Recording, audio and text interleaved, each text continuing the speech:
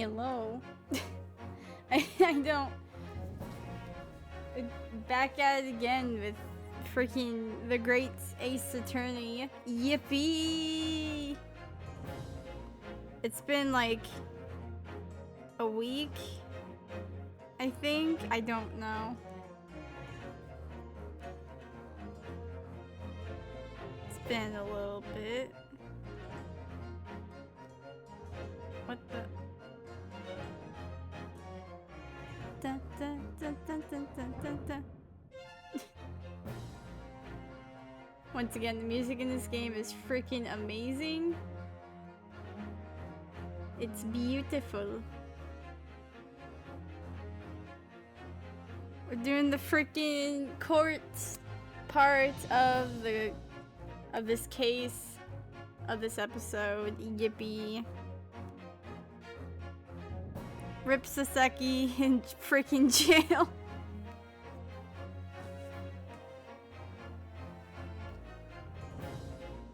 Oh my god, I hope I swear to god, like, I hope audio and stuff is good. I'm scared that NVIDIA broadcast is going to frick up at some point and then it's like all you hear is robot.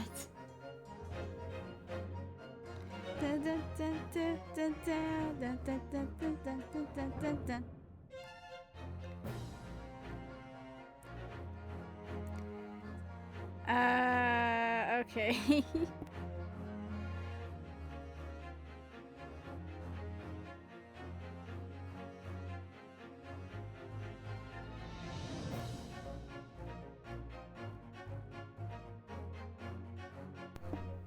I think we're... It sounds fine for now. I just hope it will just continue to be fine.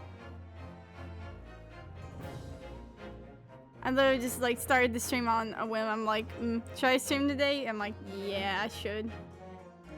I want to stream today. That's just how I do streams. Like if I feel like I want to do it, then I will do it. Cause life be crazy.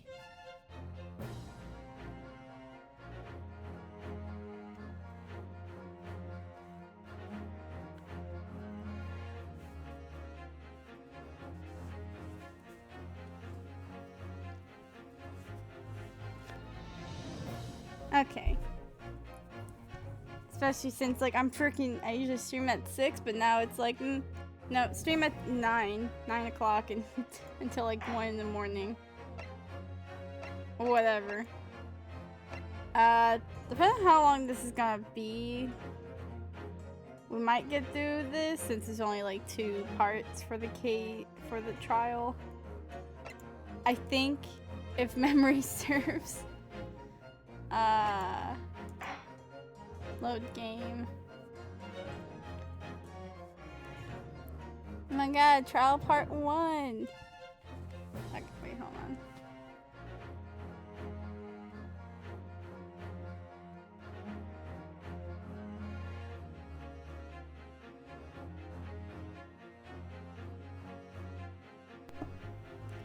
Just have...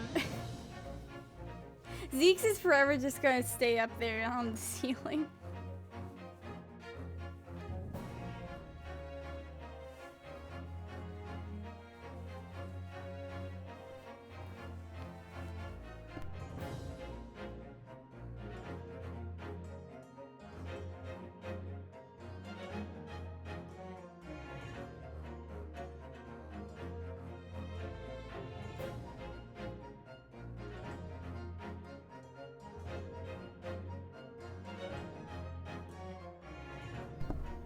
Okay.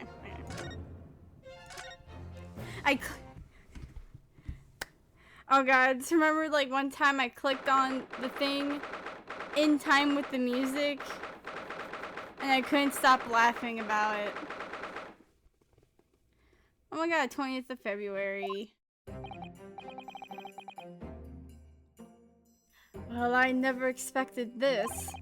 We'd have thought we'd be back here again so soon. And especially, who would have known that a cat would start screaming at me as soon as I start? What the fudge? Hello?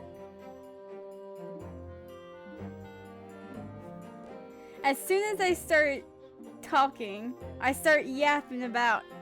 Cat's like, meow?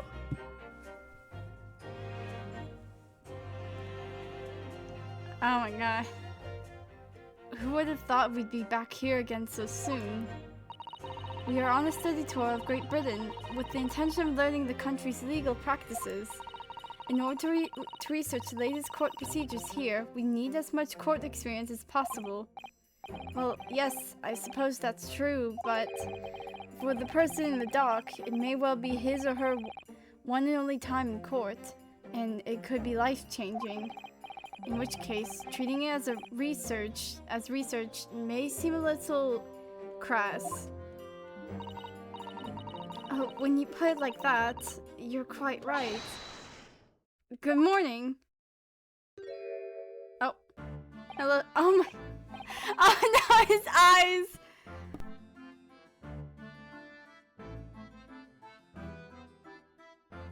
He didn't get a wink of sleep. Ah, Mr. Natsume, good morning.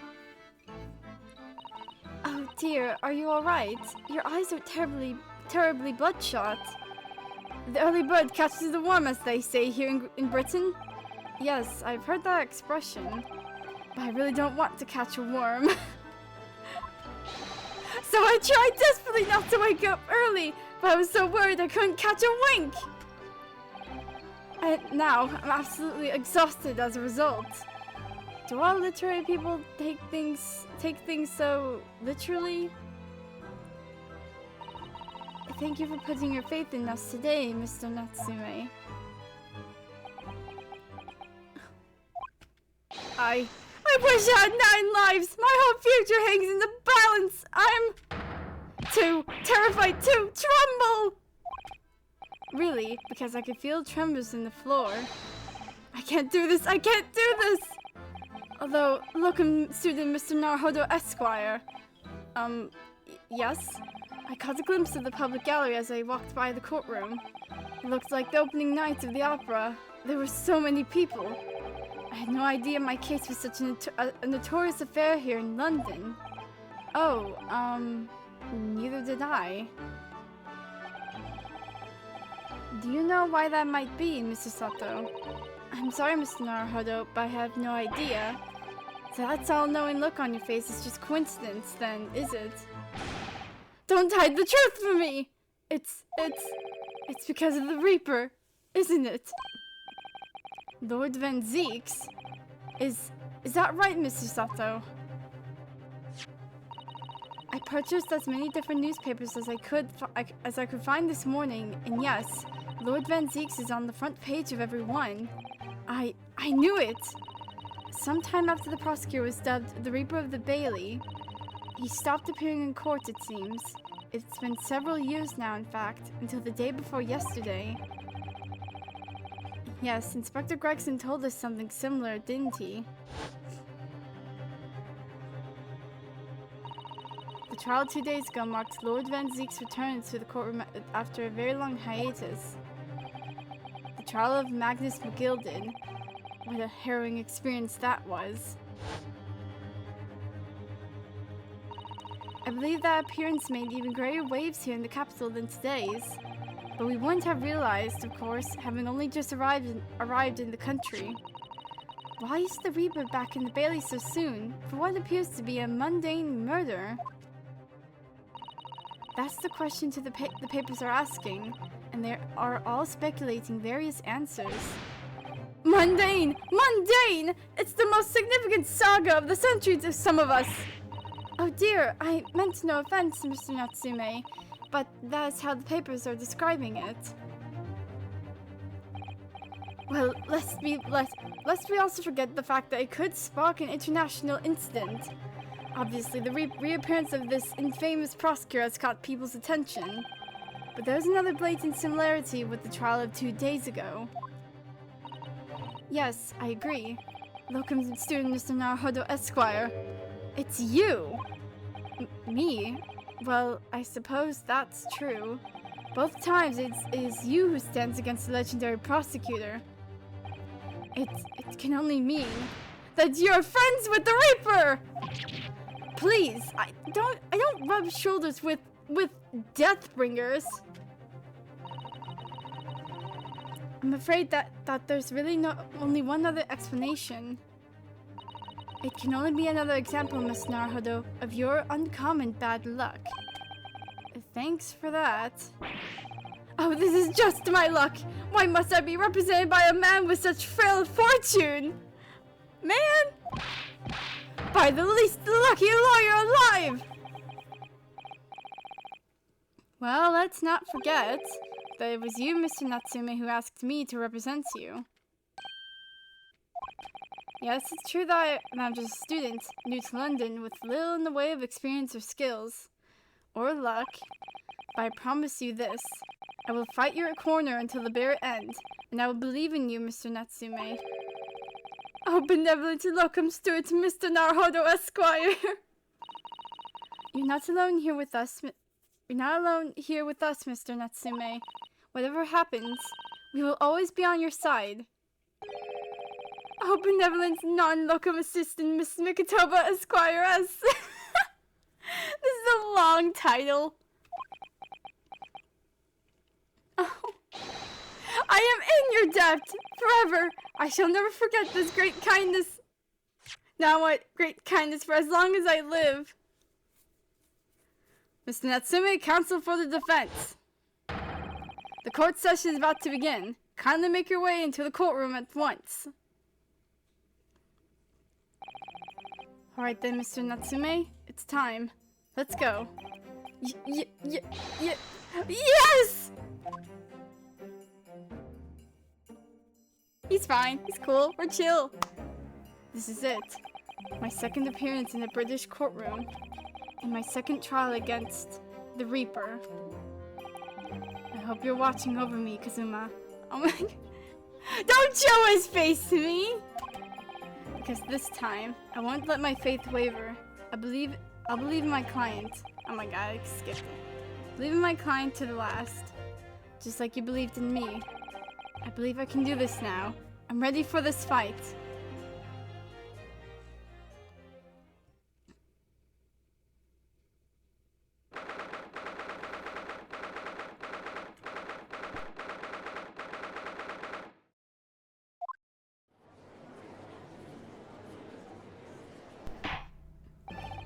Oh hey! Who's on the freaking jury stand? In the name of Her Majesty the Queen, I hereby declare this court to be in session. I don't remember what voice I gave to this judge last time. It's gonna be changing on a whim. And what the frick? Ah, frick, I fricked up. I clicked off. I went to like look at Discord. What the fudge?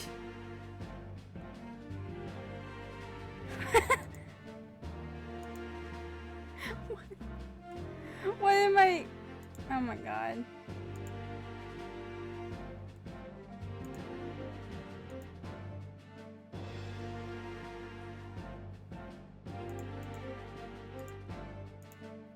What in the world am I looking at? Okay. I fricked. The prosecution is fully prepared, my lord. I wasn't. The defense is not ready because I skipped your dialogue, sir. I now call upon the counsel for the prosecution and defense to declare their willingness to proceed. The prosecution is fully prepared, my lord. The defense is ready, my lord. Not with that wide-eyed stance.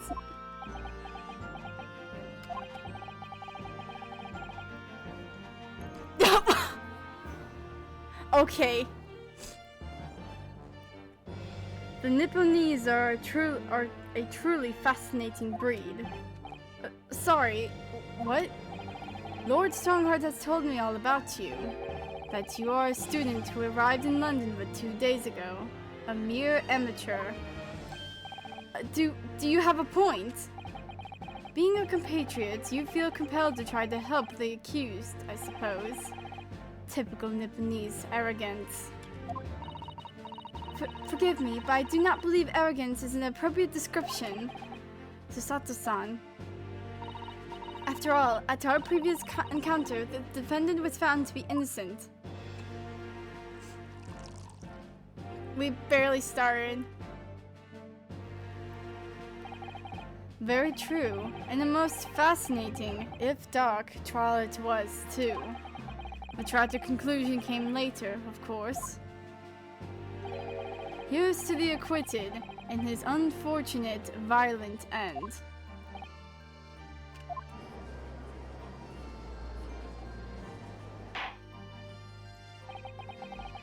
Thank you, counsel. I see both sides are in fine fettle. Now, ladies and gentlemen of the jury, are you ready to carry out your duties here in court as impartial members of the public? You never know when you might be down on your luck, but I believe in fair play for everyone. Well, I must warn you, I'm rather more ruthless than I appear. Oh, well, not me. What you see is what you get. I'm a peace-loving fellow. I'm afraid to say, I think it's quite possible that mustached foreigner did the deed. Come on, what are we waiting for? No doubt he did, anyway. Sorry, didn't quite catch that.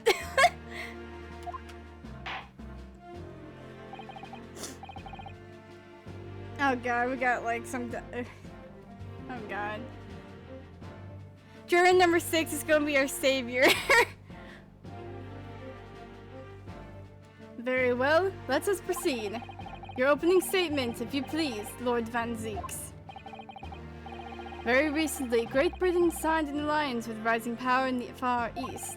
The accused in the dock today is a student from that same land, a certain Mr. Saseki Natsume. And while our country has extended this foreign student the warmest of welcomes, regretfully the kindness has not been returned. In fact, this student is accused of a most sinister act. Of plunging a knife into the back of an innocent woman who is doing nothing but walking down the street. A knife crime. I tell you from bitter experience, those are the worst. Bloody oath they are.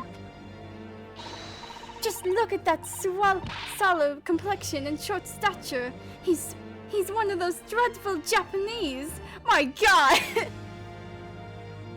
Lady, you can back off. Come on, let's get this over with. With me now, everyone. 1, 2, 3.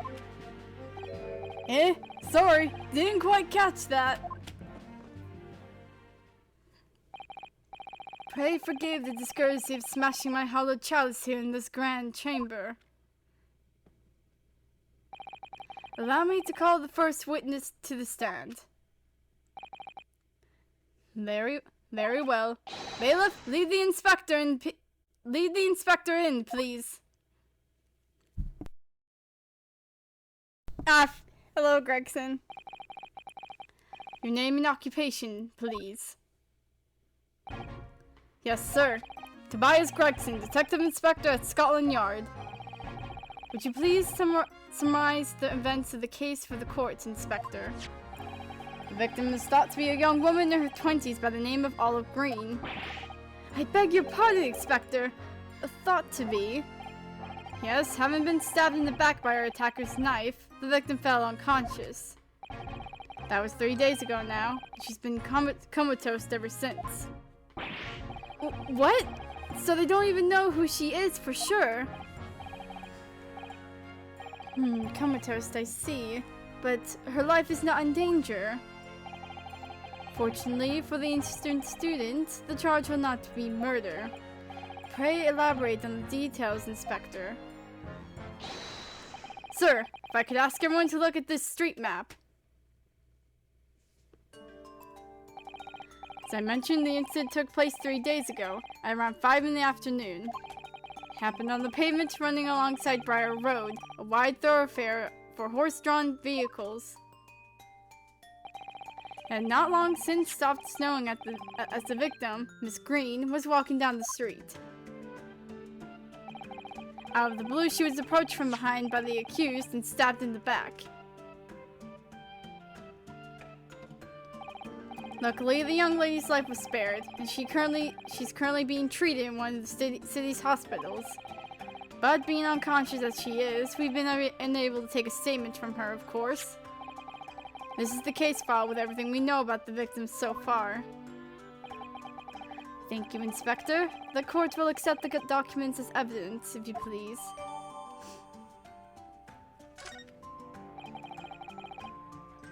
Okay.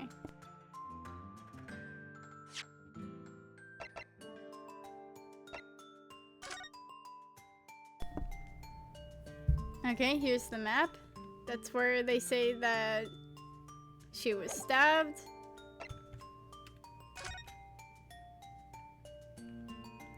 Some of Mr. Natsume's books. And the reports. Details. Young woman rendered unconscious found a stab wound to the back. Victim olive green, female, stout build, early 20s. Location pavement of Briar Road, east side. Reporting officer, royally beat. Additional notes. The victim remains unconscious. Her name was gleaned from her personal effects. Other details are unknown. Apart from the single stab wound from the large knife, no other signs of injury were observed. The assailant was seen running away by the reporting officer and was successfully arrested the following day.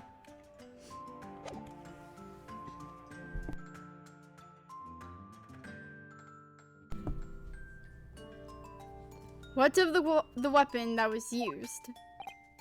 Sir, I have that here. It was removed from the victim's back. Ouch, that big thing is starting to make me scared to walk down the street now. With a heavy blade like that, almost anybody could have been able to stab the poor woman. Even the stragged-looking Saseki-san, I suppose. A common or garden jackknife, I would say. Rather nondescript. Thank you, Inspector. The court accepts the blade as evidence. Now then, what do we know of the motive? Money or valuables, I presume? Large book, commonplace folding knife. It was found lodged in the victim's back. Let's take a look at the knife.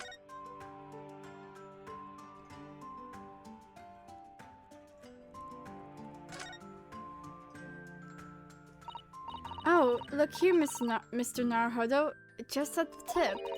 A small piece of the blade appears to be missing. You're right. Well spotted, Mrs. Sato. I wonder what could have happened to it. Yes. You don't think it could still be lodged in the victim, do you? Oh dear, I do hope not. That sounds terribly painful. Okay. Tip of knife is just freaking... Tip of knife is gone.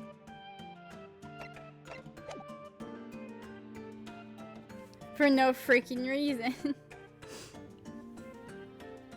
Or for some reason. Now then, what do we know of the motive? Money or valuables, I presume? From what we can tell by looking at the woman's possessions, it seems like she's a poor student herself. Hard to imagine she would have had anything much worth pinching, my lord. I see. Well, in that case, are we looking at some deep-seated resentment towards the victim? I'm afraid I couldn't say. Apart from visiting second-hand bookshops, the defendant, Mr. Natsume, doesn't appear to get out much. At this moment in time, we haven't been able to establish any sort of connection between him and the victim. Yes!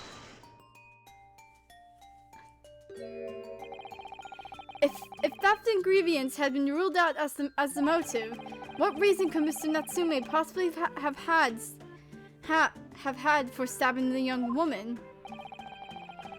Yet you arrested the man in spite of that, in a totally unjustified and heavy-handed way. Objection! Oh.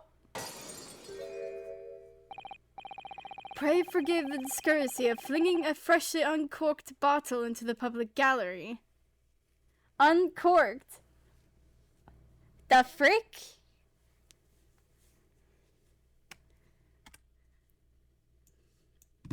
Yo, someone in the gallery is absolutely dead. But your words have soured its hallowed bouquet. For it is you, my learned friend, who is being heavy-handed here. What? Scotland Yard does not arrest people without good cause. That should be beyond question. Inspector Gregson, the prosecution calls for your formal testimony. explained to the court precisely why the constabulary came to arrest the Nipponese student. Yes, sir. My god, I'm not ready. I wasn't ready for, like, any of the voices.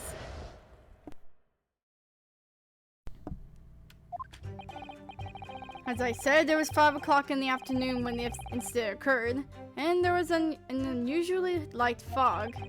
Visibility was reasonably good. There was no one else about but the victim and the accused. Out of the blue, the victim was stabbed from behind and subsequently collapsed on the pavement. The accused ran off, scattering his belongings all over the floor, those being a number of old books he just bought. He was on his way home from a bookshop, it seems. It was just a matter of working out who the books belonged to, and we found the bloke to arrest him. Old books, you say? Yes, my lord. I have a photograph here of the scene of the crime, taken immediately after the incident. Ah, yes, I can clearly see the books to which you are referring. I will take that photographic print as evidence, please, Inspector.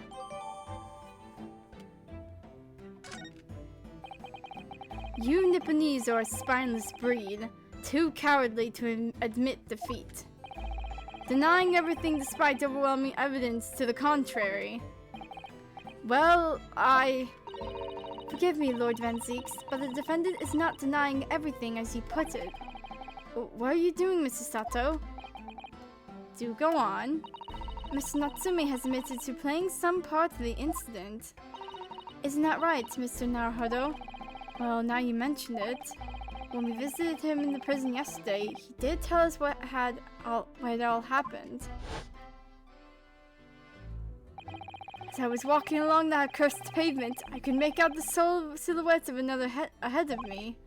A woman, wearing a green overcoat she was, and just as I went to overtake her, she suddenly let out a little scream and collapsed onto the cold hard slabs of stone at my feet. I was so terrified, I had to get away from there. So I ran as fast as my legs could carry me back to my accursed lodgings. A green overcoat. Well, that's exactly what the woman in the print is wearing. Oh my, a photographic print in full color? What will the world come up with next? The defendant has done nothing more than admit he fled the scene of a terrifying incident. That does not mean that he's guilty of the heinous crime of stabbing the woman in the back. There was nobody else there at the time, just the two of them, the victim and the accused. In other words, there is nobody else who could possibly have stabbed the woman. In fact, the accused concedes. A fact that the accused concedes. It seems this cross-examination could prove to be pivotal, counsel. Proceed, please. Yes, my lord. Nothing for it. I have to use this cross-examination to turn the tables here. It's our only chance. Nah.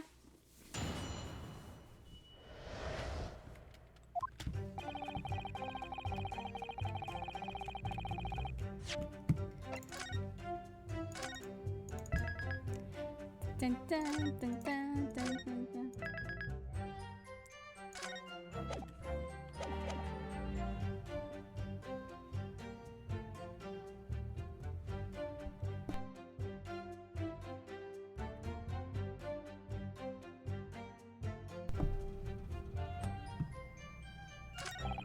Oh.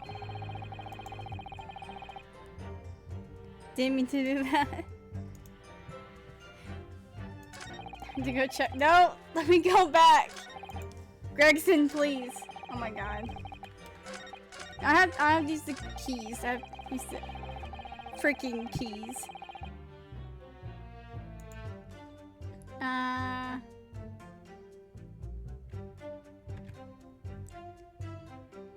But then I click. Oh. It's 5 o'clock in the afternoon. When this occurs, there is unusually light fog.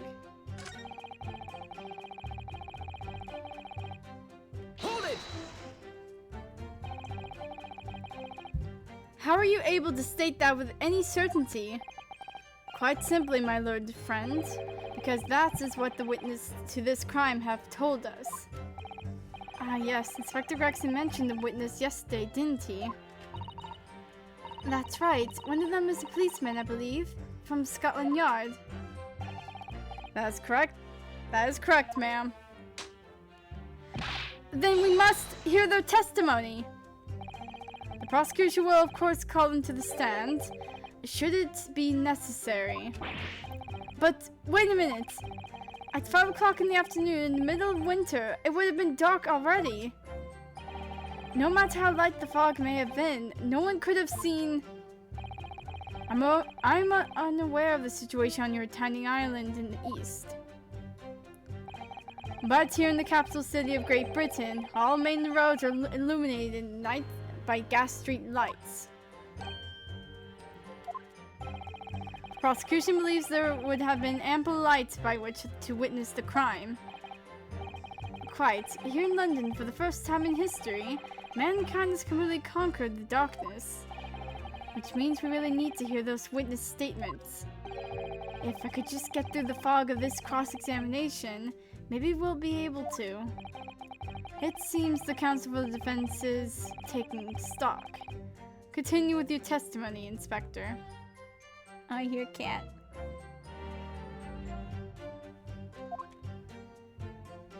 I'll be right back.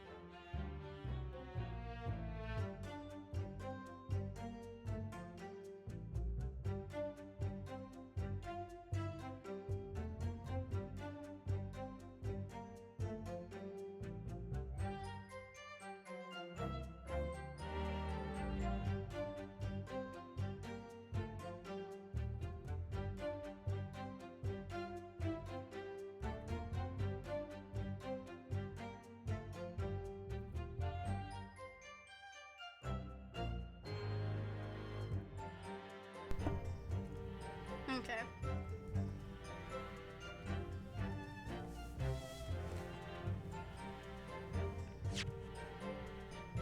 Let's look at the books. Okay. Can't really tell.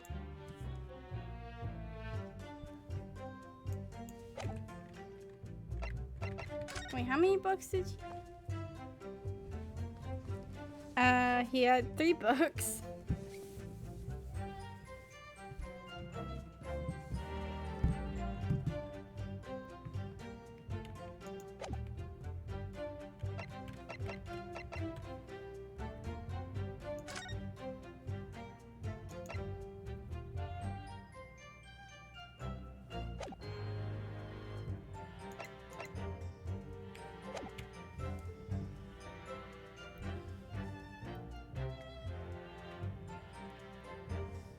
The blue victim was stabbed from behind and subsequently collapsed on the pavement. Hold it!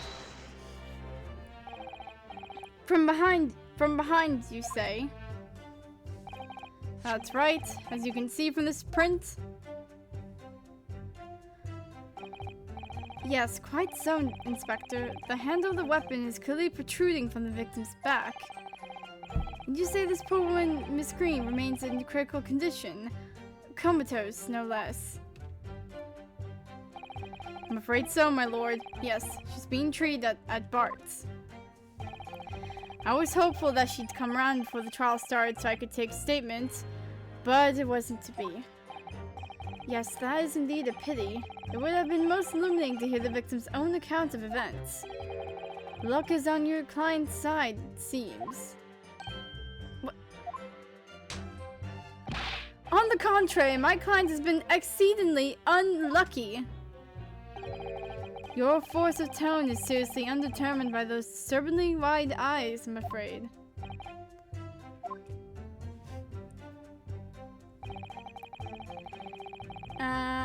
Hold it! All of his stuff.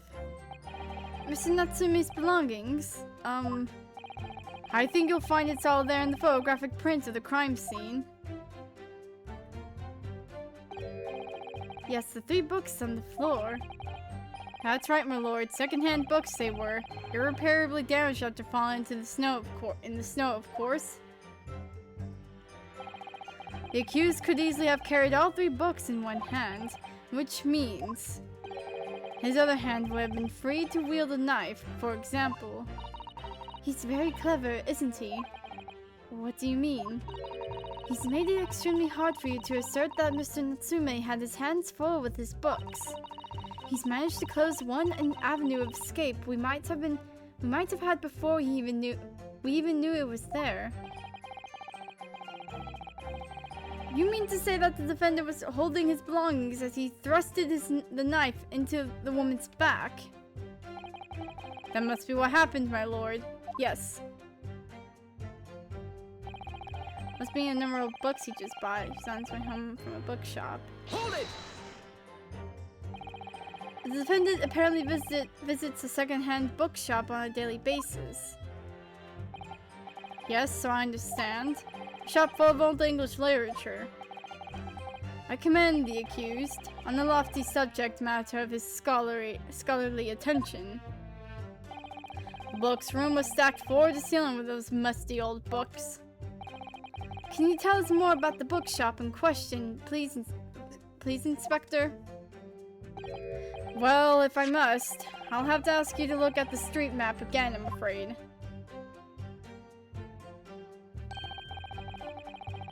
Closest secondhand bookshop to the accused's lodgings is this place here, Bourbon Books. A little place on the corner of Briar Road in Mearstron Street.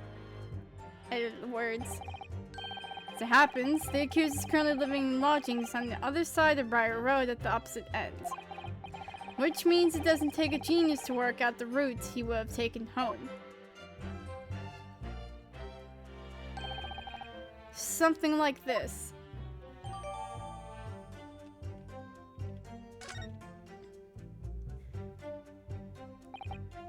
Yes, I concur with your conclusions, Inspector. The defendant would certainly have passed the scene of the crime on his way home from this particular shop.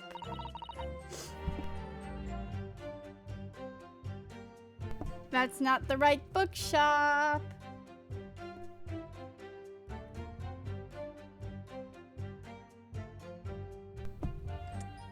Mr. Naruhodo, I think that what the inspector just told us could turn out to be of vital importance. Yes, I agree. The most important point that the inspector just made being, it's the name of the bookshop. Yeah.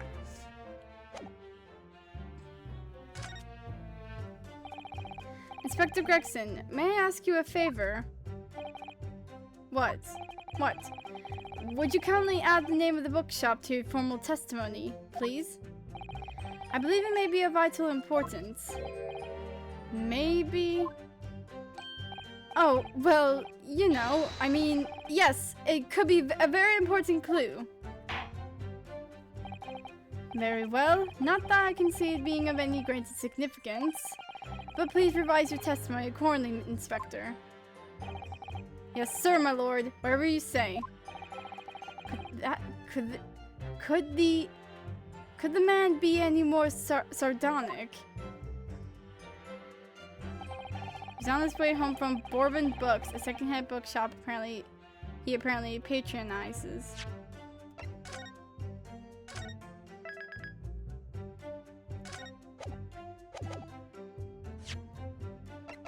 Objection! If I could just stop you there, Inspector Gregson. What is it, Sunshine? I'm a busy man, you know. This is a receipt that we found in Mr. Natsume's room. It was issued on the day of the incident and details the purchase of 3 second-hand books.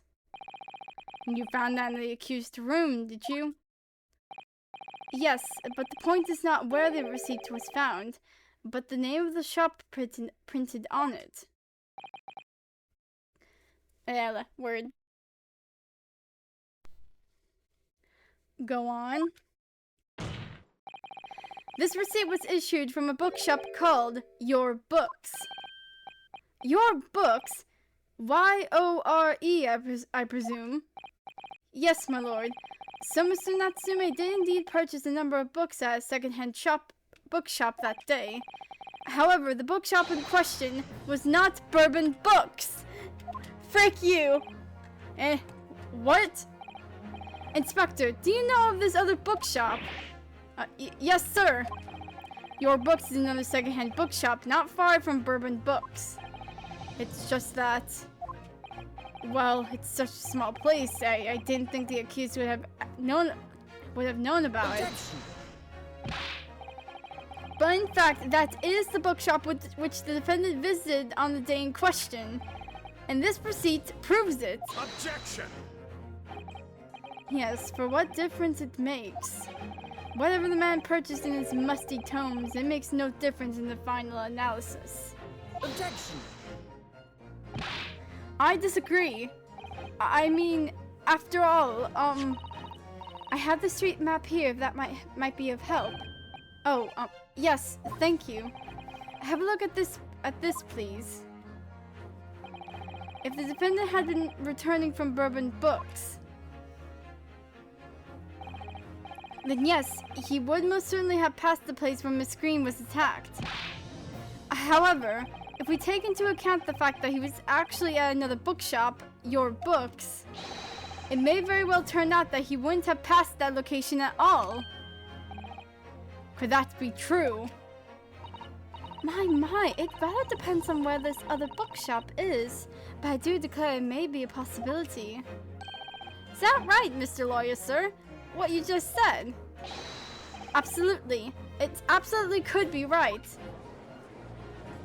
It depends on where that bookshop is, and you just freaking...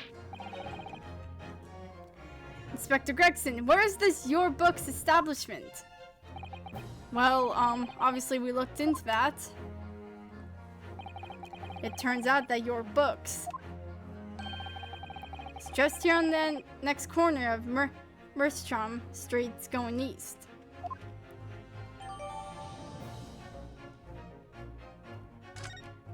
He could... And there you have it. As you can clearly see now...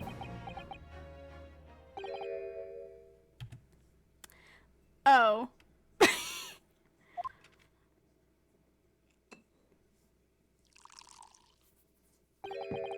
My learned Nipponese friend is obviously in training to be a clown, the way he regales us with such witticisms.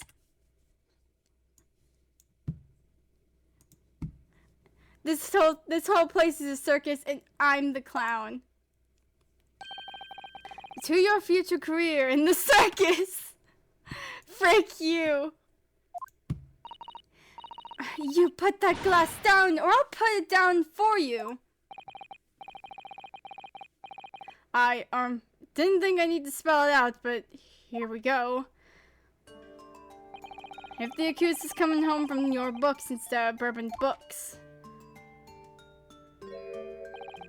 there's no doubt he still would have passed the place where the victim was stabbed. Yes, thank you, Inspector. Allow me to reiterate for my learned friend, if somewhat slow, Nipponese friend. Wherever the man purchased his musty tomes, it makes no difference in the final analysis.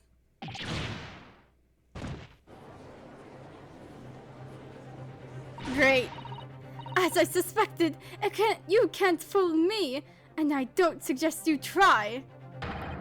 What did I say, eh? I've had enough of this now. Beg your pardon? Terribly sorry, but would you mind repeating that? Mr. Naruhodo, we mustn't give up. What do you mean? If the prosecution's assertion is correct, The members of the jury may very well decide that Mr. Natsume is guilty. She's absolutely right. We must consider the assertion just put forward by the prosecution very, very carefully. The claims Saseki-san must have passed the location of the incident on his way home from your books, but...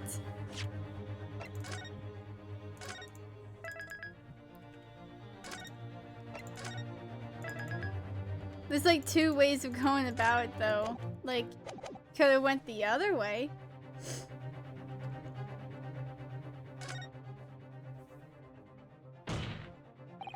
The assertion just made by the prosecution is fundamentally flawed. Explain yourself, counsel. Yes, my lord. You can see what I mean on this map. When returning from your books to his lodgings,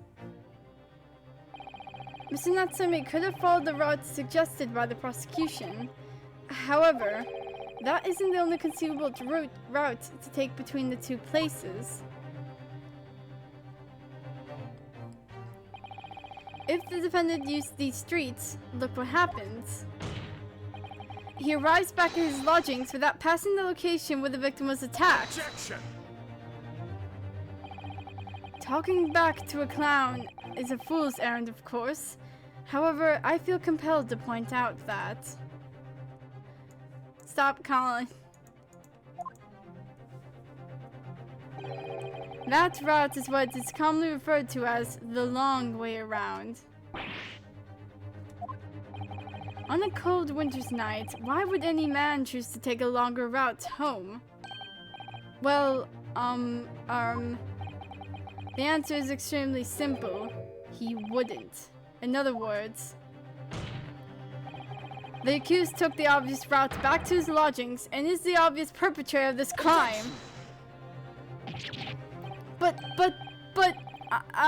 Yes, I've got it. Obviously, we must ask the man himself. Ask Mr. Natsume which route he took home. I have already informed the court of the accused's response to such questioning. He claims he has no recollection. Fudge. That's right. As I said, the bloke seems to spend his time outside wandering aimlessly from A to B. That day was no exception. He says he doesn't remember where he was or which route he took home. I don't believe this!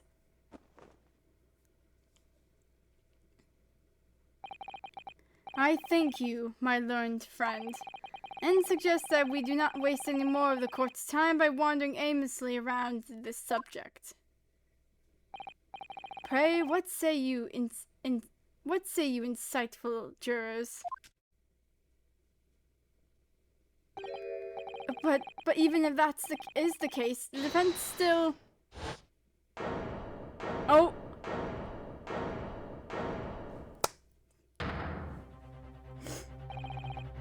I agree with Lord Van Zeeks, wholeheartedly and in every way. What?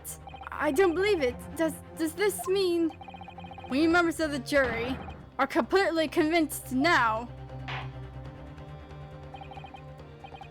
Very well, in that case, I hereby call upon all members of the jury to present your findings to the court. Guilty! Guilty. Guilty! Guilty! Guilty! Guilty! Well, frick.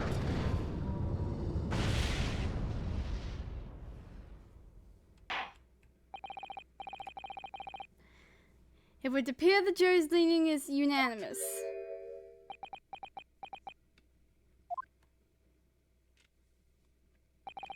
To the insightful members of the jury, I applaud your brave resolve. You serve Queen and country admirably. Mr. Naruhodo.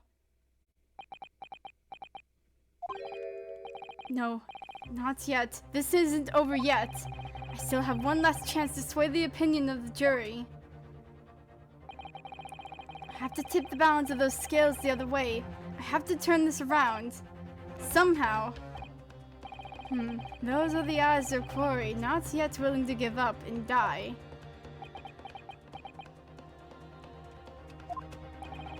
So I presume you intend to wield your rights again in this trial. Right to the defense written into quoted British law that should have been buried long ago. Call it antiquated if you will, but it's the defense's prerogative to carry out the summonation examination if it so chooses. Very well, Counsel. In accordance with the letter of the law, we shall proceed with the summonation examination. Are the members of the jury ready, Mr. Foreman? Of course we're ready. I'm all too familiar with that Nipponese whippersnapper and his unctuous refusal to throw in his alley. Very well, then.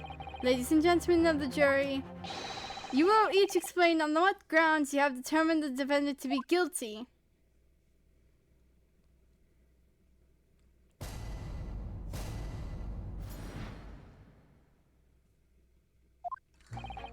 For pity's sake, that little Nipponese idiot already admitted it himself, didn't he?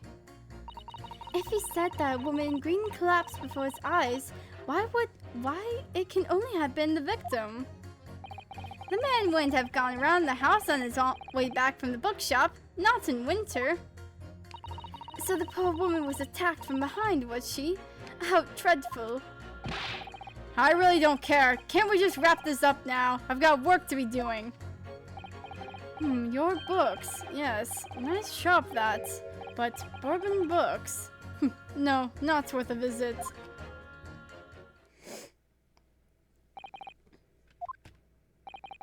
With only minor exceptions, the reasons for finding the defendant guilty are all too clear. When the stabbing occurred, the only two people at the scene were the victim and the accused. And the accused himself has admitted to seeing the victim in her green overcoat sink to the ground before his eyes. Furthermore, we have heard from the inspector that the defendant fled the scene. I must say, I would have ample grounds to convict this man already. Oh dear, even the judge appears convinced of Mr. Natsume's guilt now. Why did he have to run away like that? And how are we supposed to believe in some phantom attacker that nobody could see? This isn't possible. How could I possibly make a case for the defense? Mr. Naruhodo, this is no time for grumbling. If we want to force the trial to continue... Yes, I know. I have to turn the tide. I must make the jurors change their minds. Well, 4 of them at least. Exactly. We have no choice but to forge forward. You have the floor, Counsel. Begin your summonation examination. Yes, my lord. Just need to keep this trial going somehow, whatever it takes. Come on, Ryunosuke. You can do it.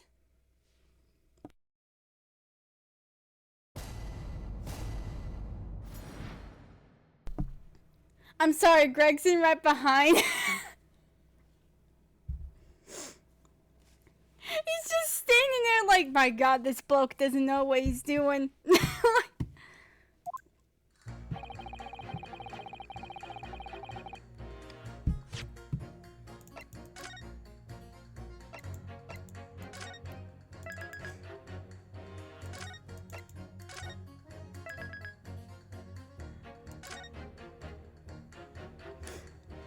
Now, thing for this. If you see an older gentleman in the jury, talk to him first. Actually, no.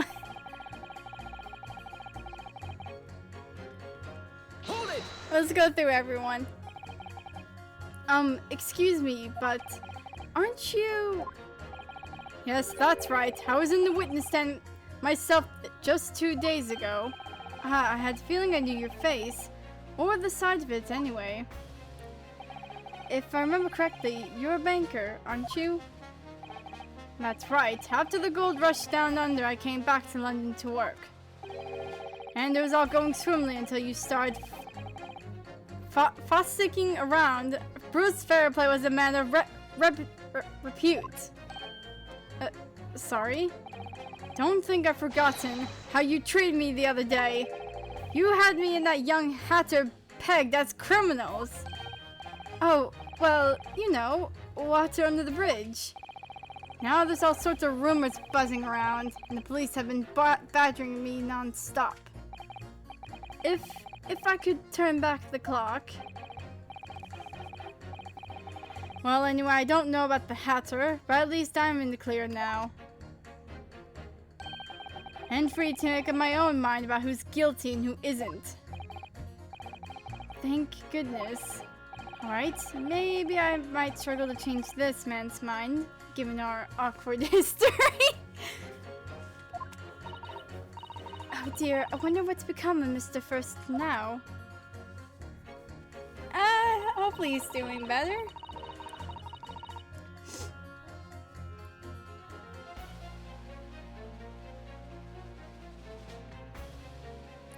Hold it!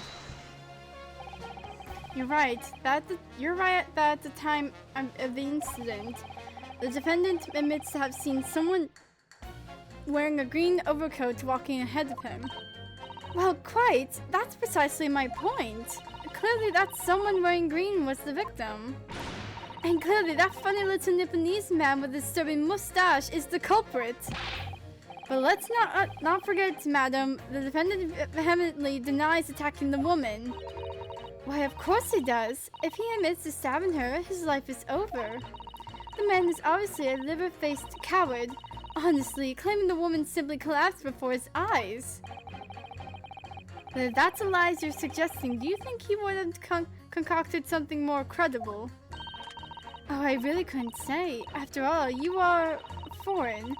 Who's to say what goes through your funny little minds? I could tell you what's going through my funny little mind right now, but you wouldn't like it. Same. I do declare the man has already made the admission. He himself has stated that there was nobody else around. Surely the conclusion was obvious. No one else could possibly have committed this awful crime. If no one else could have done it, the accused must be the man. Really, it couldn't be more simple. Your argument is compelling in its simplicity, I must admit. Oh my, you are too kind, my lord. That went well for her. So, those two, there's no way of there's no way of convincing, if I remember. The man wouldn't have gone around the house on his way back from the bookshop, not in winter. But you can't deny that there were other routes for Mr. Natsume. Mr. Natsume could have taken back from your books. Oh yes, like you drew on the map, you mean? What was it? Calabash Road or something? Precisely. But it seems that that's what counts is whether the little Japanese fellow actually went that way or not. Well, yes, that's true. And at the moment, there's no proof that showed that he did, is there? Well, yes, that's true as well. And as I understand it, the accused himself doesn't remember which way he went, does he? Well, yes, that's annoyingly true.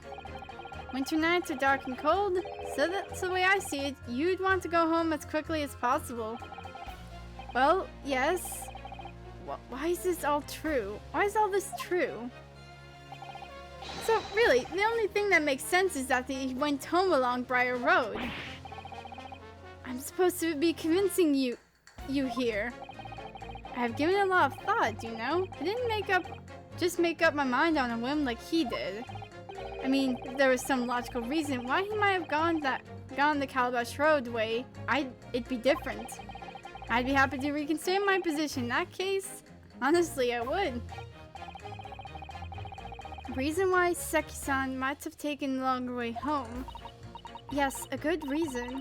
I don't imagine you'll be able to sway this young man's opinion with that one.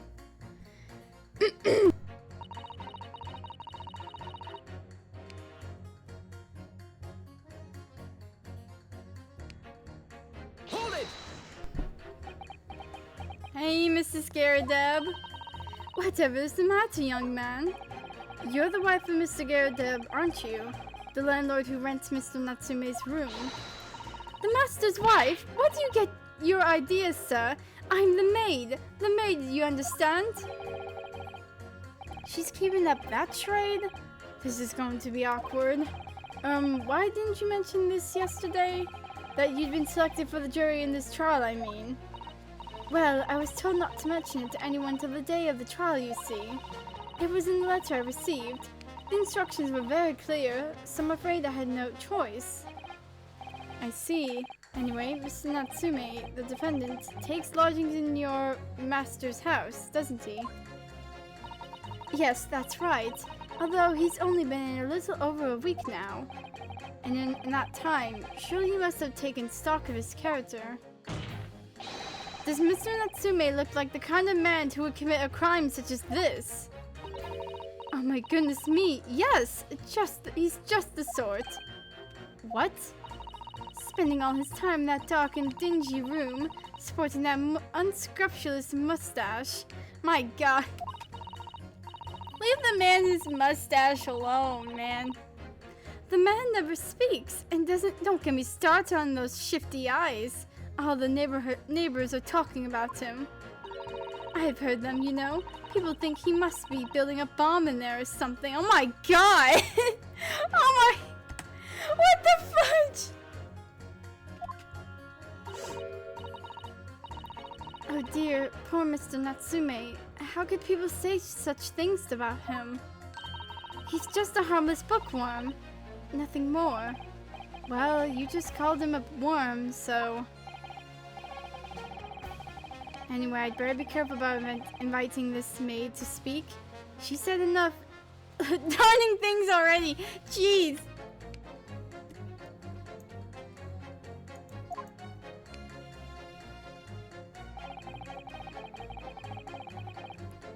Hold it! A man's life is on the line here, sir. This will take as long as it takes. Don't get clever with me now, son. My life's on the line too, and so is my family's. Ah, the likes of you wouldn't understand, but a laborer like me can't afford to take time off. If I don't work, I don't eat. Neither do the wife and kids. Oh, I see.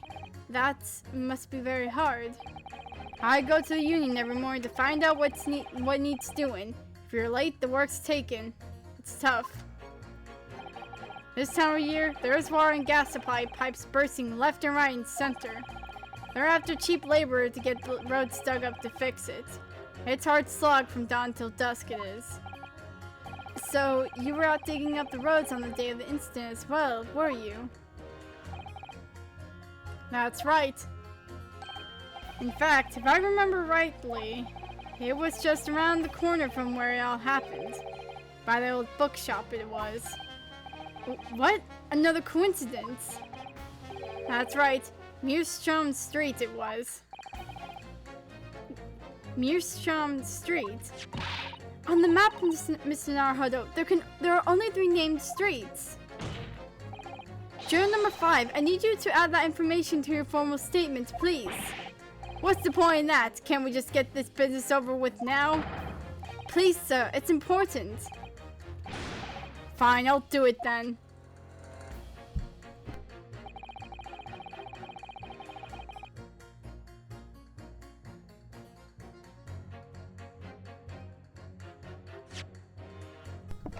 Yo, I have your, information, man.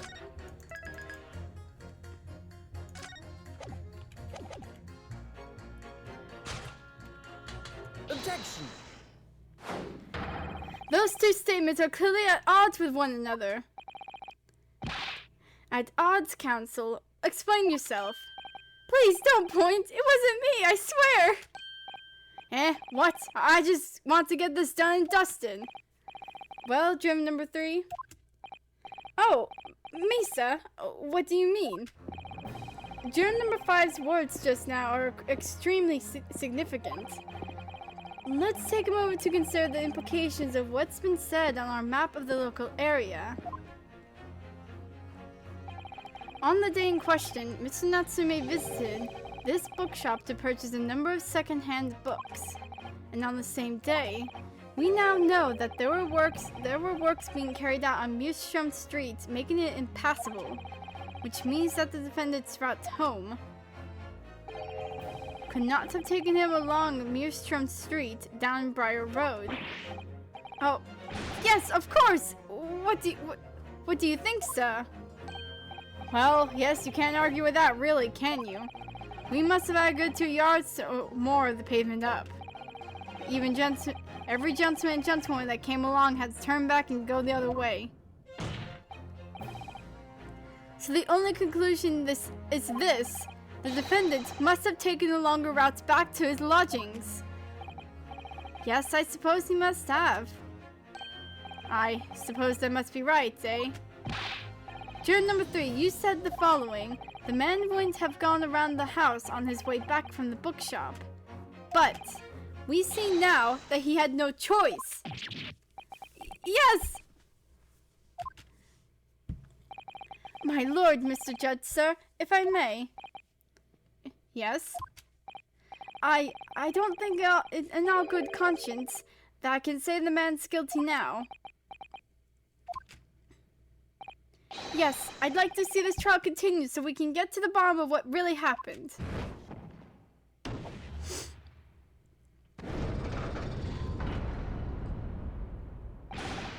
What about you, sir? Eh? Who? Me? Well, alright then. If there's a hole in the prosecution's argument, it should be filled in. That's what I say.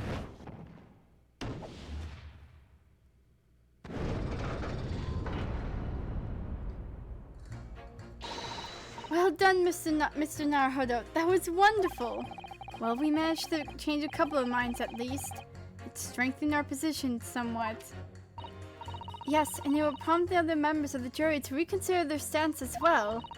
They'll be asking themselves if their current leanings are really right or not. Now, if only we could just identify one more clue or discrepancy that would make them stop doubting Mr. Natsume. We might be able to tip the balance completely. Yes, that's exactly what we've got to do. Von Zieks is looking to bring this trial to an early conclusion. That's what we have to prevent. Whatever means we have at our disposal.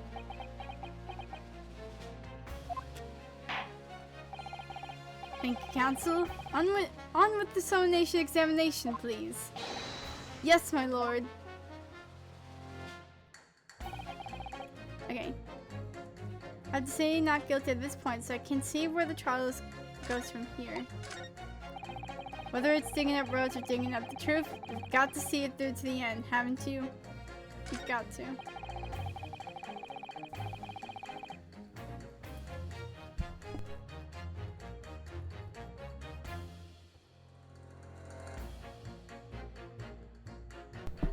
Hold it! Sorry? Fold it, you say? Fold what? No. What I said was, hold it! What I wanted to ask, do you visit your books often? I like the old books they have in there, yes. I enjoy reading them over a nice cup of old tea.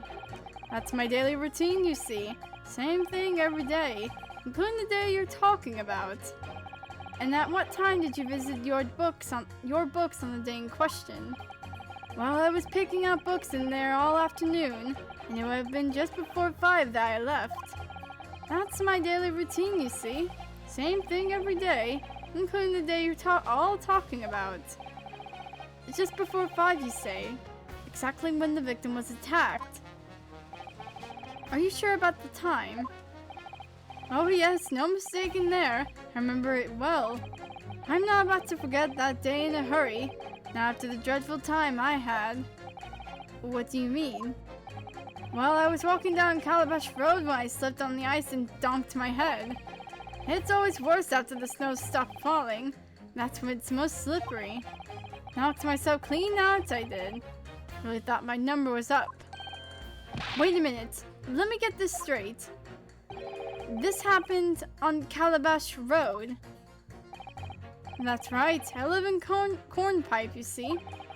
Heading down Calabash Road is the quickest way for me to get back from your books. So yeah, he went down Calabash Road. Juror number 6, I must insist that you add that information to your formal statement. It may very well be extremely significant. Sorry? Extremely sick? No, I'm quite alright now.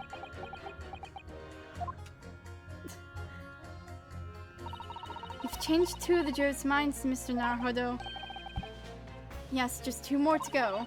Deliver the finishing blow now. It's time to turn the tables here. I wish I knew how to do Sasato takedown. I suppose words will have to suffice for now. Okay,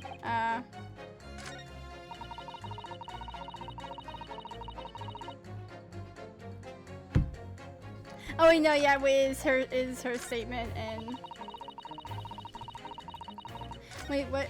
Actually, wait, I can go and see if I pit.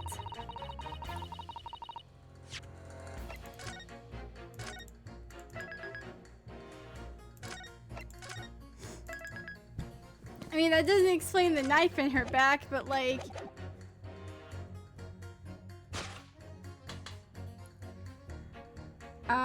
if you...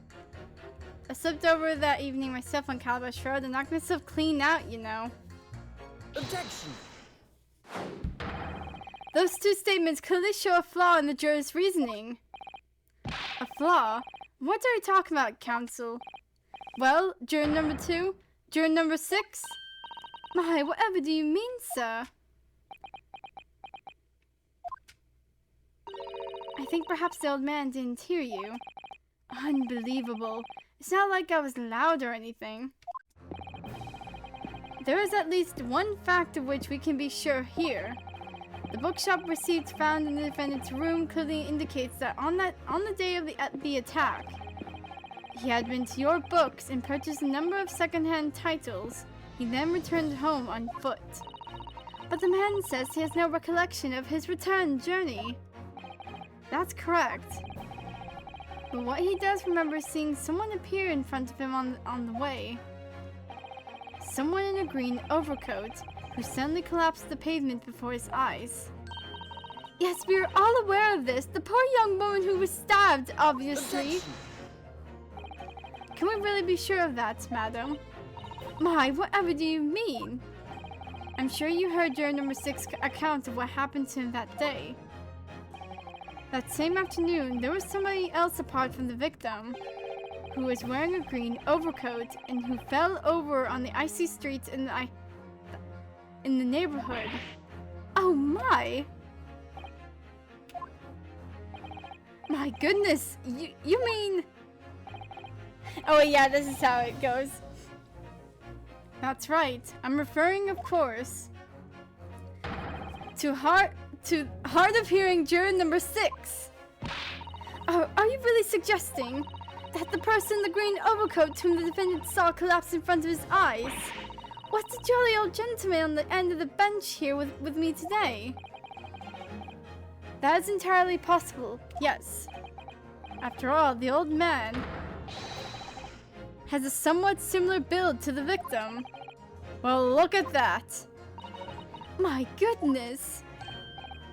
Sorry? You need a pee?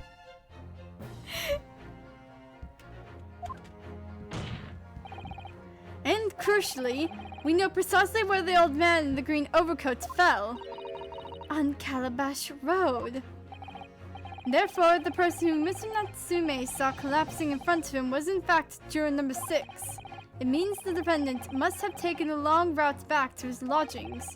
And if that's true, then clearly the crime scene of Briar Road where the woman was stabbed was not on his way home.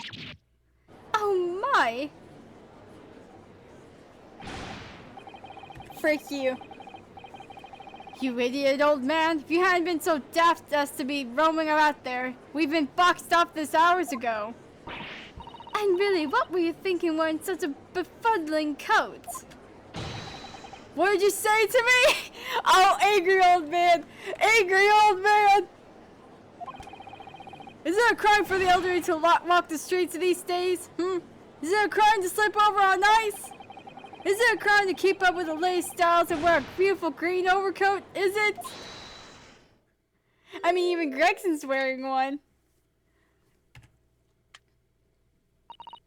My lord, I do hope it won't cause an inconvenience, but you'd like to change your leading, I presume? I do declare that I would. I would sure like to call for a verdict of not guilty. Thank you. And I would too! What? Is it a crime to change your mind? Is it? Well, this man is going to kill me. No, no, sir. Like, it's not a crime. I respect you.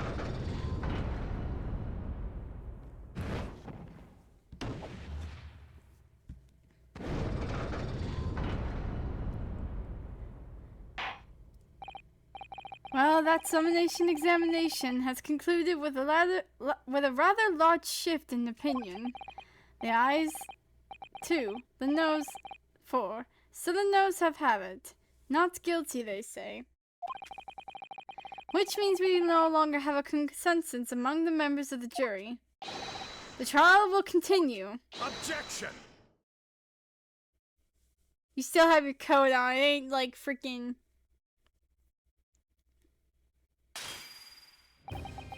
Could it seem churlish of me to drink from my hallowed chalice moments after raising an objection, only to crush it in disgust? Pray forgive the discourtesy. Lord Van Zeeks, it seems I must retract my earlier remark. What do you mean? I mistakenly credited these jurors with intelligence by describing them as insightful. Yet we have just witnessed them failing for a cheap trick performed by an Eastern entertainer. Whatever do you mean? Objection. I haven't tricked anyone. Everything I've said is the truth. Indeed, stalwart juror number 5 was undoubtedly repairing the road as he claims. I believe you said there was a good 2 yards of the pavement which you had excavated, sir. That's right, took me the whole day and they paid me a measly 2pence for it. Now, my learned Nipponese friend, tell me. Do you have any notion of the distance that 2 yards represents? Well, if I'm honest, I don't have a clue, no. 2 yards is a little less than 2 meters. Less than 2 meters? That's not much at all. In other words, a distance readily vaulted by anyone of moderate vigor. Would you not agree, my stalwart friend? Me? Well, I can't say you're wrong. No. What? Did you perchance erect a sign to prevent pedestrians from passing the site of your works? I wouldn't dream of it. What a waste of time. No coaches would have had a hope of passing anyway. We just turn any gentlefolk back when they come. Kids just jump right over us all the time. The accused is no gentleman as far as I can see. I have little doubt, however, that he could spring over a 2-yard trench in his meanderings around town. Is that true? Is it?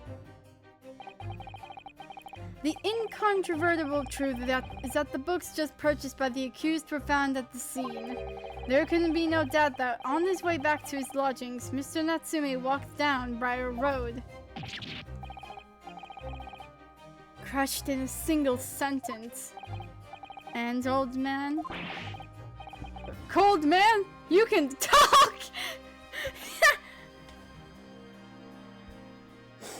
This man's shocked face. I'll be right back. I need to get some more water.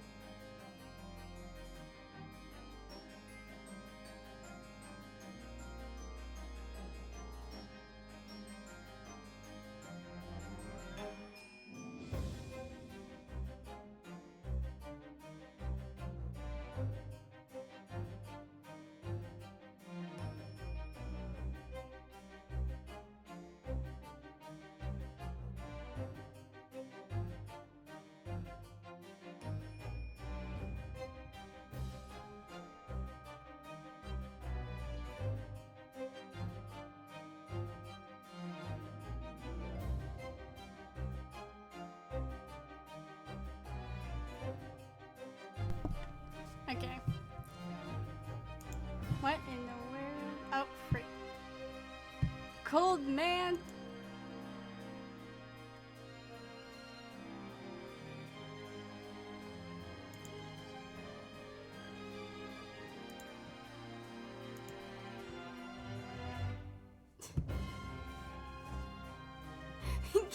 Cold man, you can talk. I love how, oh my god, his tiny little eyes. You say that around 5 o'clock on the day in question, you slipped and fell on Calabash Road. Pray, was there a suspicious looking Nipponese behind you at the time? I can't say I remember, as I remember. You don't remember? How about a wager, my learned friend? You say it was this old man that the accused saw. But I would lay 1,000 to 1 against you being able to prove it.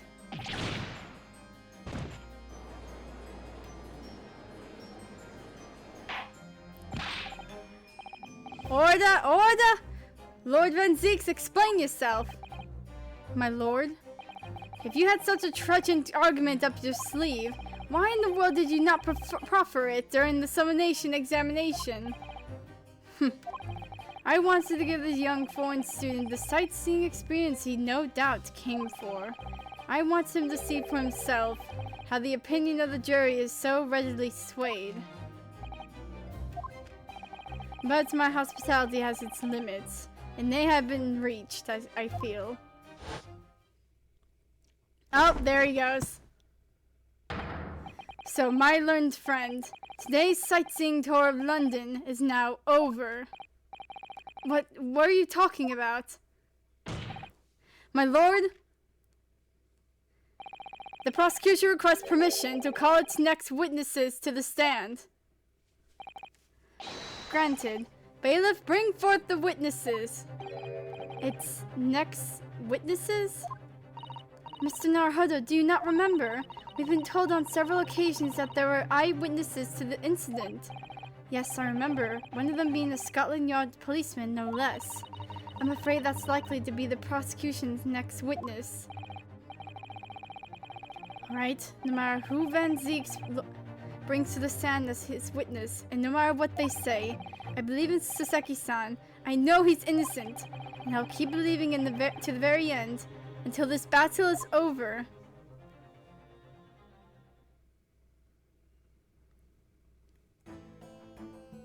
Hello.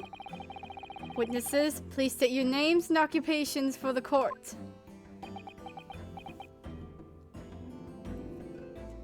He's chewing on his bobby hat.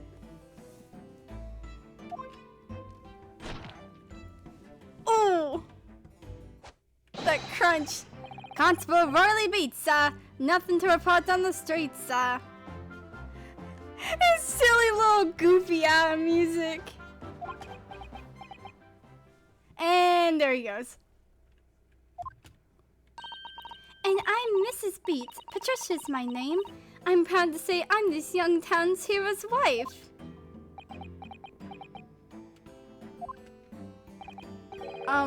What's the story here?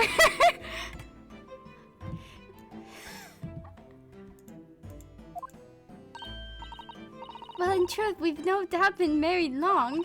In fact, we celebrated our first anniversary only the other day.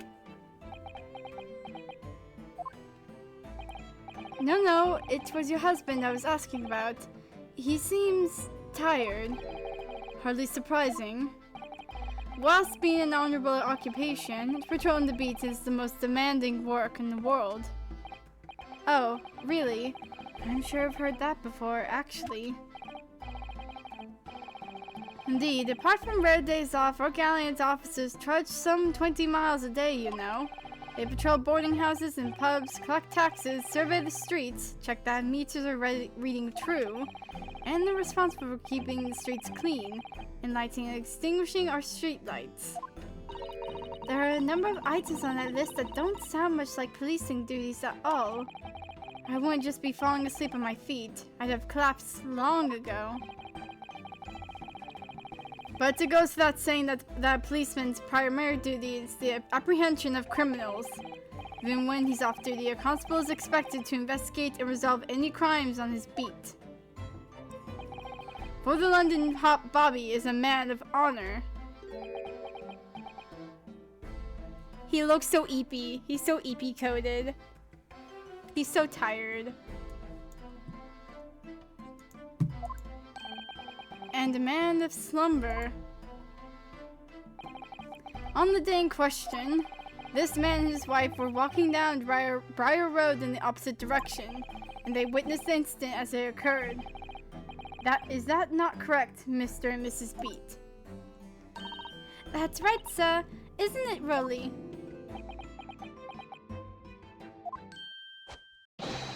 Constable Rolly Beat, sir. Nothing to report on the street, sir. What a great witness he's going to be. Very good. I'd like to hear your formal testimonies now, please. You will tell the court exactly what you saw on the afternoon of the incident. Yes, sir! And there he goes. Rolly, what the like, wake up! Wake up! Like, beats him with a metal pipe.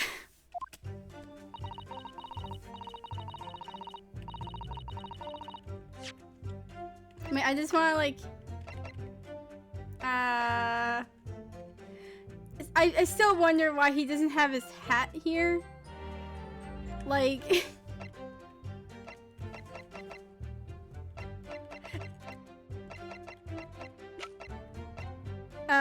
Eric Von Zeeks. Olive green. Victim in this case was found with a knife in her back. Luckily, the wound didn't prove fatal, but the woman remains unconscious in her hospital bed. Rolly Beat, 23, a devoted London Bobby who witnessed the incident whilst walking down the street with his wife of a year, Patricia. And the wife of Constable Rolly Beat, who is a witness to the incident. She's relatively recently married and fiercely proud of her policeman husband. It was our wedding anniversary and Rolly was taking me out for a meal. There was no time to change after work. Anyway, two silhouettes appeared out of the fog on the pavement in front of us. All of a sudden, one of them just collapsed on the floor, and then the other scattered something before running off. We ran straight over, of course, and when we went for help at the nearby police box, and then went for help. It was definitely that Japanese man in the dock. Rolly and I both saw him as clear as day.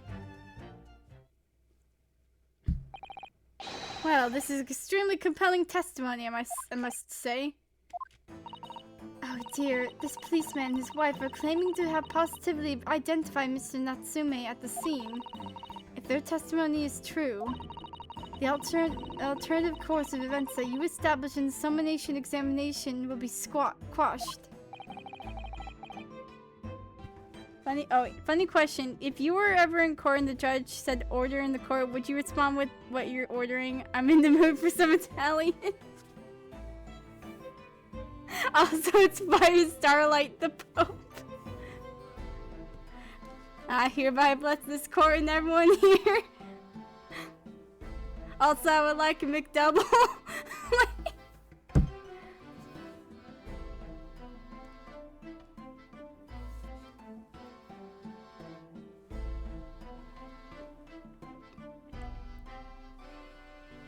Oh, yeah. I mean, yeah, he keeps saying order. It's like, I think I want some Italian. Like, I want a baguette. I want freaking Von Zeeks' freaking wine. Give me that. I want that for my drink.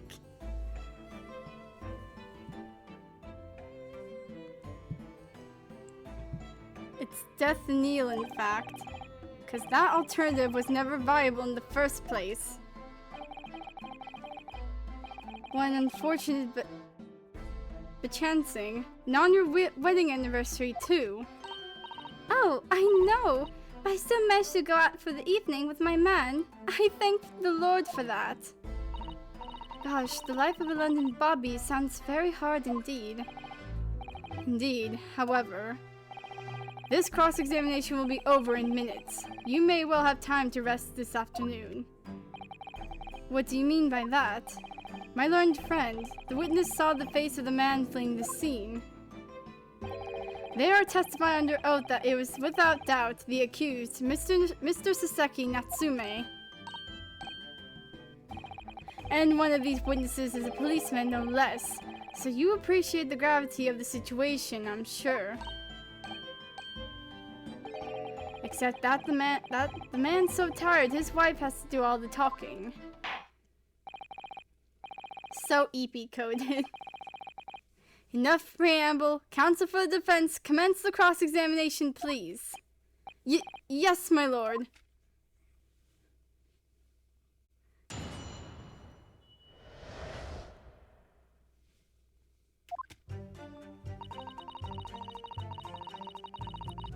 Okay.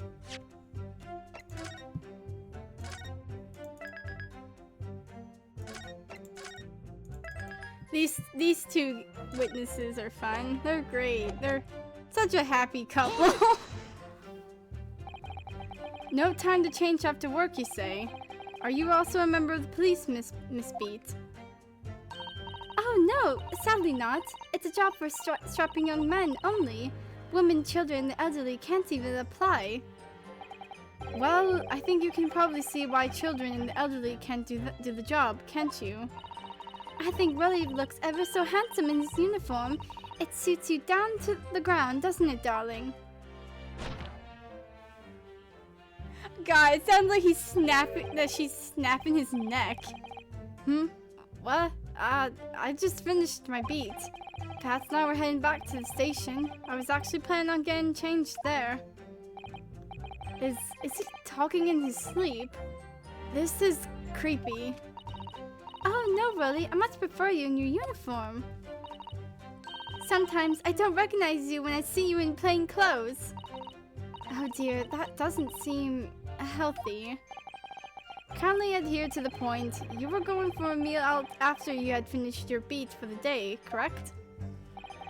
That's right, sir. Yes, although I was fit to drop, to be honest, I'd spend the whole day on my feet.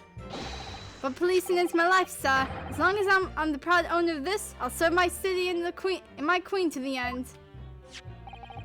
What's that now? My warrant card, sir. Proof that I'm a London copper. It has the noble founding principles of the force written on it as a reminder to all us policemen of our sworn duty. To patrol the streets of London town, uphold the peace of the common man. Sir, and for such noble cause, I cover 20 miles every day without fail and without a grumble.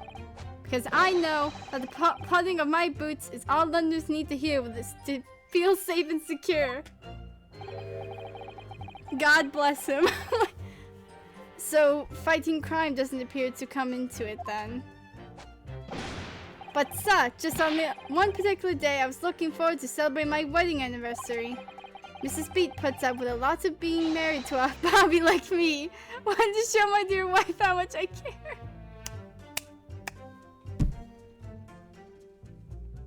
I'm gonna cry. Oh, pet. Oh, really? Aww. They're so cute. Oh, what a charming couple. Their young love is such a joy to behold. If a little over the top, perhaps? And then, kindly describe what happened next.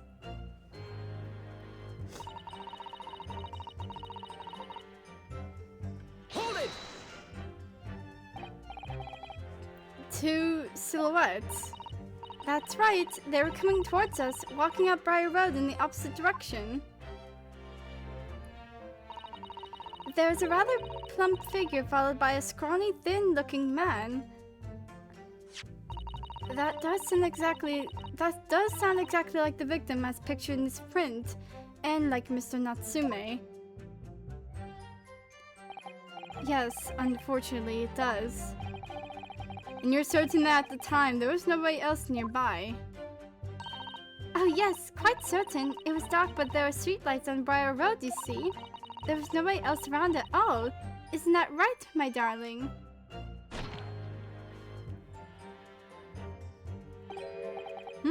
What?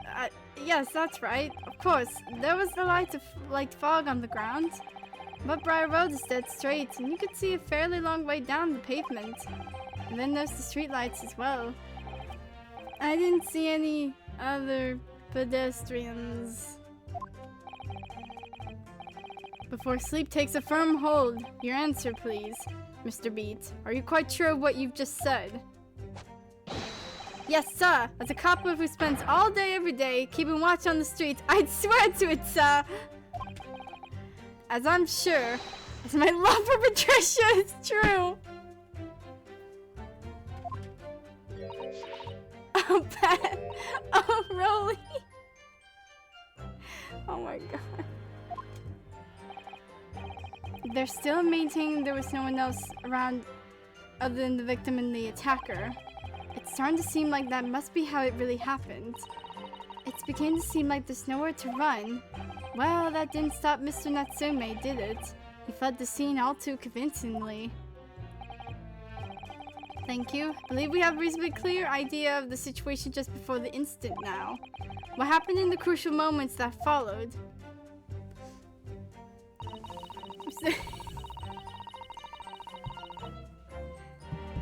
God, this man. Oh, frick. Didn't even do that.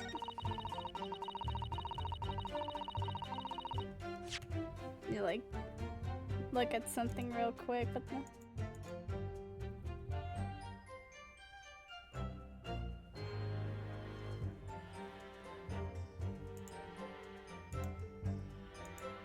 dun, dun, dun, dun, dun, dun.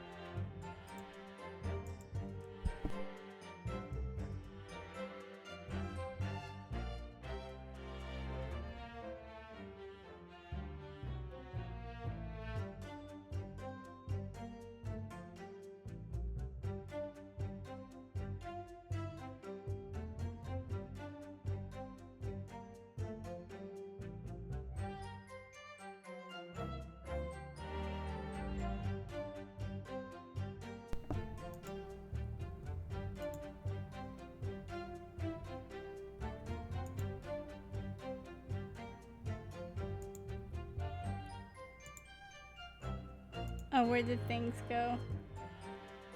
Ba-ba-ba-ba. Dun, dun, dun.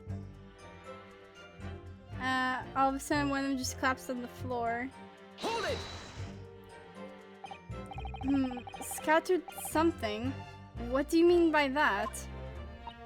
Oh, well, I couldn't quite make out what it was at the time. But then we got closer, we realized what it was. Didn't we, darling? Freaking snap his spine. What? Yes, that's right. It was some old books.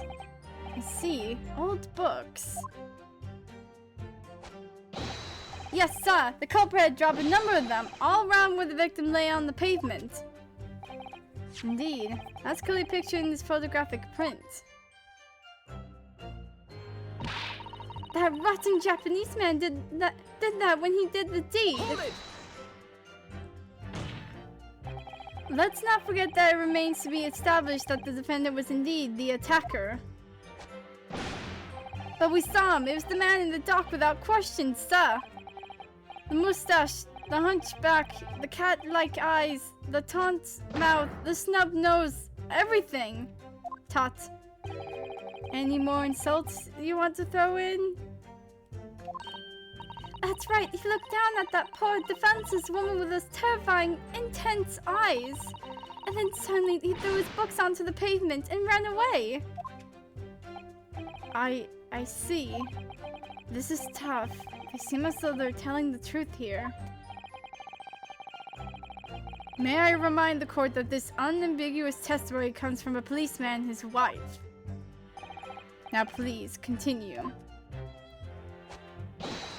Yes, sir.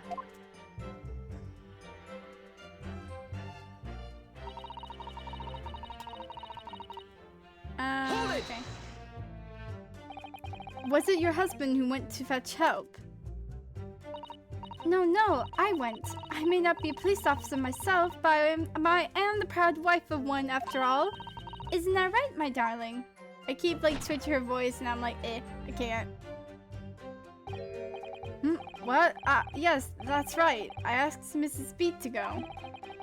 I was off duty by that point, but Bobby's never truly off duty, of course, so I felt obliged to stay and guard the scene. Very laudable, Mr. Beat. Preserving the scene of a crime is a task of considerable importance. That's why I sent Patricia, you see. Told her where to find the right police box. Forgive my ignorance, but what do you mean exactly by the right police box? Depends on the crime's location, you see, as to who deals with it. Where the woman was stabbed wasn't actually on my beat. So I told Patricia to wait to the police box for the beat the incident fell under so she could go and report it. I ran there as quickly as I could and asked for help from the Bobby on duty. There was nothing more potent than a young couple in love working together, you know? And thanks to your swift response, the case was quickly resolved. The actions of two model citizens and a freaking, private detective, Sholmes. Oh, please, you're making us blush, isn't he, darling?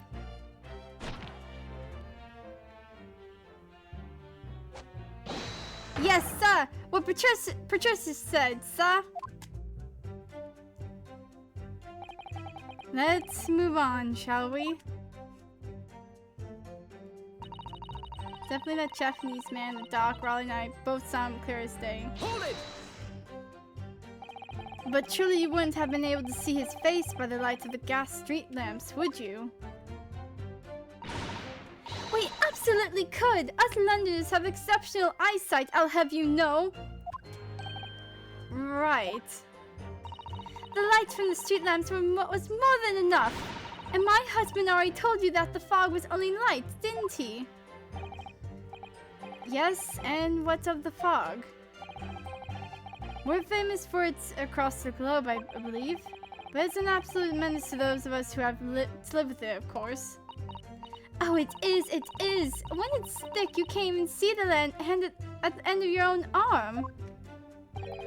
Yes, alright, I take your point. Now, could you stop shaking your husband about? The constant fog makes your eyes very sharp, you see. That's why we can tell for sure and certain that it was that little Japanese man we saw. Can't we, darling?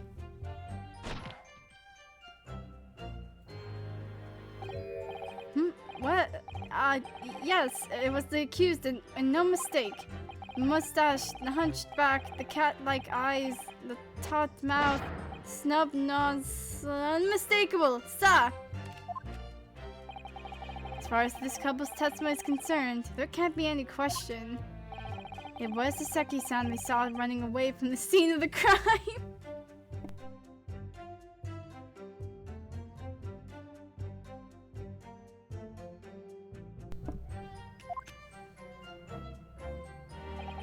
So that's it, is it? That's their entire testimony. What do you think, Mr. Naruhodo? Well, I hate to admit it, but on hearing the testimony, it really does seem as though Mr. and Mrs. Beat saw what they say they saw. Mr. Natsume running away from the scene on Briar Road that day. Yes, I feel the same. So if that's true, where does it leave us? The members of the jury are sure to call for a guilty verdict after this testimony. Oh no, then what do we do? If Kazuma-sama were here, what are you trying to say? I think he would try to find a contradiction somewhere else within their testimony. What do you mean, somewhere else? Their statement about seeing Mr. Natsume is unequivocal. Calling that into question won't help. But if you could identify some other parts of their testimony which appears to contradict the facts, you might be able to discredit them to make the jury doubt if the pair's memory of the day is accurate. Oh, right. Put simply, we must focus on finding a discrepancy in these statements somewhere. If we don't, I'm afraid the trial may reach an early and unfavorable conclusion. Why do I always seem to be so up against it? Oh.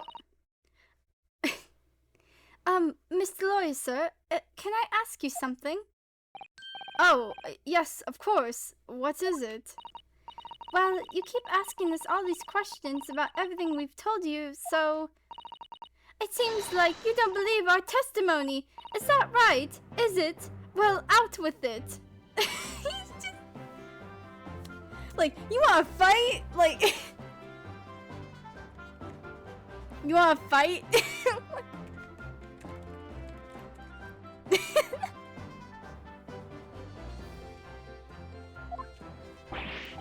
What? No, oh no, it's really not that at all. My husband's a policeman, remember? And I know what I saw. I remember every last detail. Everything oh, I know. What about the books the man dropped? I could tell you the names of every single one. I could. Every single one. And you dare to question how reliable my testimony is. That will do, Miss Beat. No, it won't do at all. That Japanese lawyer has no idea what I'm capable of. Even if I decide to forgive him for insulting us, don't think for a minute that Rolly will... I really didn't mean to cause offense. Please put your husband's fists down. Perhaps you would like the opportunity to supplement your testimony, Miss Speed. Might that appease you? Oh, thank you, my lord. That would settle things nicely. Wouldn't it, darling?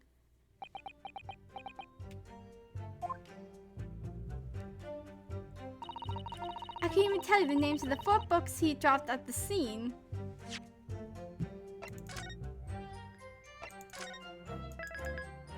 Four books. 4 books. Tell me the names. Hold it! First. Yes, we know that there were books dropped at the scene of the crime, as you say. Those purchased by the accused at the nearby second-hand bookshop on the day in question.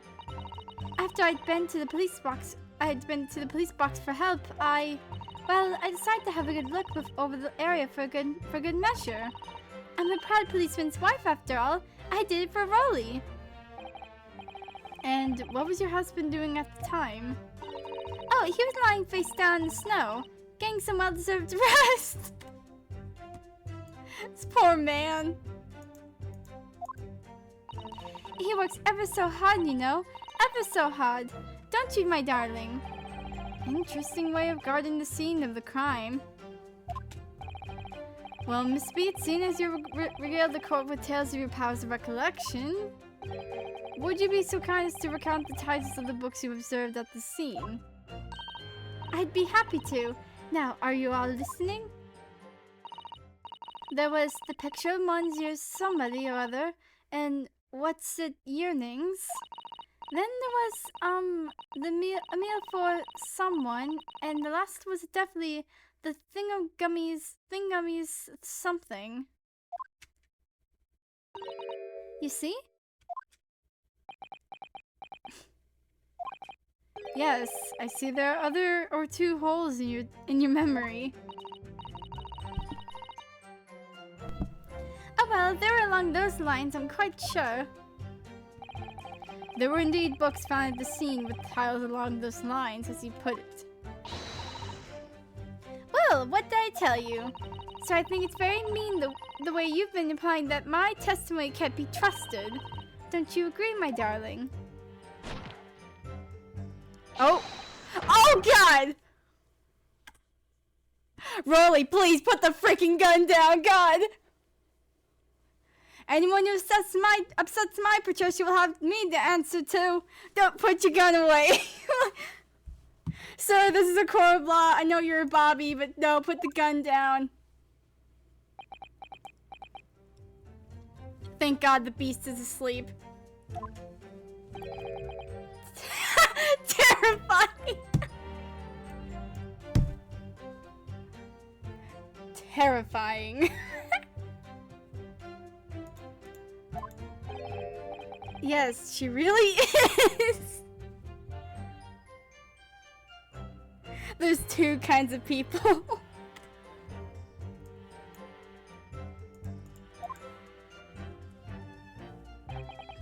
So that's it, is it? That's their entire testimony. What do you think, Mr. Naruhodo? Well, I hate to admit it, but on hearing the testimony, it really does seem as though Mr. and Mrs. Beat saw what they say they saw. Oh. I already went through all this. Go to the last one.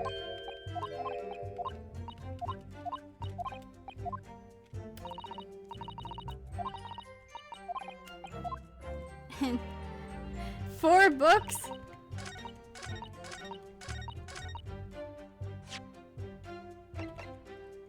Objection. So, you're saying that there were 4 books? That's right, I remember all of them.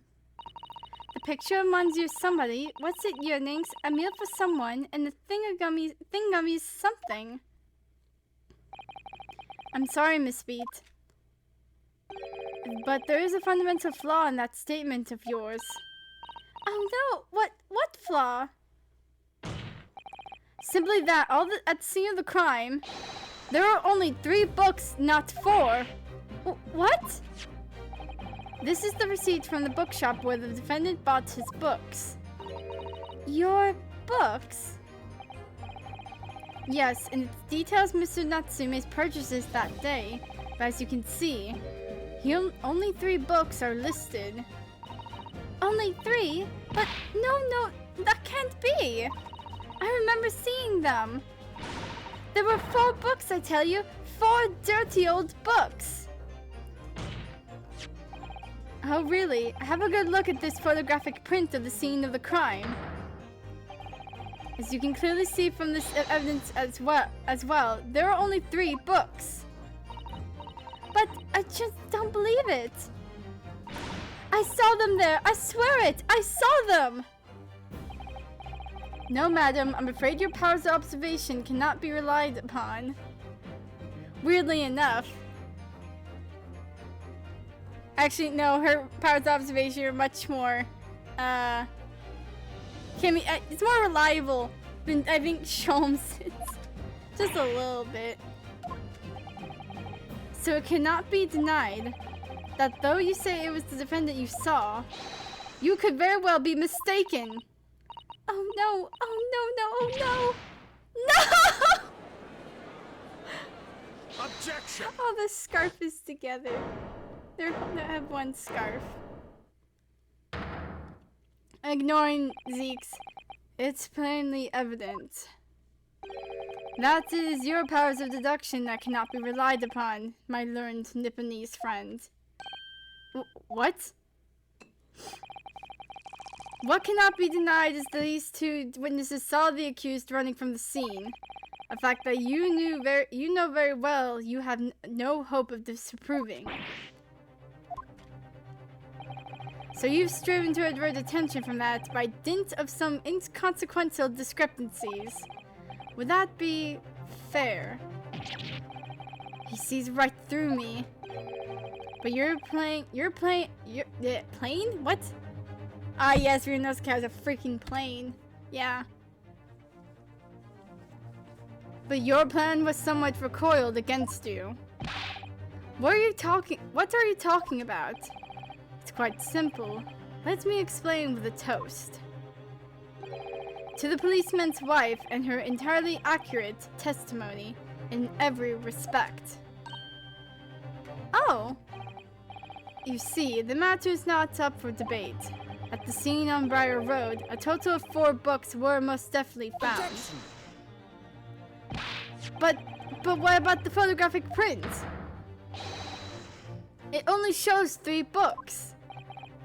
Quite right. Only 3 can be seen in that print.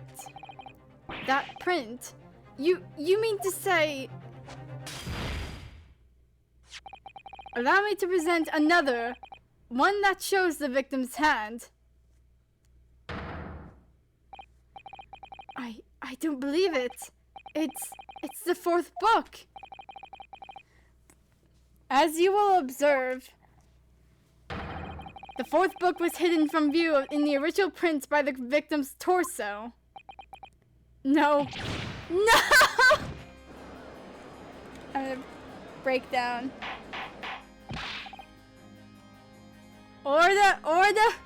Yes, I would like it, number 5. There, you see? You see? Look at that! Look!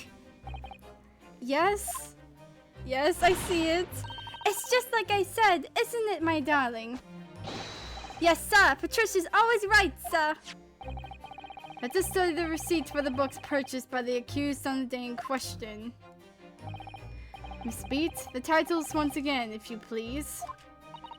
Oh yes, of course. The picture of Monsieur somebody or other.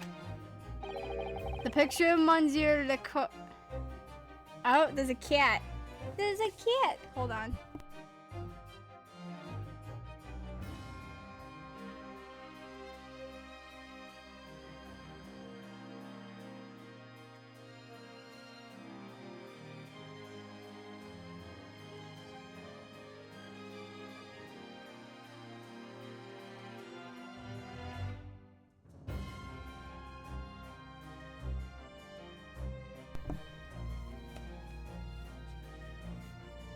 Monsieur Le... I don't freaking know these titles. What's it, yearnings? Canterbury yearnings. A meal for someone. A meal for Gabrador... Oriar? Or are you, in fact? Oh my god. What about the fourth book? What's it called? As the court has just heard, the witness remembers the book's title flawlessly, save for a few minor details.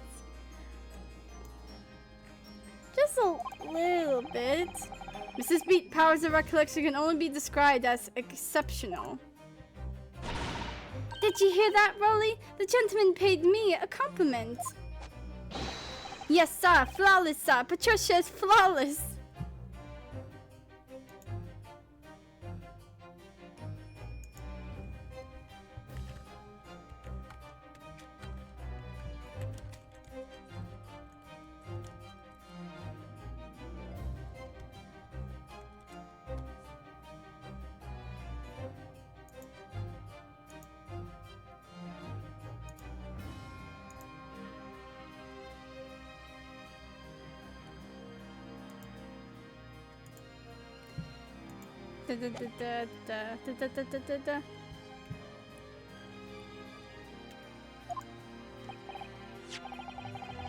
But there are only 3 books on the receipt, and Miss Beat mentioned 4.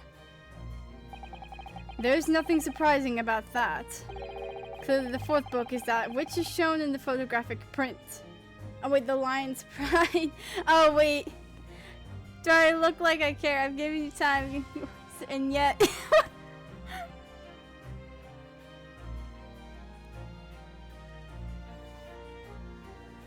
I've only been streaming for 2 hours, man. I find you unready for Mux Day 3.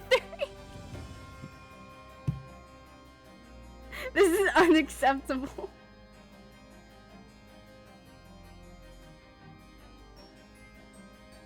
Two hours too long.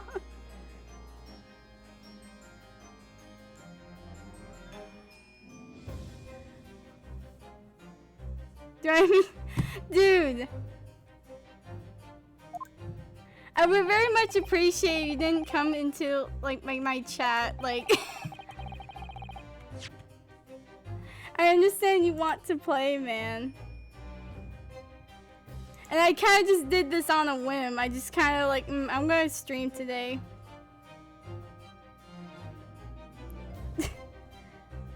And you.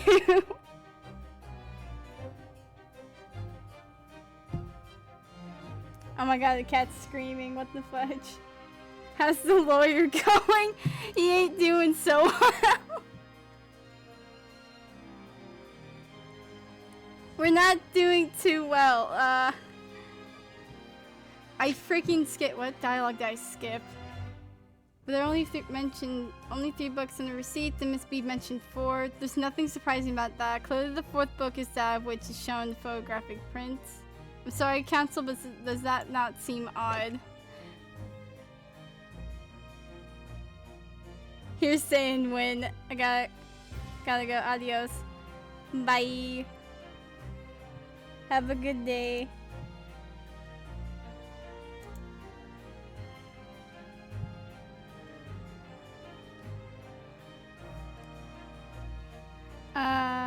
Why should the 4th book be omitted from the receipt?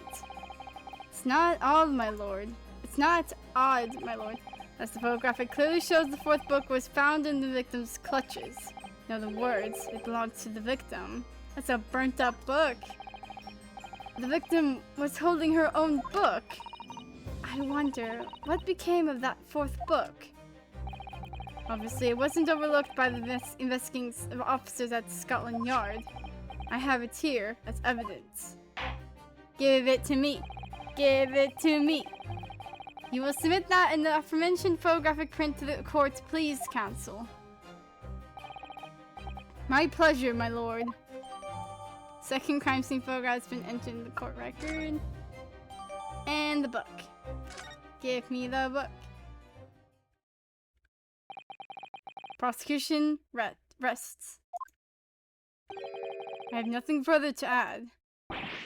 What? You seem surprised, my learned friend.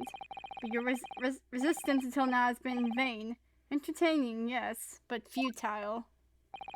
The superior's longer route of the accused lodgings that you tried to establish in your summation examination and the attempted discrediting of the witness' powers of recollection in your cross-examination.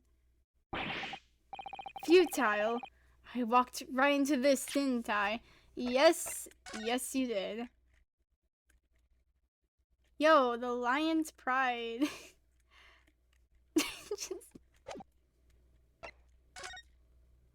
Let's take a look.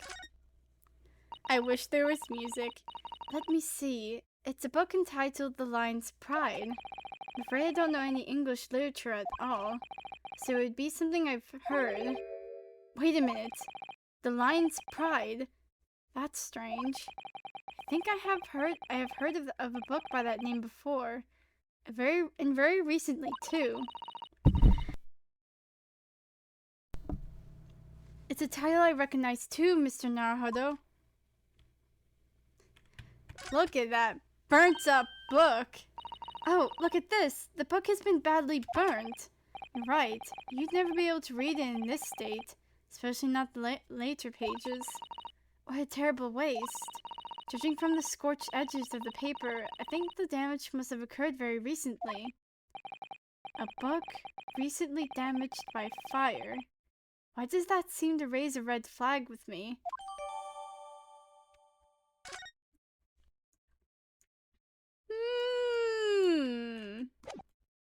Alright, continuing on.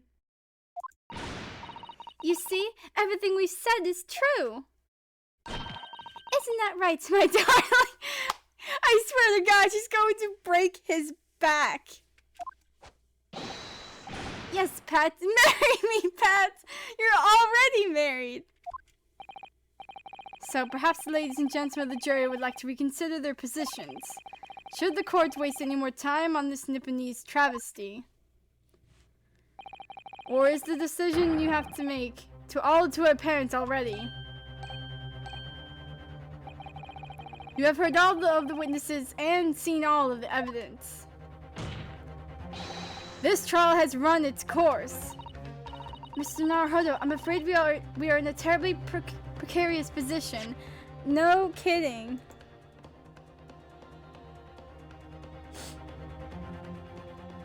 La la la la la la la la la. I know, but if I fight back in the wrong way now, I could very well just make matters worse. Think, Ryunosuke, think. What do you do now? Wait, raise a freaking objection is what?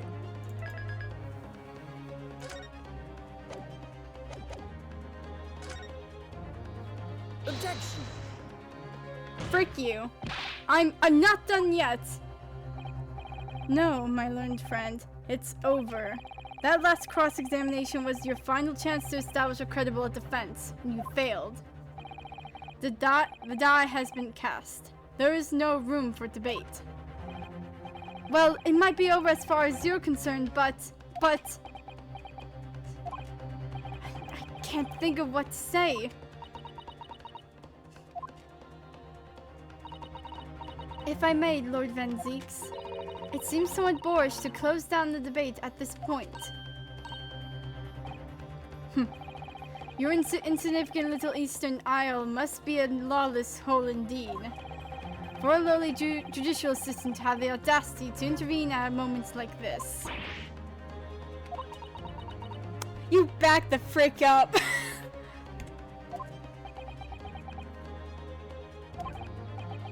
I am, to my shame, still a very inexperienced lawyer. So you will have to forgive me, but I consider my assistant's advice essential and her opinions invaluable. Mr. Naruhodo! Thank you, Ryunosuke! One of this land's great guiding principles is tolerance. So, the courts will hear you, madam. Go ahead, Mr. Sato, please. Very well. Pray, what insight can you give us? What have we all overlooked in this matter that you see fit to pursue further? Well, the court has been presented with new evidence, but only after the cross-examination finished. I see. And you believe that this new evidence warrants further examination, do you? Mr. Naruhodo, what do you think? It's just possible that this new evidence might be the decisive proof we've been waiting for. The judge is sure to ask the members of the jury to announce their leaning in a moment. And of course, he's sure to ask you to explain what the crucial piece of evidence is and why. So we must take this opportunity to examine the newly presented evidence as thoroughly as possible. Yes, I understand. And thank you, Mr. Sato. This is it. Sato-san has managed to win us one last chance here. I can't let it go to waste. The defense wishes to present evidence, my lord. Dude's like, hands on table. The frick? Very well. The defense may present one further piece of evidence. Present that evidence that apparently offers a profound insight into this case and has hitherto been overlooked. Take that! The evidence in question is what we can see from the newly presented photographic print of the crime scene. The fourth book, found in the victim's hand. Objection! We have already discussed the fourth book at length. Other than it being in the victim's grasp at the time of the incident, no significance has been attached to it. Pursuing the matter further will be a flagrant waste of the court's time, as you well know.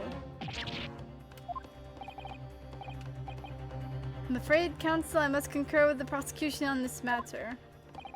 When I afforded you this opportunity, you led the court to believe that the evidence in question contained a hitherto undiscovered clue. So I must insist that you elaborate, counsel. You will identify this clue at once. Do I make myself clear? Oh, yes, my lord. It's, Mr. Naruhodo. I believe the prosecution is trying to avoid a thorough examination of the evidence. You freaking punk! Which means you may very well be on the right track. Yes, I think you might be right. So, counsel, precisely where is the vital clue to this case, which this fourth book conceals?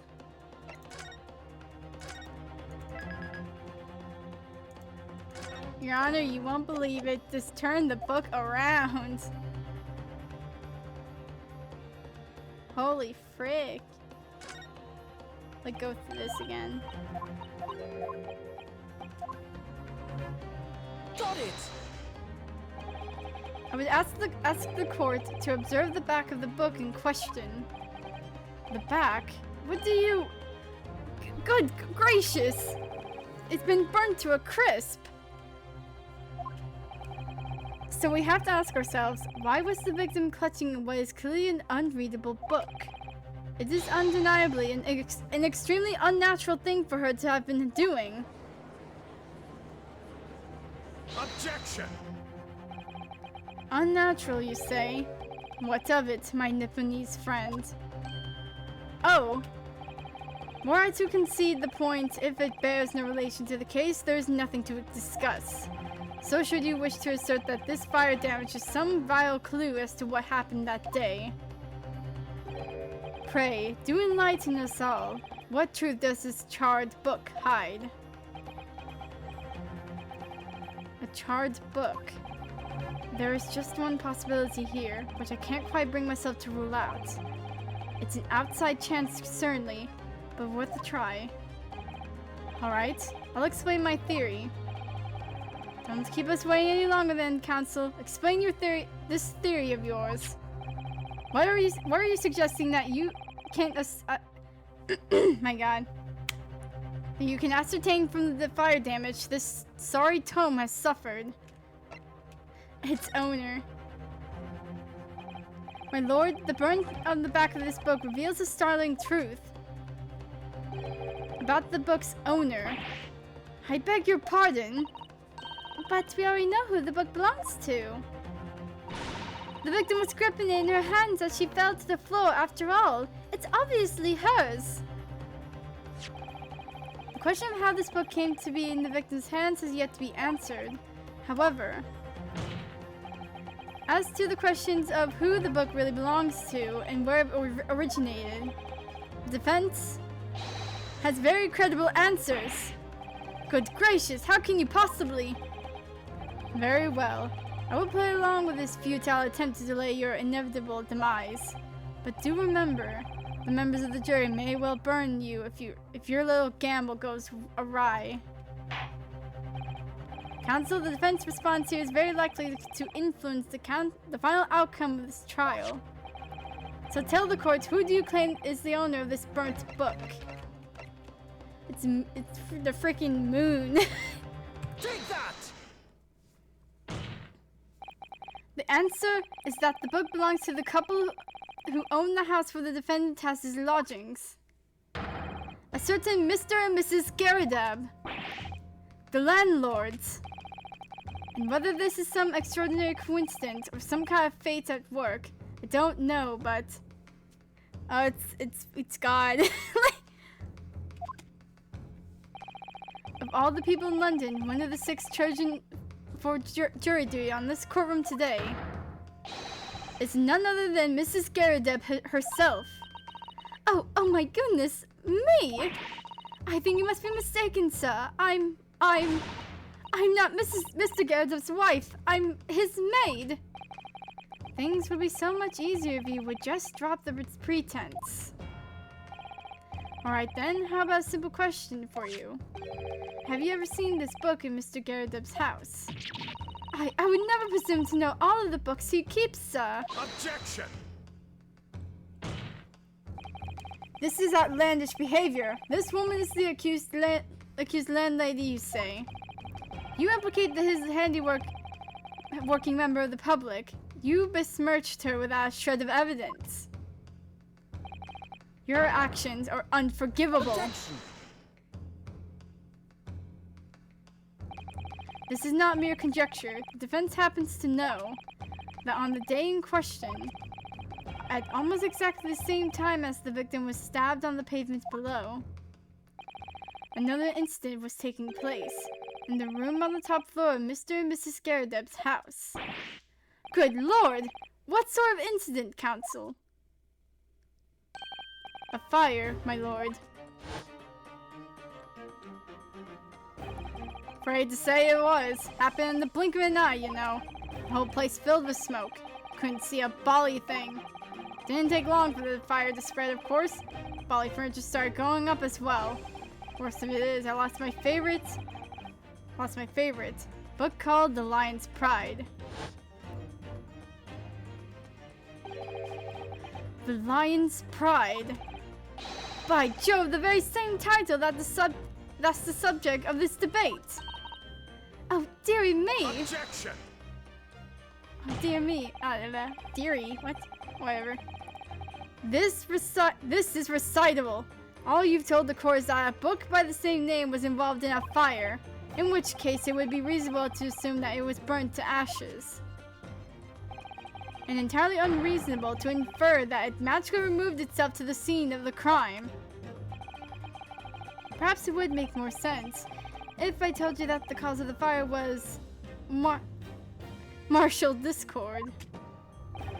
Without going into details, it appears that Mrs. Garadeb was considerably enraged. Apparently, she continued to attack Mr. Garadeb, even amid the flames. Oh, how awful! I can't even imagine being so horrid to the one you love. Can you, Rolly? Absolutely not, sir. My Patricia would never raise a finger against me, sir. Even though she was breaking my neck with pulling on the freaking scarf, sir.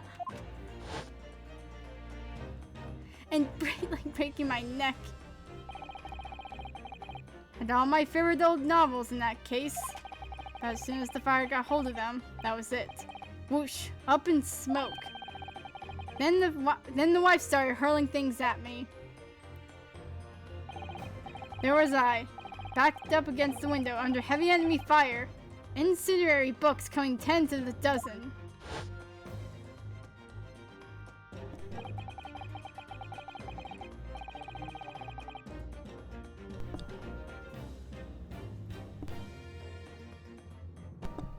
The man had his back up against the window, and he had burning books thrown at him.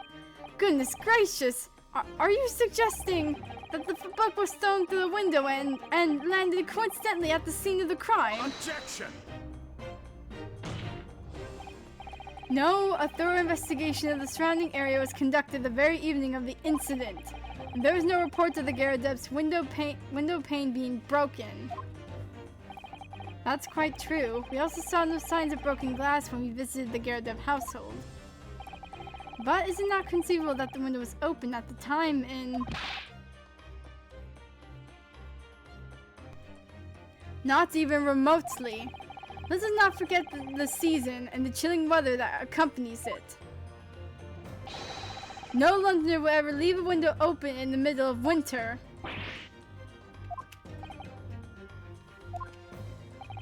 Does the defense postulate this scenario in all seriousness, counsel? Do you earnestly claim that the book found at the scene was a flaming projectile thrown by Mr. Garadeb's wife? I believe it's a possibility, my lord.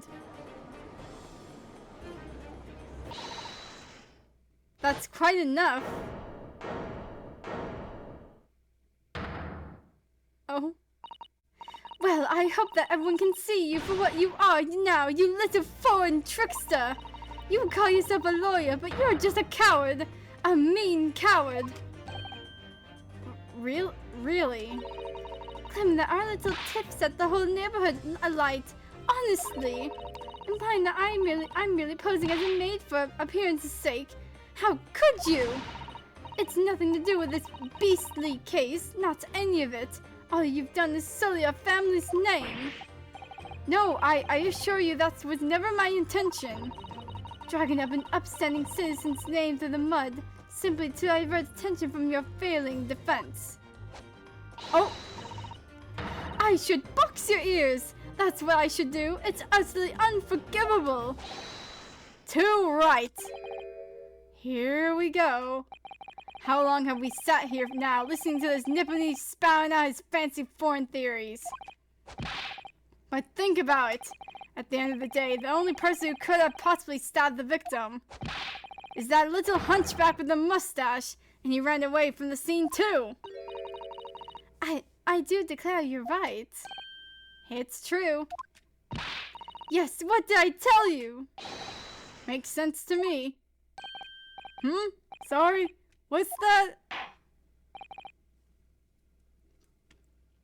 Well, It would appear that the ladies and gentlemen of the jury are once again in full agreement. What is your position, Lord Van Zeeks? In truth, my lord, I feel these have been unnecessarily protracted proceedings. But then, one must always exercise patience in order to savor the best vintage. No, wait! The Mystery of the Fourth Book still hasn't been... If books are your predilection, my learned friend, study them on your own time. Sir, can you please get your freaking leg off the table? You don't need to do that. It's most rude.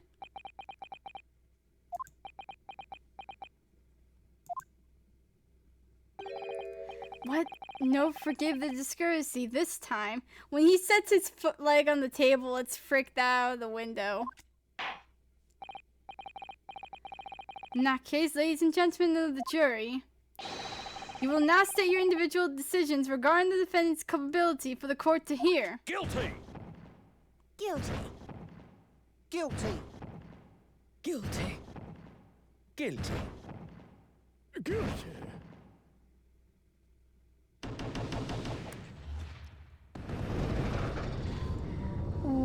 Well.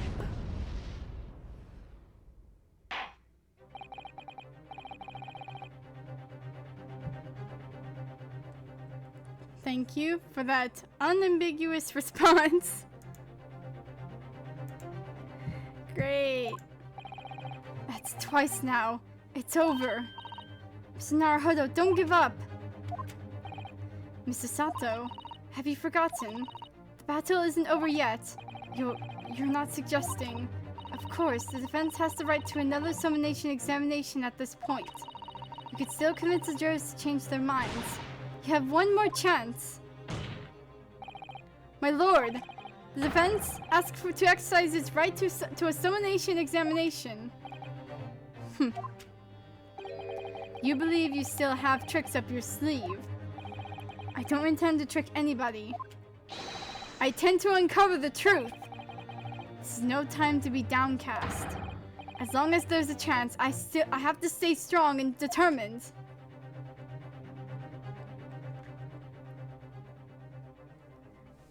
To be continued.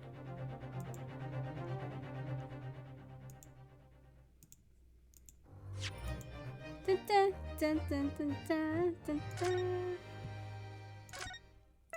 We're gonna keep going. I will, once I can get, like, some music. Play music. Don't have everyone just yap.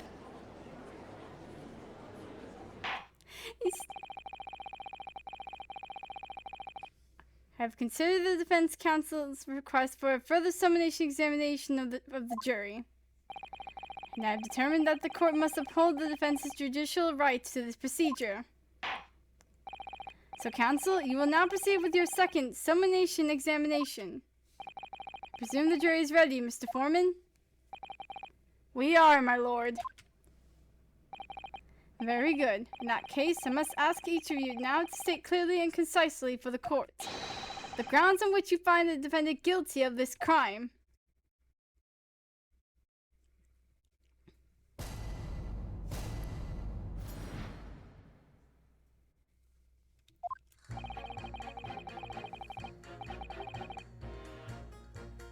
Okay.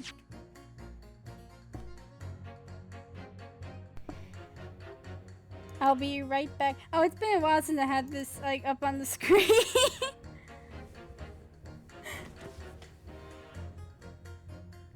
Be right back. It's been a while.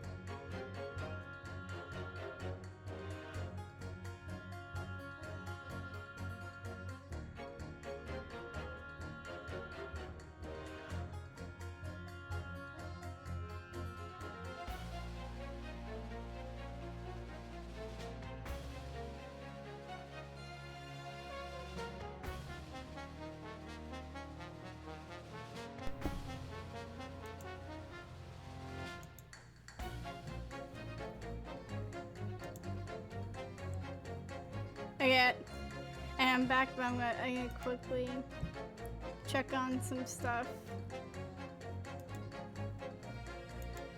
before I forget.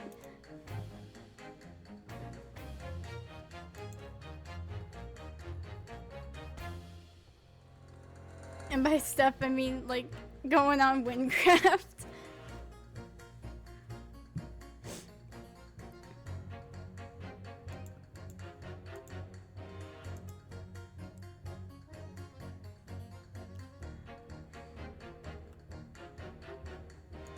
Oh, I hear a cat.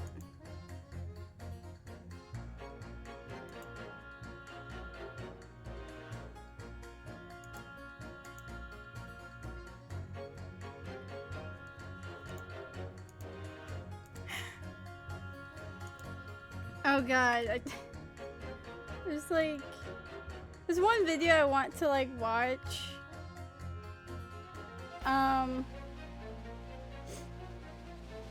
I should, let me get rid of this BRB thing. There's like one video I want to watch on stream, but I don't know if I'll get copyright or not because of the music that's in the video. But it's one of which where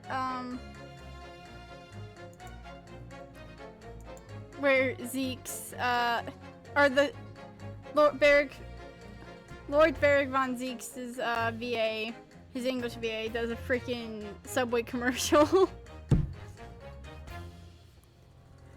And it's so cursed just like hearing it.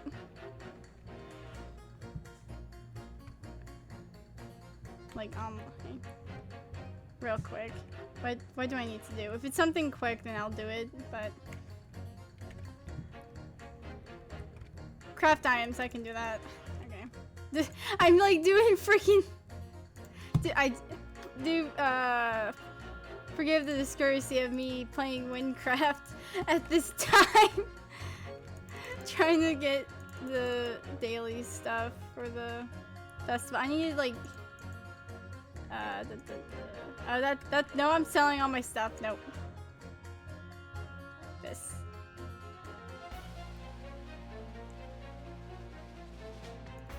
Check.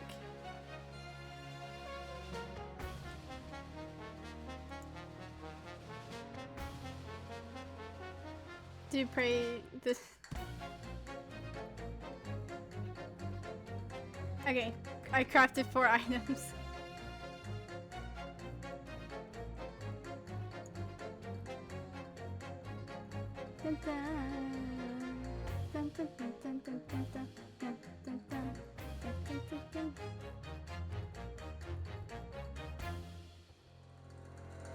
Trial Part 2. But we have a minor break of playing a little bit of Minecraft. And you guys can't see. Cause I'm not gonna take the time to change it. Where so this, this.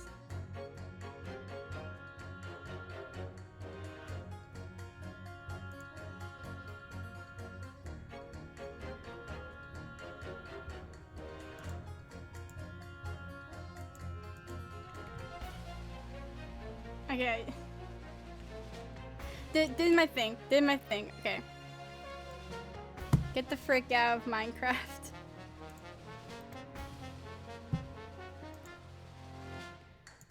Dun, dun, dun, dun, dun, dun, dun, dun, dun, dun, dun, dun, dun, dun.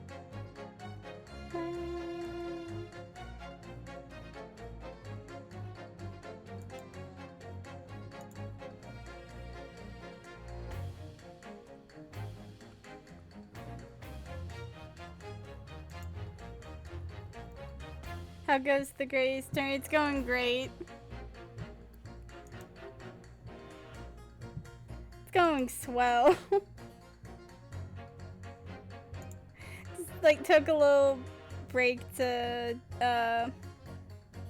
do a thing. On the freaking second part of the Clouded Kokoro, or Yeah. Oh, I didn't mean to do. Well. Frick juror number 1. Frick, Bruce Fairplay. I guess. I didn't mean to click off. If there is some novel alternative explanation about how the victim was stabbed, I might reconsider. You would. Well, I'll read his dialogue when it goes back. It's fine. Even if the woman was throwing books, it can't be related to this crime if the window was closed, can it? Dear me, it was only a little book. Hardly life-threatening, even with a direct hit. I didn't say that she got killed with the book, ma'am. I'm just saying it's out there for some reason. Look, I just wanted to get this over with. If I don't bring home some pay tonight, I'll be in a tidy bit of trouble. Come to think of it, we had a fire at home a while ago. Gave me the sneezes. Whenever you see that old man, you always have to see what he has to say, no matter what. Even if it's relevant or not, you always talk to the juror number 6. Wherever the frick. Considerably more tangible arguments from all members of the jury this time around, it seems. With one notable exception, of course. My learned student friend was unable to find fault in the previous witness testimony. So the court must accept the fact that it was indeed the accused fleeing from the scene. And moreover, no one else was even at the scene to commit the crime.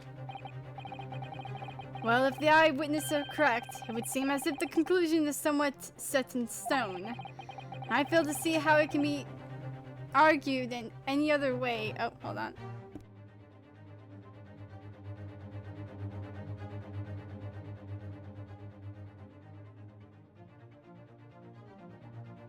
Beep. Okay. I fail to see how it can be argued any other way. I keep switching up this guy's voice because I don't freaking know. That means, I'm afraid that during the summation examination, it's essential that you establish some other tangible explanation for the facts. But how? What would even constitute a tangible explanation here? Isn't it obvious? Who stabbed the woman, and how? Those 2 details are all you need provide. Simply give us a name and a method by which the attack was conducted. And there I was thinking this might be hard. But Mr. Naruhodo, you have to do it. Otherwise this really will be where the trial ends. No pressure then. That's quite enough preamble. Proceed with the summation examination, please. I presume you are prepared, counsel? Oh, yes, my lord. Alright, Ryunosuke, focus your mind now. Clearly, the key to this summation examination is going to be juror number 4, the maid, or should I say, Mrs. Scaradeb. We have a book that disappeared from the Scaradeb's house on the evening of the incident, and the 4th book found in the victim's hand. There must be a way to link the 2. Yes, that's what we have to find, using every technique I've learned in my short career so far, whatever it takes. Don't forget to keep an eye on Mrs. Scaradeb and how she reacts, even to the things other people say. There's Rolly and Pat right behind.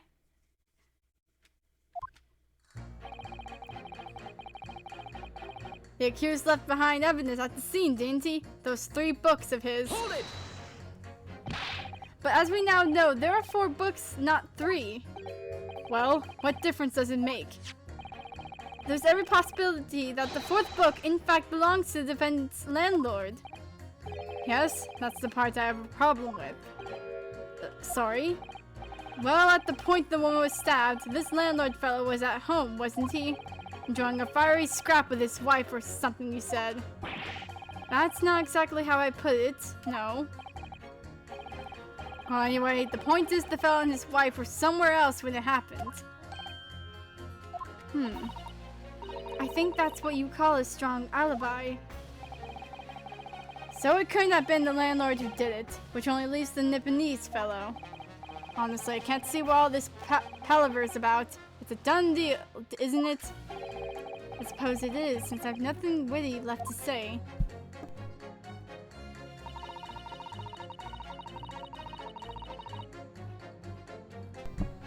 Hold it! So, you might be willing to change your decision, if you mean. Oh my, such delight on your face. But I'm afraid I shan't be swayed by emotion. Despite what you may think of me, I'm a very modern, metropolitan and rational woman. That's great. Deadpan. That's great.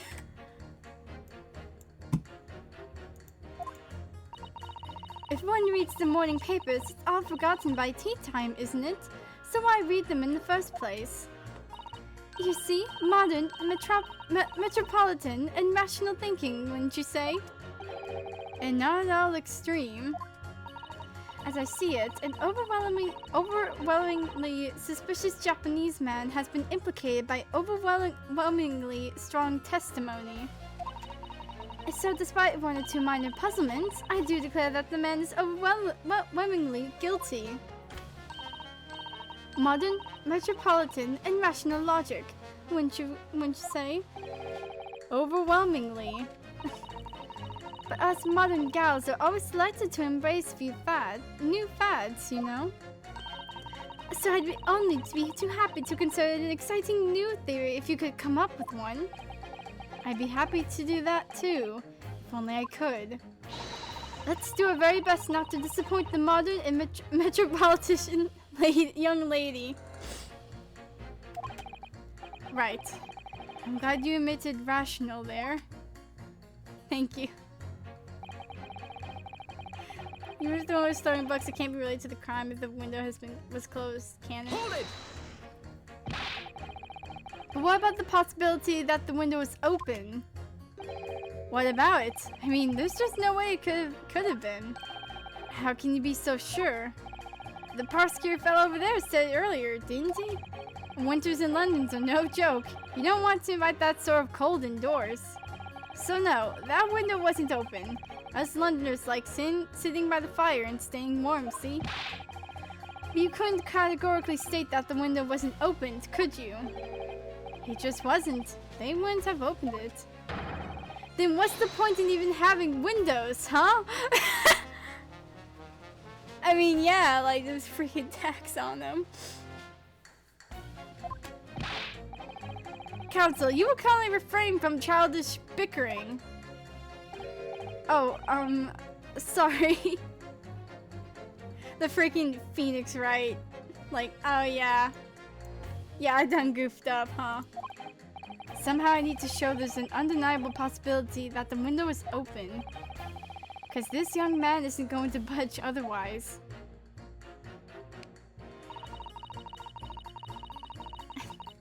Hold it! But the little book was on fire at the time, was it not? With flames of love, I'll have you know.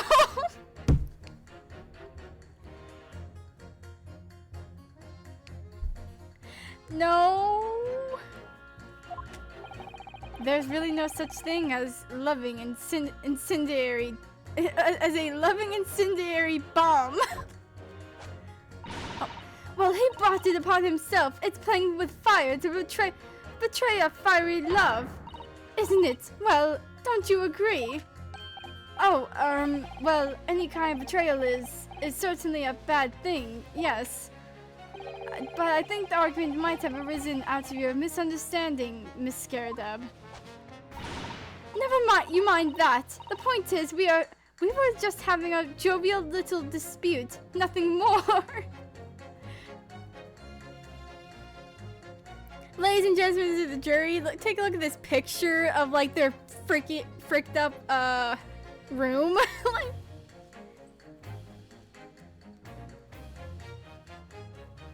that a little dispute. I wonder what a fight would look like then. And I won't have any more of these suggestions that I was anything whatsoever. That it was anything whatsoever to do with this crime. Right. Well, we'll see about that. But what about juror number 5? He doesn't seem to be turning a hair at Mrs. Scaradub's relentless onslaughts. It's almost as though he's used to it. What a gentle soul he is.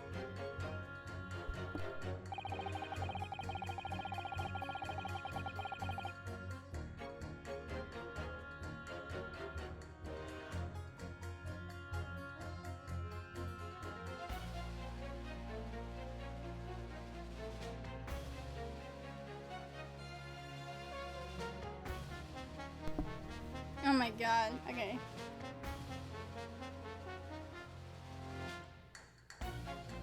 Just want to get this over with. Sir, do you...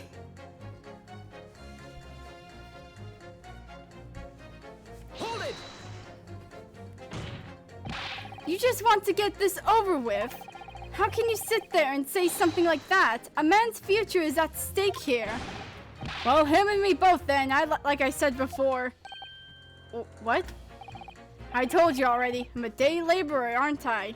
If I don't bring home some readies with me tonight, you'll find me floating face down in the Thames tomorrow morning.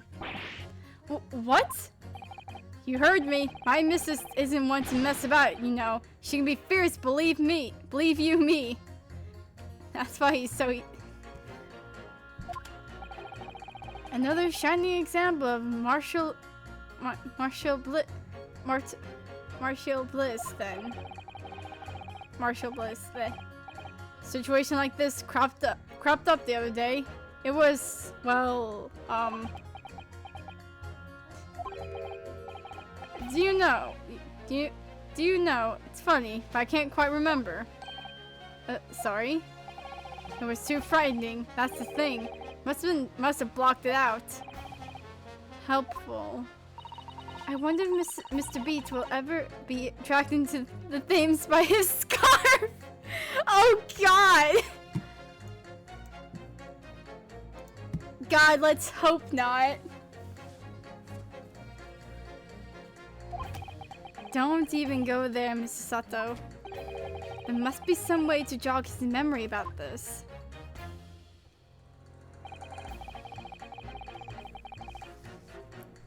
What the...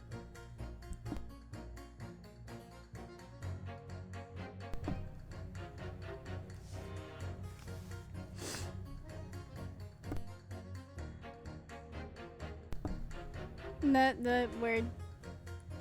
Kind of thing maybe we had a fire at home a while ago. Gave me the sneezes. Hold it! Does that have anything to do with your decision about the defendant's culpability in this case? Sorry, what's that? You'll have to speak up, lad. Could you tell us more about that fire? It was last winter. My grandchildren baked me a lovely cake on my birthday. It had 75 candles on the top, it did. What a sight to behold it was. You put candles on a cake? What, was it some kind of devil worship?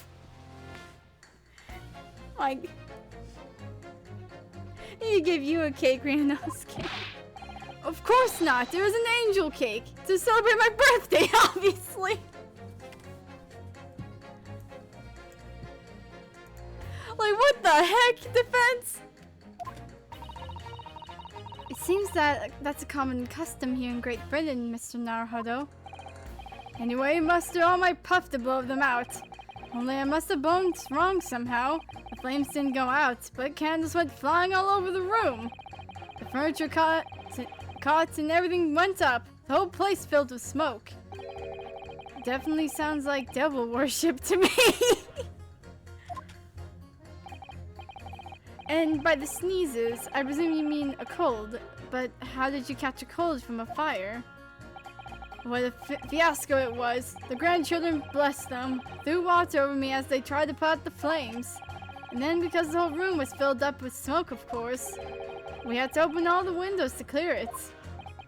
The windows. The rising winter air rushed over me like the devil dancing on my grave, it did.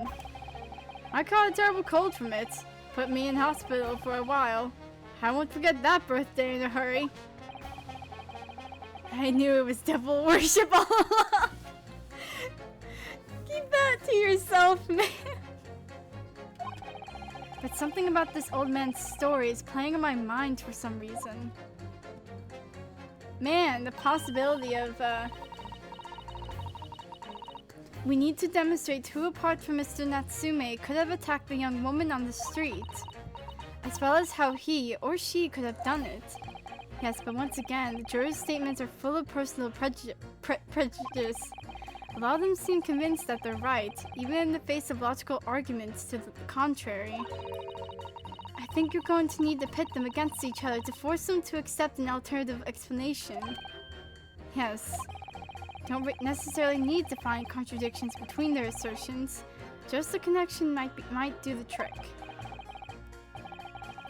Alright, I'll see what I can do. If anything stands out, I'll go in for a strike. That's the spirit. Okay.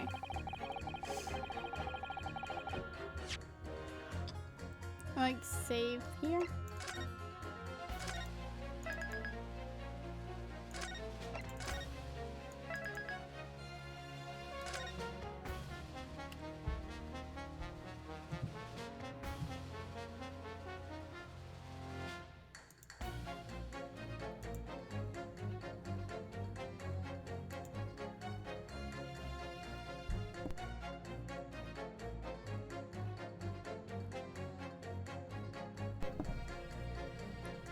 Okay. Dun, dun, dun, dun, dun, dun, dun.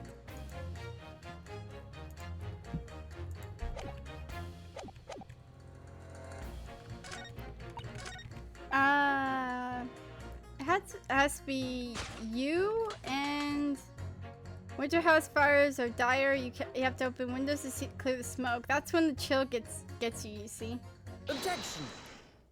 There we go. These two jurors' statements clearly contradict one another. They do. How exactly, counsel? Don't point at me again! I told you it wasn't me! What's that you say? Speak up, lad. Speak up. Juror number 3, do you see? Oh, me? See what, sir? Did you hear juror number 6's account of his birthday celebrations last year? It seems, despite being a Londoner, he once opened his windows in the middle of winter. Well, yes, of course, because there was an emergency. I mean, obviously, if the room was filled with smoke from a fire, then you'd be mad not to open the... Oh! Like, oh! Brain finally worked. Exactly. Just... Exactly. On the day in question, at the time of the incident, there was a fire in the Garadeb household. And Mr. Garadeb had the following to say about it. The whole place filled with smoke. Oh my. Oh my hat! Oh, where'd you... Excuse me. Juror number 4, do you have something to say about that? Mrs. Garadeb! Oh, dearie me! What is the meaning of this? How dare you imply that I'm hiding who I really am? It's imperative that you confirm something for the court. So please, it's time to drop the pretense now. What is it? When the fire started in your house that day, did you or your husband open the window? Well, I beg your pardon? What are you insinuating? The room would have been thick with smoke after the carpet and bookcase caught fire as they did. In a situation like that, it's inconceivable that you wouldn't have opened the window. And what if we did? Oh, all right then. Yes, you're right. My husband was frantically trying to open the window, which can't have been easy since I continued to give him a justly deserved book battering. Even though your house was on fire. Oh, you never stop throwing until the anger subsides. It would be terribly bad for the nerves to do otherwise. Of course, I should have realized. That's a significant step forward, Mr. Naruhodo. You managed to establish the window was open. We simply must have that added to Mrs. Garadev's formal statement. Now you mention it, yes, the window was open at the time. I'd clean forgot, but it's true.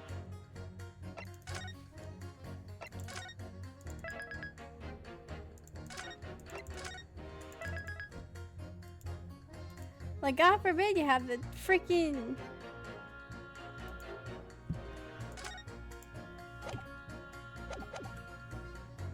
Hold it! The fourth book found at the scene of the crime shows very obvious signs of fire damage. And the title of the book is The London's Pride. The Lion's Pride. And the title of the book is The Lion's Pride. The same title, in fact, as the book that Mr. Garadev told us he had been reading. Well, I really couldn't say. On the day in question, did you or did you not throw at your husband the copy of The Lion's Pride that he had been reading?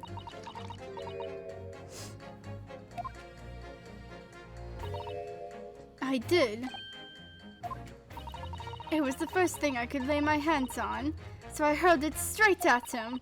And now you come to mention it. Yes. He was rather enjoying reading it. You're right. Why did you not reveal this information to the courtroom from the outset? Oh. Because I couldn't, you insolent little man. I didn't remember. At times like that, you pick up and throw wherever you can lay your hands on, as well you know. I really don't. I barely noticed I was throwing a book, much less the title of it. My God, it's a day of revelation. Oh wait, look. Oh, I didn't notice. Oh, I didn't realize this before. He's like trying to listen in. Excuse me. What is adjourn number 5? Yo, he remembered. You know something? I've remembered what it was. That memory I blocked out. Ah, it was listening to what this granny was saying, brought it all flooding back. Who are you calling a granny, you cheeky devil? I'm Mrs. Garadev, or the maid, I'll have you know. The man doesn't even flinch. Please tell me that's not because he's so used to being hit all the time. It was about 2 weeks ago now. I just got back home after work, like, put my hand in my pocket for the wages I just earned that day, and nearly died. There was a hole. Every last penny had dropped out. Oh dear, what a disaster. You haven't heard the half of it, boy. Oh? The wife was cutting up some chicken at the time. I could hardly get the words out, but I told her straight. Lost a day's wages, love. Next thing I knew, the blade was whistling past my ear. Stuck into the wall next to me, it did, about 1 inch deep. No words, just terror. Oh God. I could smell it then, you know, that god-awful stench of the Thames. I was sure I was going to end up face down the muddy banks that night, I can tell you. Now, that's a real disaster, isn't it? I'll never use the word lightly again. Anyway, the point I'm trying to make is this. When women lose their rage, they'll throw anything at you. Knives, hatchets, hammers, you name it. Mr. Naruhodo, you mustn't think that all women are so short-tempered and unrefined. No, I wasn't thinking that. Throwing household objects at people is, well, it's so uncivilized. At least attack with honor. Using a bow, they're like.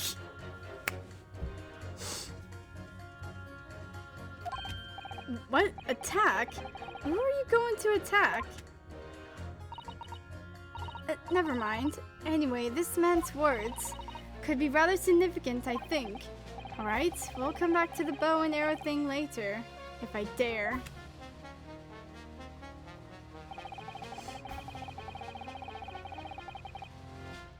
When... Is everyone here okay? A lot of these people have just almost died. Just to do the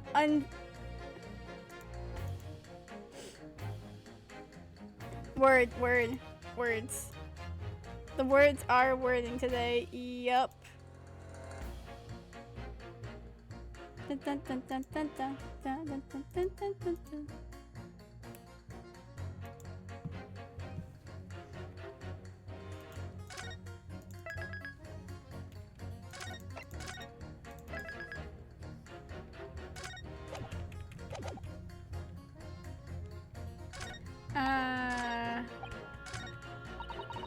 There's some novel alternative fiction about how the victim was stabbed. I might reconsider. Oh, I'm throwing like a really big Objection. Those two statements clearly have a deeply significant connection.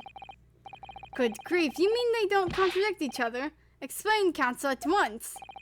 Juror number 2, do you think perhaps that this could be one such novel alternative? Oh my, whatever do you mean? An alternative explanation as to how the victim was stabbed in the back. What are you talking about? We've demonstrated that the 4th book, The Lion's Pride, that was found at the scene of the crime.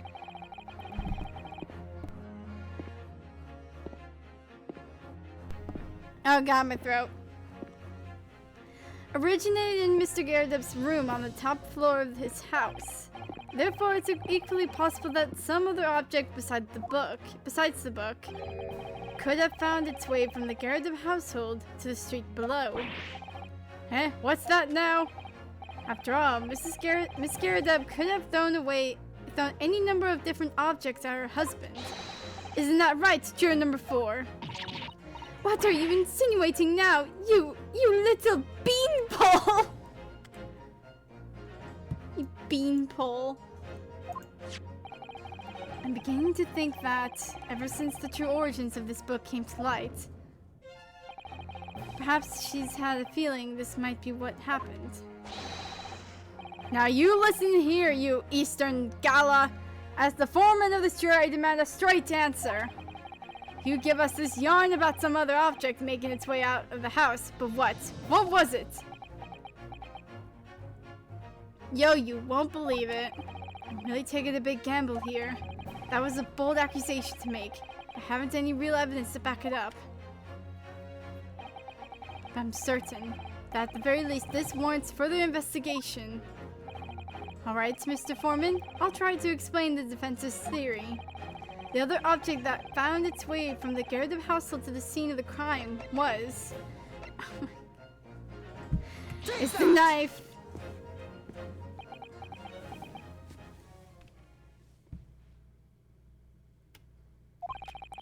Juror number 4, Miss Garredub.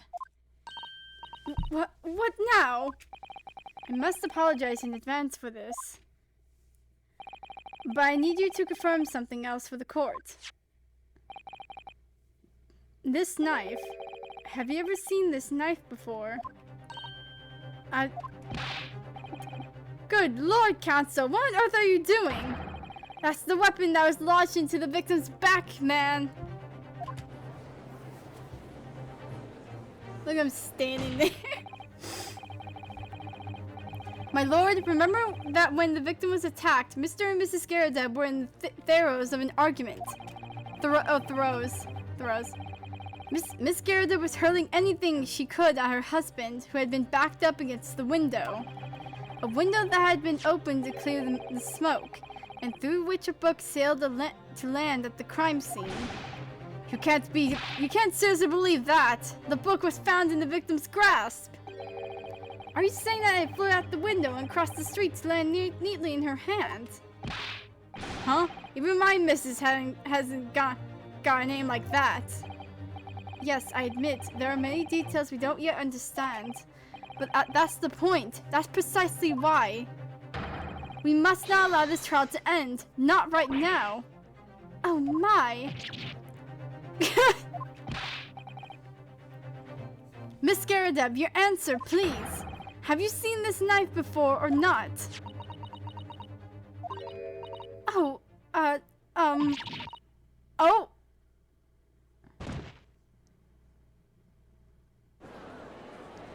Oh, freak! My lord, I wish to change my decision. I'm a woman of my word, after all. Thank you, madam.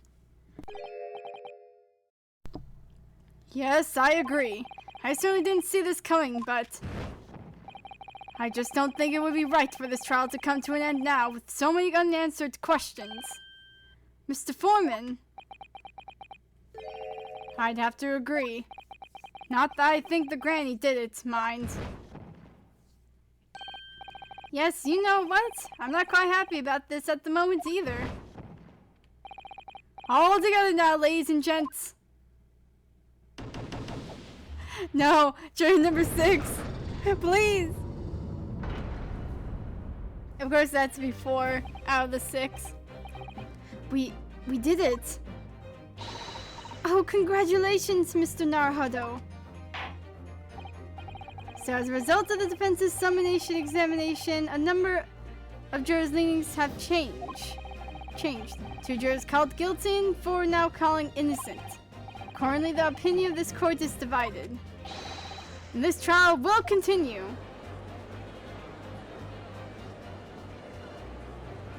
We are no longer cooked.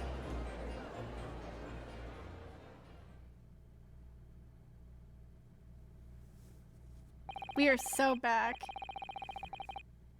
Now then, Lord Van Zeeks, how does the prosecution wish to proceed? Pouring some wine first. This trial is rapidly descending into a farce.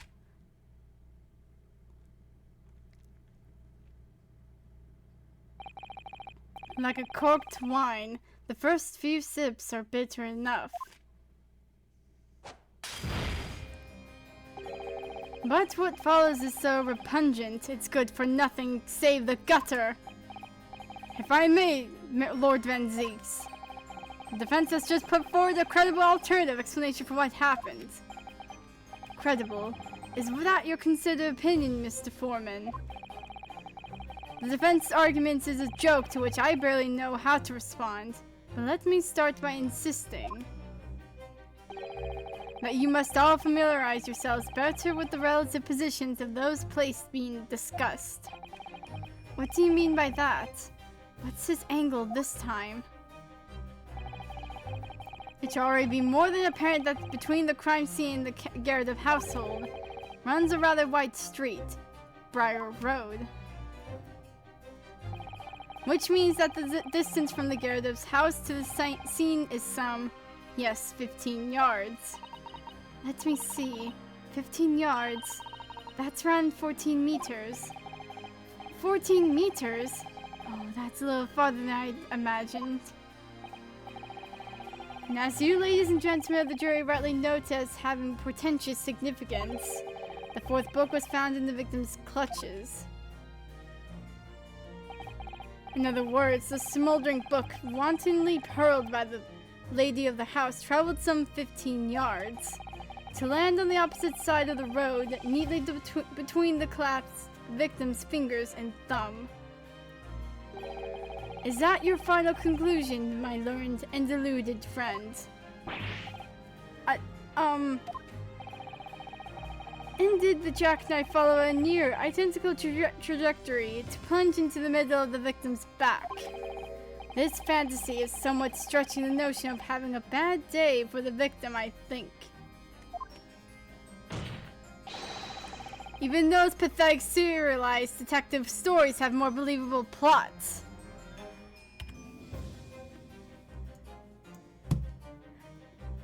So you a fan? You a fan of the Sherlock Holmes books, good man?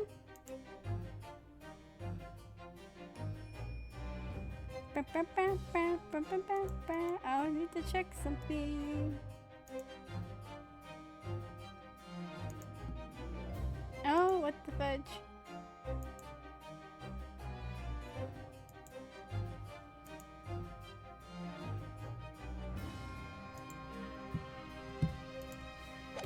This is fantastic. Oh, that really killed him. There's nothing I can say to that. That prosecutor loves the sound of his own voice. Susato's like, ah, heck nah. Mr. Sato, serialized detective stories are pathetic, are they? How dare he? Maybe let's pick our battles here. My lord, might I be allowed to speak? As judicial assistant, you may speak for the defense, yes. Go ahead. The prosecution may consider the idea a fantasy, but what the defense has postulated was believed enough to persuade the jury to change its leaning. As such, the court has a duty to explore this alternative explanation as thoroughly as possible. To that end, juror number 4, Miss Joanne Garadeb, must be called to testify and submit to cross-examination. Saints alive! A cross-examination of a juror? Order! Order! Well, this is highly irregular. This is unprecedented for a member of the jury to be summoned to the witness stand. Objection! Another person dead and unnecessary. Lord Van Zeeks. There are already witnesses in the stand whose testimony the defense may further cross-examine. If my learned friend's farcical theory has any truth in it, then both a burning book and a jackknife must have flown through the sky before this couple's eyes.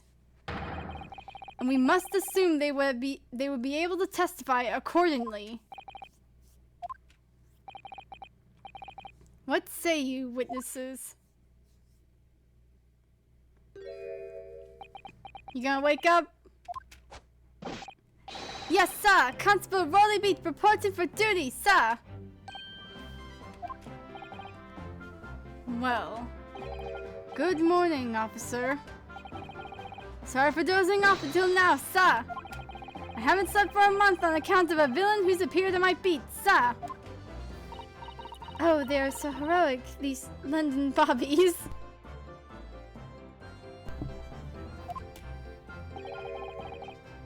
Wait. Patricia, my darling, I've been neglecting you, but no more. Oh, really? My hero, you make me sweet. These two are so sickeningly sweet. This is awful.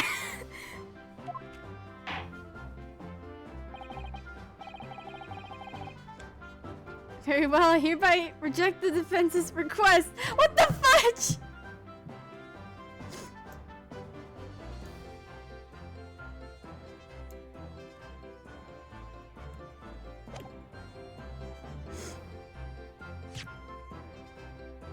I need to like take a screenshot of that real quick. I hereby reject the defense's request. Boy, what? In order the witnesses in the stand to testify again, state forthwith before the court any details pertaining to the defense's alternative explanation of the events. Yes, sir!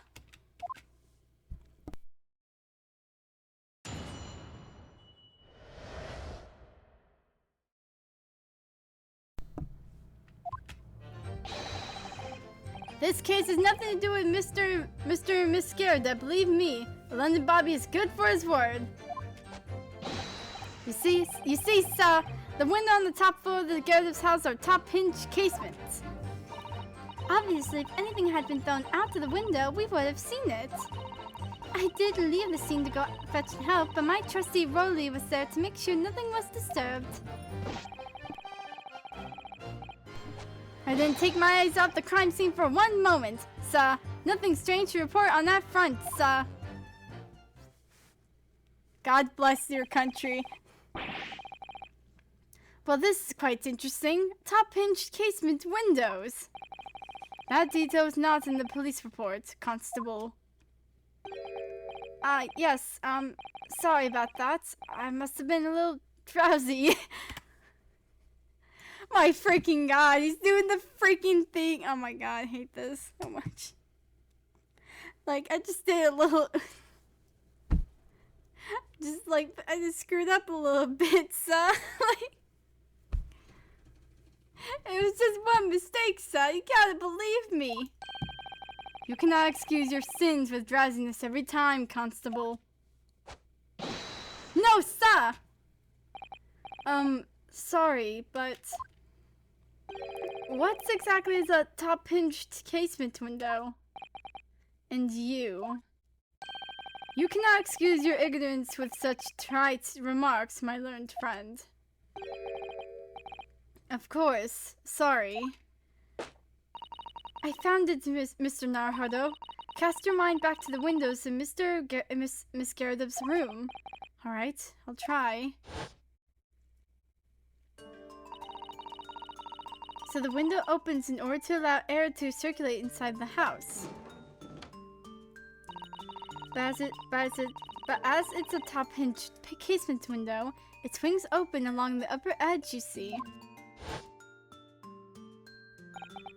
I'm glad you rectified your ignorance. A casement window's most prominent feature is its stay.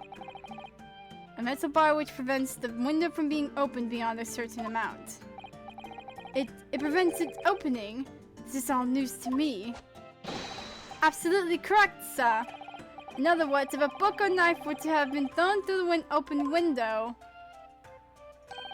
it would have clattered against the pane and fallen straight down to the pavement below.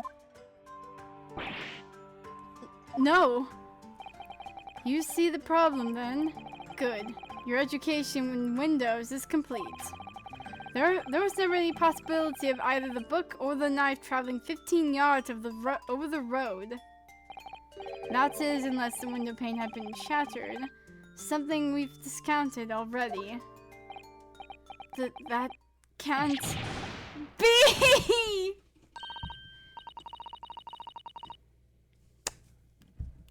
I'm gonna cry. Did you see that, Rolly? That young Japanese man just collapsed in agony. Oh yes, my darling, I saw it. I saw how he crumbled before me. I'm gonna cry. Rolly's so strong. I hate this. How is this happening? I haven't even started the cross-examination yet. And already my argument's been destroyed. Counsel, if you could drag yourself upright again, the court awaits your cross-examination. At least you're still given that. My lord. Oh good, another desperate situation.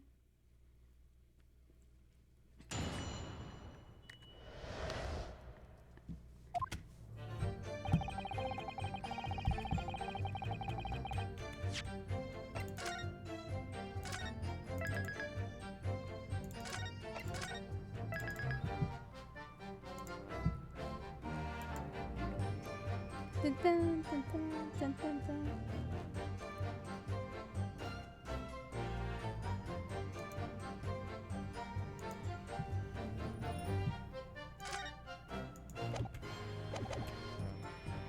Okay,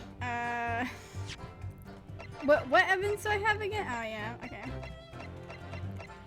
The knife, photograph. I remember, like, this case being so freaking awful. Well, not awful, but it's just like, these two.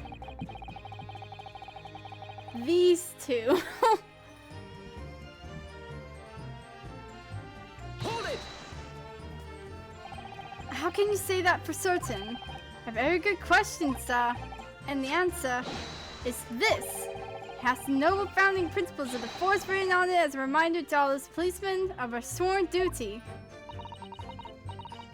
He showed us that before, didn't he? Did he? I can't say I remember.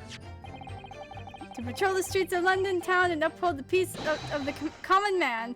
It's what the job's all about. And that's why I can stand here today beside my long-suffering wife and tell you all Bobby's good for his word. While rubbing my tired eyes immediately. Sir. Oh, really? You're so manly.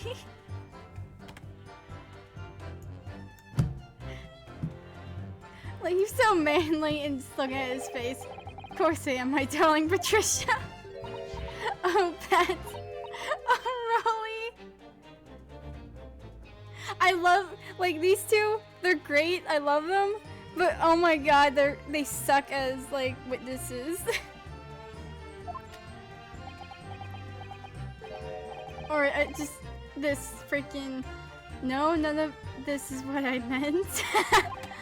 I meant, how can you say for certain that this case has nothing to do with Mr. and Mrs. Garadab? Ah, I see, sir. You should have said so earlier, sir. Yes, well, so could you answer the question? That was a waste of time then? Absolutely, sir. I will answer to the fullest of my ability, sir. There's a surprising reason why Mr. and Mrs. Garadab's domestic dispute can't be related to this case. Is it really domestic dispute? When someone's chucking like fire? But before I get into that, just one thing. Yes?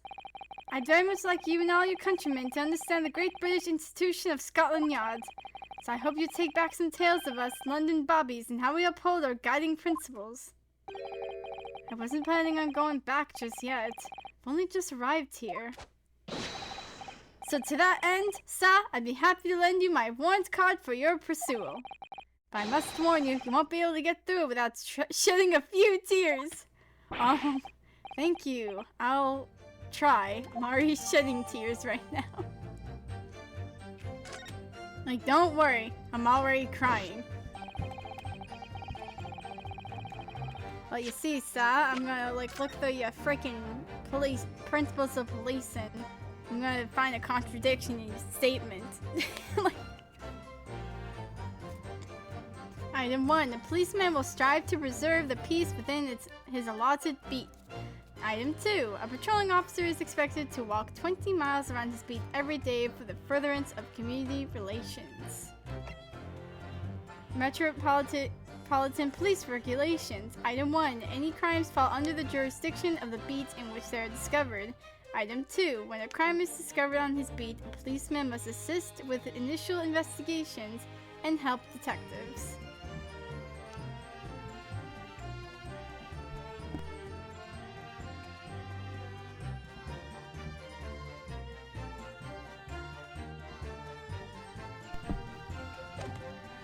Well, obviously, if anything had been thrown out the window, we would have seen it.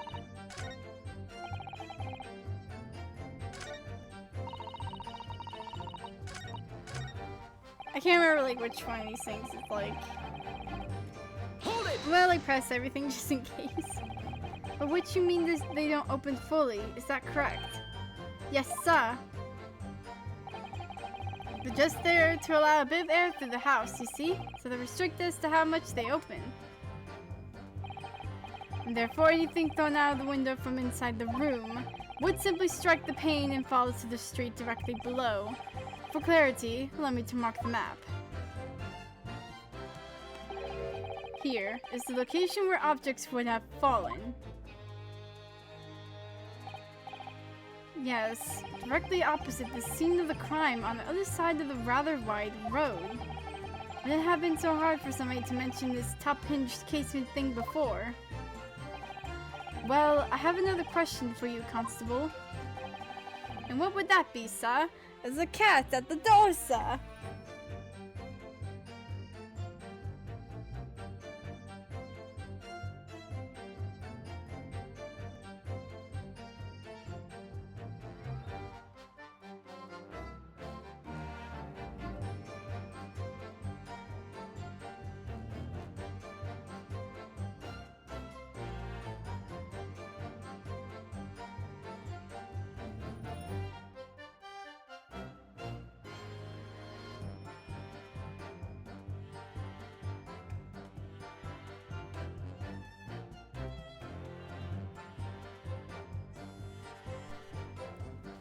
Alright.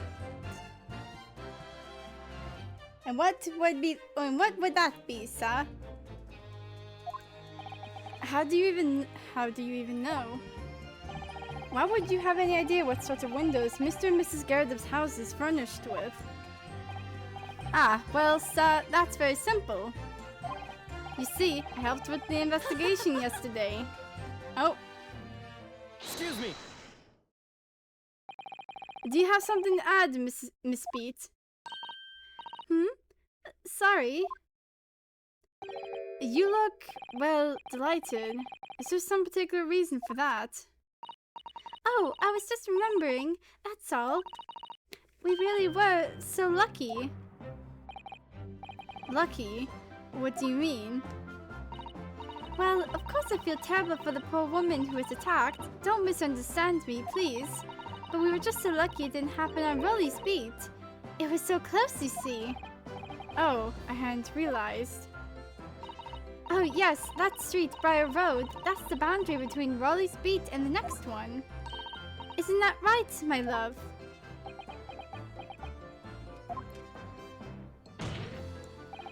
Constable Beat. Oh, yes, that's right. That's the reason I was helping out with interviewing the occupants of the Garrett household yesterday. Their house is on my beat, you see, sir. That really was cutting it close then. Constable, I wonder if you could clarify something. If the Garrett household is on your beat, does that mean that the pavement next to it is as well? Outside Mr. Garrett's house? Yes, ma'am. The pavement on that side of the road is part of my beat. I see. I was unaware of that.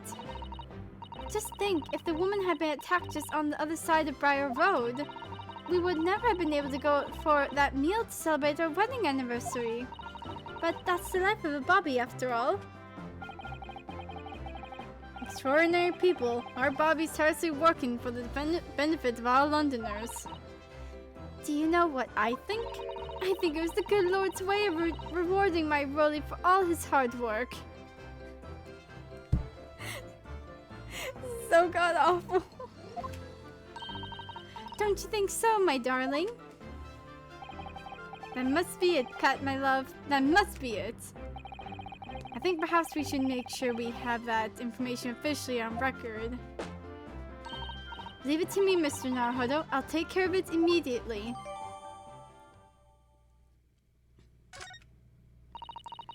And now it's my turn, I think. Okay, what update?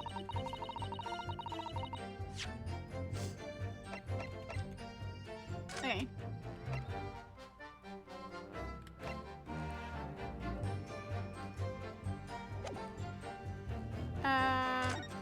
But why is the reporting officer Rolly? Well, I know he was there, but I mean, maybe outside. Crossville beats Beat, the border of which runs down the middle of Briar Road. Even with it freaking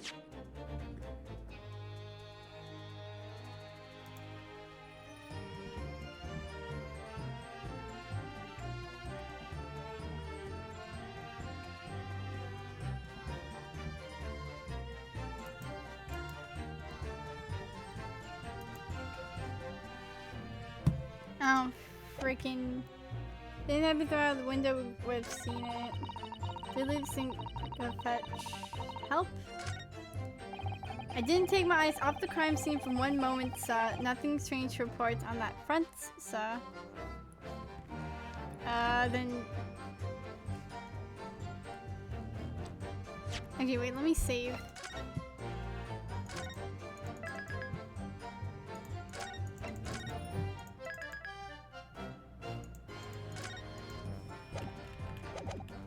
Hold it! Nothing to report. That's correct, sir. I had my eyes wide open the entire time. Never looked away for a second. No one else approached the scene and nothing was removed from it. I can swear to that on the yacht's honor, sir. Really, that seems a little strange. I beg your pardon, sir. Strange, sir. Seems altogether regular to me.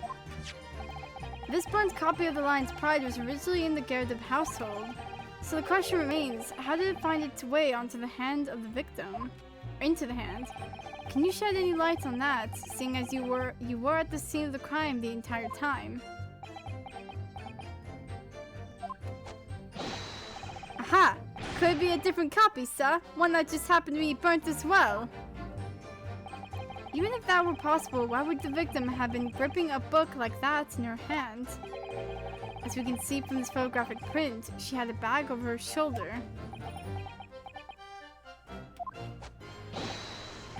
Well, sir, that book was in the lady's hands from the moment we arrived at the scene. Is that so? There's something about this statement that's not sitting right with me.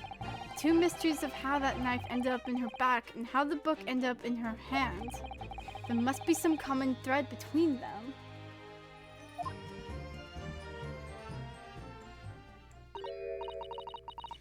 Can I ask you something, please, Mr. Lawyer, sir? Oh, yes, of course. What is it? You're doubting us, aren't you? I can tell. What? I wasn't really. I mean, what's she doing? Please, just because I'm a woman, it doesn't make my testimony any less valuable. Oh my god!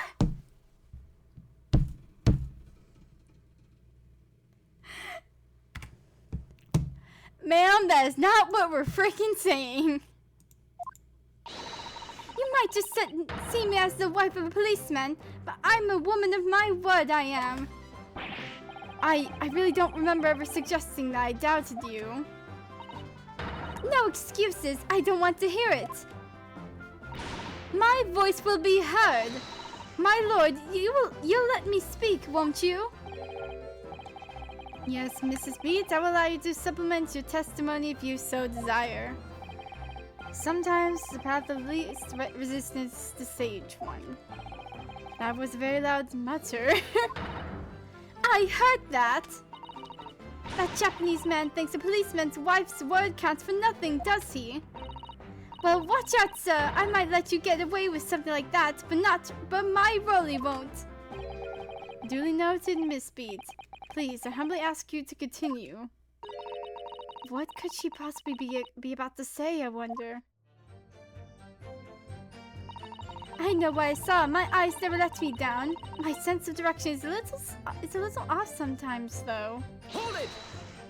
What? Miss Speed, nobody's questioning what you've told us. I saw it, I did. That evening, I saw it clearly. That little Eastern man with the whiskers and the funny little curved back is slinking away from the scene. And I know what I didn't see as well. I didn't see any flaming books or knives flying through the sky. All very clear. You also mentioned something about having a poor sense of direction. Oh, yes. Well, that's a little embarrassing, really. I've always ended up at the wrong place when I've made arrangements to meet Rolly. He gets ever so crossed. Oh. Excuse me. You okay, man? Constable Beat, is there a problem?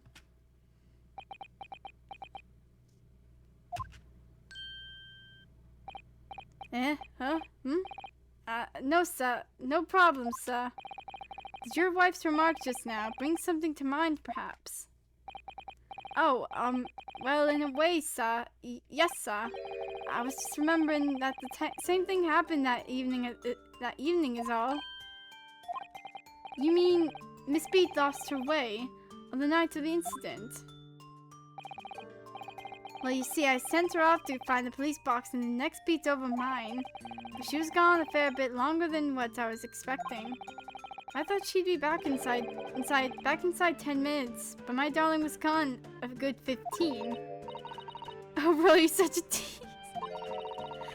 But the reason I I was so long was because of the bouquet, silly. The bouquet? Sorry, what bouquet are you talking about? Oh, it was a present for our wedding anniversary. Riley's so romantic. He saved up for it with farthings and pennies he found in the gutter while doing his rounds. Yes, how romantic. I'd forgotten all about it until just now. I had you, my darling.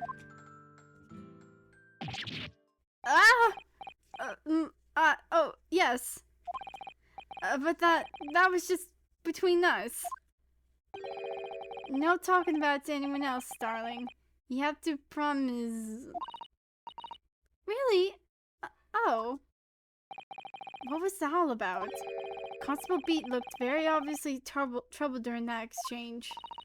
I'm afraid I can't offer any useful insight to Mr. Naruhodo. But I'm quite sure of one thing. We have to ask Miss Beat about the bouquet. Miss Beat, this bouquet you just mentioned. I'd like you to add details about it to your testimony, please. Oh, really? Yes, I'd love to. Zeeks is just like, what does this have to do with anything? Happens I dropped my bouquet and ended up losing my way for a while. This is, oh.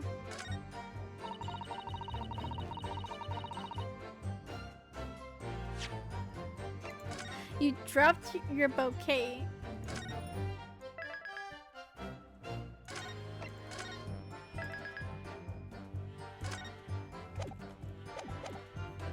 Hold it!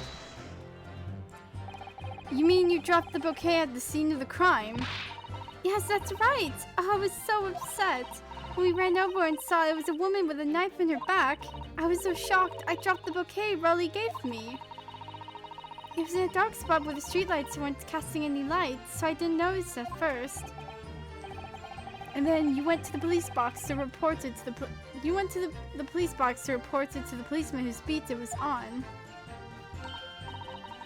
Yes, and I came back to the scene together with the constable, you see.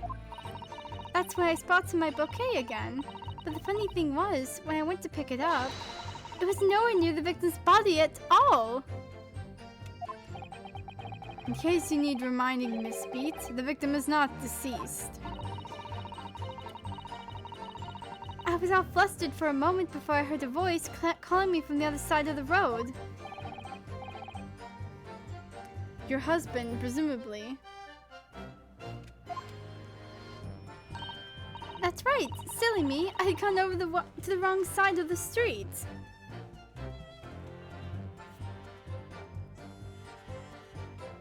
Did you really, Patricia? Patricia!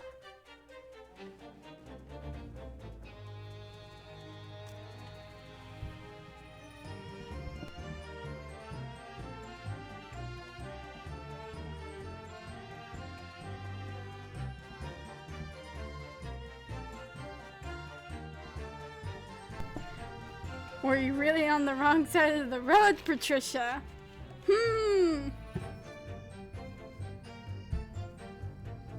Oh, wait, no, wait. Yeah, no, you were on... Patricia, you were fooled.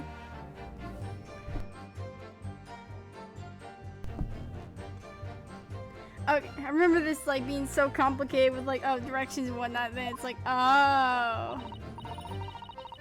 Although, I'm going to blame the bouquet this time. I can't think of how it got there. I really can't.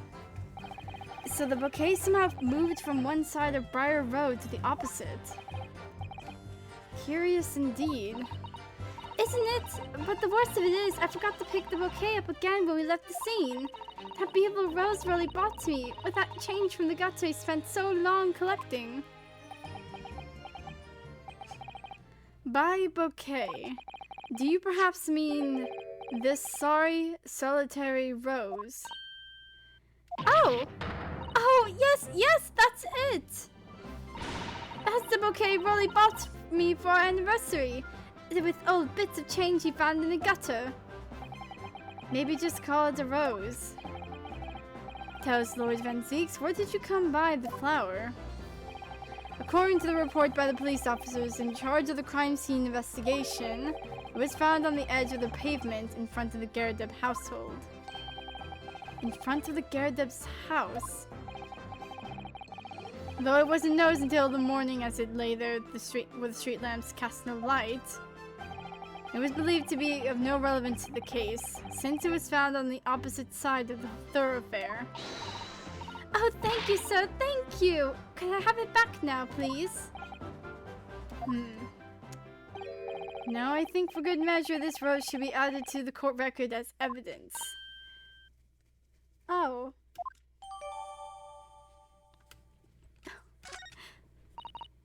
But it's a symbol of our love. Oh, I'm sorry, ma'am. Hold on, I'm gonna look at this rose. An English rose. It's such a beautiful flower. This is a rose, is it? I've never seen one before. Do you not take an interest in flowers, Mr. Naruhodo? I wouldn't say that exactly, but I do know 3 types at least. Gosh, 3? Yes, plum blossom, peach blossom, and cherry blossom. Perhaps you should consider branching out, learning some that aren't fruit tree based, for example. Yeah, maybe.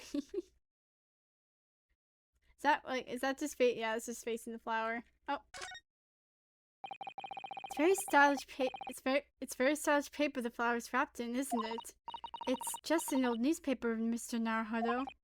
Oh, I suppose it's because I'm not used to seeing English print. It looks so exotic to me.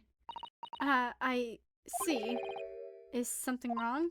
Oh, no. I was just thinking that if you wrapped up some baked sweet potato in English in an English newspaper.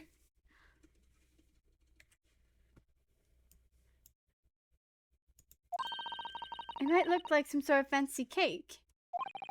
Is this not the sun? You do love your cakes. Or if you just wrapped up some fish and chips in it. Might seem really expensive.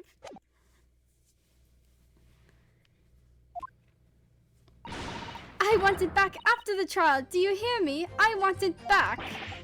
Good grief. Rest assured that I shall do my very best not to forget, Miss Beat. The judge is gonna die. Nothing strange to the report. What of the rose that your wife had dropped, sir? I can't. Is this? Yeah, this has to be. No, don't press it. Objection! Absolute cinema. You claim, Constable Beat, there was nothing to report in the 15 or so minutes you were guarding the scene. But that cannot be. What do you mean to say? In your testimony just now, Miss Beat, you explained to the court that when you arrived back at the scene of the crime with the policeman assigned to that beat, the bouquet you had dropped at the victim's side was no longer anywhere nearby. Objection! Yes, on the opposite side of Briar Road to where the victim was attacked. But considering the size of that meager bouquet, if a single sorry bloom can be so described. No doubt it was blown in the wind across the street, back into the gutter where it belongs. Jesus Christ! Meager? Objection! But if that were the case, why did Constable Beat not testify to the fact? No one else approached the scene, and nothing was removed from it. Constable Beat swore to that on Scotland Yard's honor. But the bouquet belonged to me. It has nothing to do with the case. That's why Rolly didn't mention it, I'm sure. No, because sadly, it's not only your bouquet we're talking about here. More than one thing in this case is mysteriously the wrong way around. What are you talking about? Think about it. Besides Miss Beat's bouquet, there's Mr. Garadib's book. Mr. Garadib's copy of the London's Pride, which was thrown out of the window by his wife. would have struck the pane of the pavement window and landed here on the west side of the street. And yet, it was actually found here on the opposite side of the road in the victim's hand. Meanwhile, according to the testimony we've heard, Miss Beat's bouquet should have been dropped here at the scene of the crime on the east side of the street. But in fact, it was actually found here on the opposite side of the road in front of Mr. and Miss Garredub's house. There's no logical explanation for those things. Unless somebody deliberately moved them.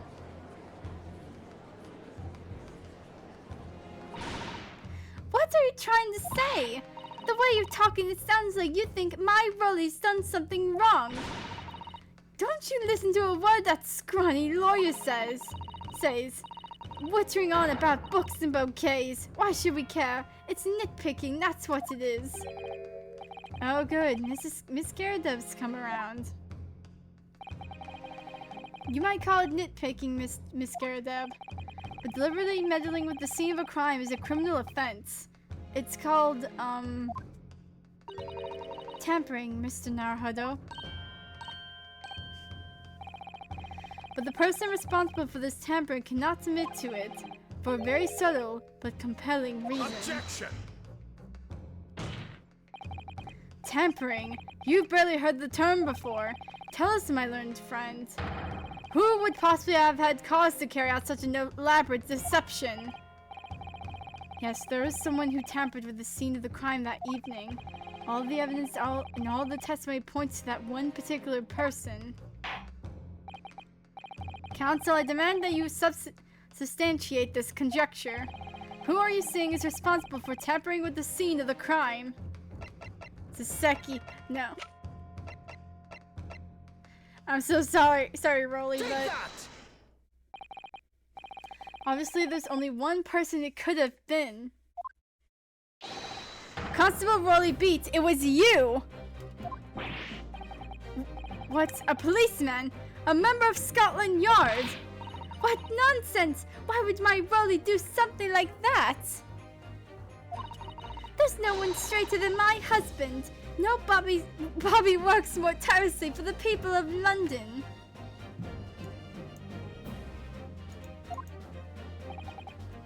Miss Beat, you said in your testimony that your husband asked you to go to a nearby police box to fetch the officer on duty. The 15 minutes that you were absent from the scene is the only opportunity that anyone had to tamper with. You're making it up. It's all nonsense. It's all lies. What about that Japanese man with the whiskers? I bet it was him. He did it. If that was true, Constable Beat would have seen him do it. Oh. And forgive me for pointing it out, but when you dropped your bouquet, Miss Beat, it was after this defendant had fled the scene. Well... Objection! First you make accusations about the landlord and his wife, and now you incriminate the policeman as well. But your accusations lack one very important thing.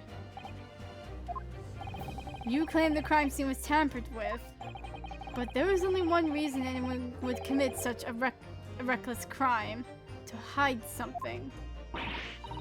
That's right, he's right! But my husband and I just happened to be there, that's all. So why would we have anything to hide? It doesn't make sense. You offered no motive for this alleged tampering. And until you do, your accusations are nothing but empty threats. Empty threats, you say?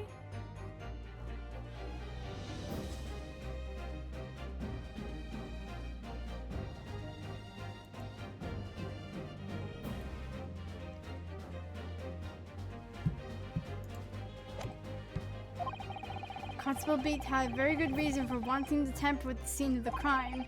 That's the key to this entire affair. Mr. Naruhodo, have you managed to solve this mystery?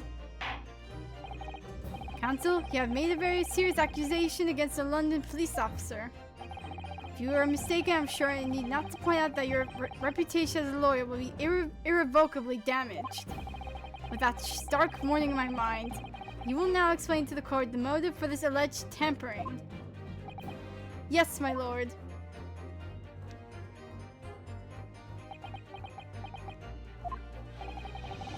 Constable Beat's motive for tampering with the crime scene was to hide.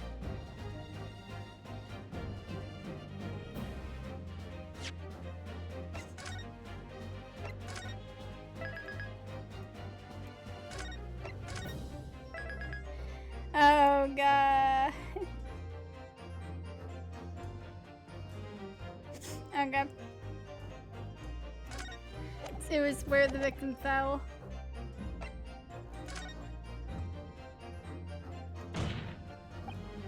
Where the victim fell to the ground. That is what this Bobby had to cover up at all costs. What? Where the victim fell? You mean where she was attacked? What are you talking about? We told you at the very start, didn't we? On the pavement on Briar Road. We saw it happen, remember? Remember? It was right here, as if anyone didn't already know. That's certainly what everybody has been led to believe. But in fact, that isn't where the victim was stabbed at all. What? What?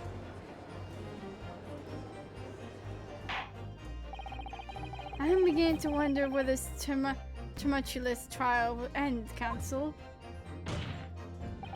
If that's your assertion, then the court is dying to know, my Nipponese friend. Where are you proposing that the crime actually took place that evening? Take that! But that's on the opposite side of the road. I don't understand. On the evening in question, Mr. Garrett's book fell directly down from the opening window above. And your bouquet, Miss Beat, never moved at all. What did move was the scene of the crime itself. Good gracious! Objection!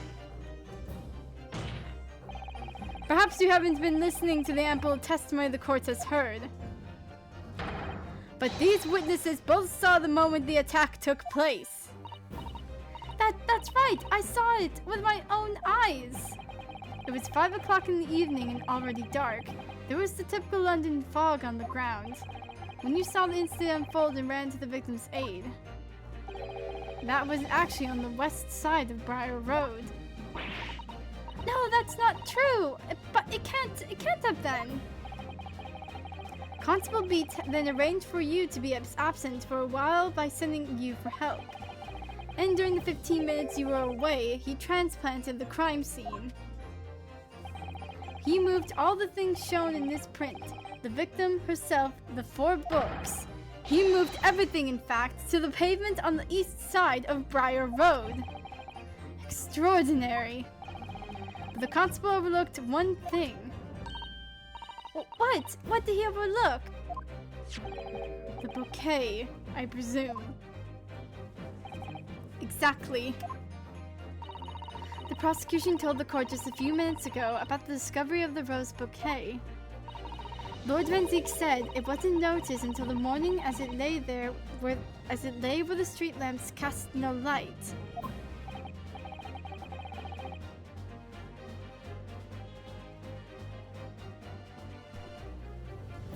Yes, it couldn't have been seen in the dark, obviously. I'm losing the voice. Which is why it was only the bouquet that was found in its original position, on the pavement on the west side of Briar Road. And that is the defense's theory about what really happened that evening. How do you respond? Constable Royley Beat.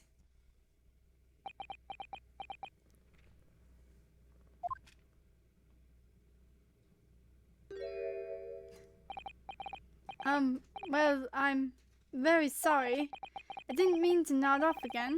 I haven't slept properly in a month. Did I miss anything important? You missed a lot of things important, man. Oh my god, I'm gonna die. Oh, Rolly. It isn't true, is it? What the lawyer said is all lies, isn't it? I know it is because you're the most upstanding, righteous man I know. She's gonna call a divorce. I had a dream. Terrible dream. All the things I did that night. Everything come out. Everything exposed. Only it seems it wasn't a dream at all. Good golly! Order! What on earth is the meaning of all this? Oh, really? Why would you do something like this? She says as she's still looking at him with bright eyes. Moving a corpse is a criminal offense, isn't it? It's not even a corpse. Just wishing the victim dead should be one too.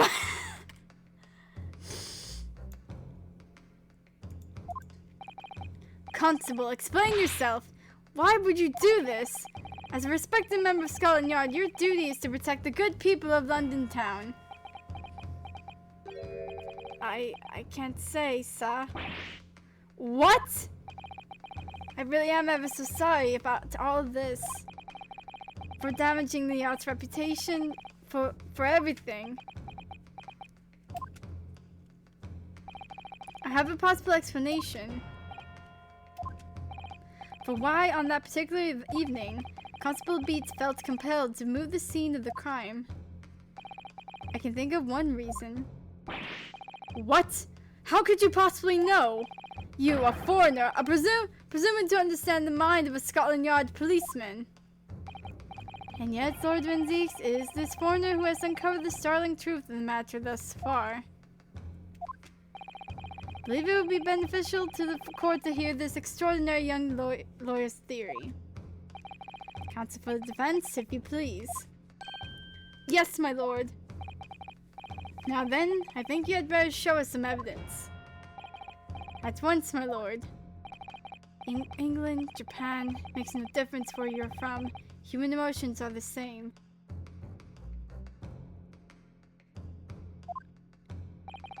And I think I have a fairly good idea of the feelings behind this man's actions. What gives away the motive for Constable Beats' unthinkable actions? Take that!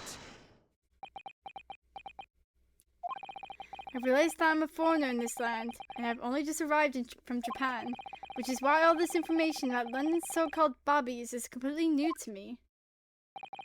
I've learned that, though honorable, patrolling the beats is the most demanding work in the world, for example. Keeping the peace, looking after the citizens on his beat, in all kinds of ways. There's a cat!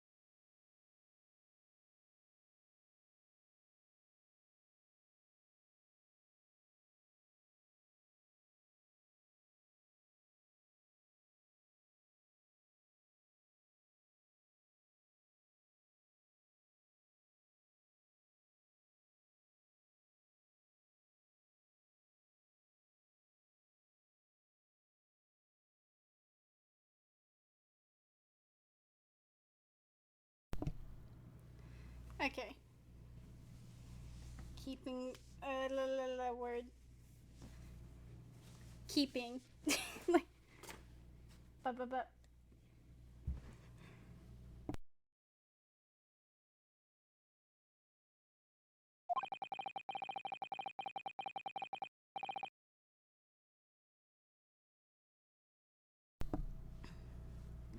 There's no doubt that the young Bobby is charged with a great ideal to do each day, certainly.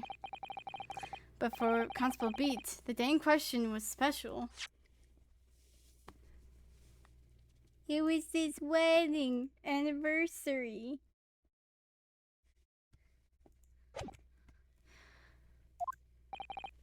Special? How? On account of this bouquet, my lord. Oh, yes! It was our very first wedding anniversary! Constable Beat had worked so hard to be able to afford this simple gift for his wife, and was so looking forward to taking her out for a celebratory meal. When he and Miss Beat stumbled upon a crime along Briar Road. When he saw that shadowy figure through the fog collapse on the pavement ahead of them, what must have gone through the man's mind? But sir, just on that one particular day, I was looking forward to celebrating my wedding anniversary. Miss Beat puts up with a lot of being married to a Bobby like me. I want to show my dear wife how much I care.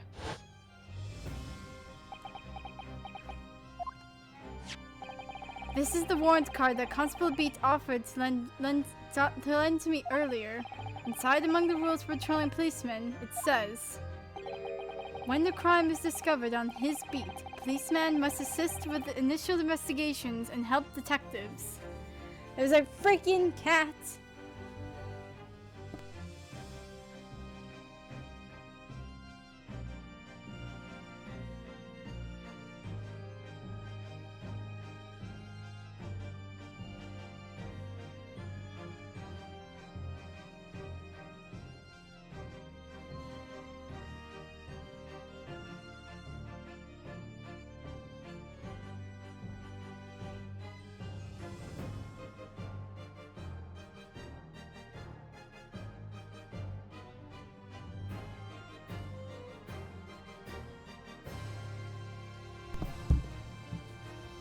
Okay, aha! Constable Beat. Is that, or is that not, the reason why you moved the whole scene of the crime that day? Yes. Everything you said, it's all right. So that's it. It was all to do with the boundary of your beat. Exactly. To summarize, the incident actually occurred on Constable Beat's beat. Good gracious! Constable, do you realize the gravity of what you have done?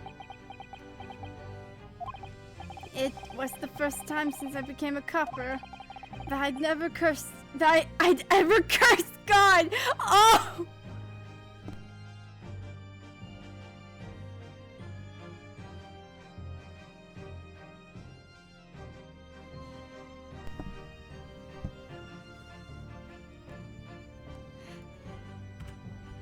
Rolly, you did it! Stay close to me, Pat. The criminal could still be lurking somewhere. As we ran over to the scene, I had every intention of doing my duty as a police officer. I've got to report this to the station as quickly as possible. But then it dawned on me. I realized where we were, where the victim was lying, and what that meant for me. When a crime is discovered on this beat, a policeman must assist with initial investigations and help detectives. Why here? Why did this have to happen here? Why tonight? Of all nights? Why?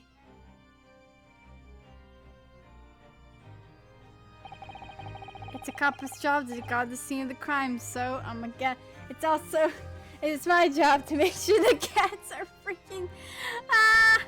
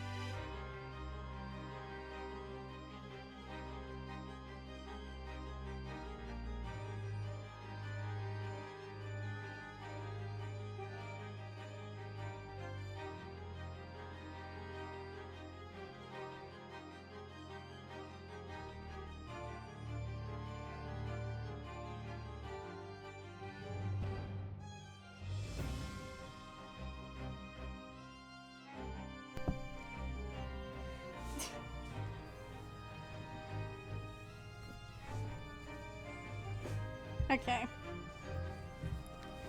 It's a cop's job to guard the scene of the crime, so told Pat she'd have to go to the nearest police box and fetch whoever was on duty there.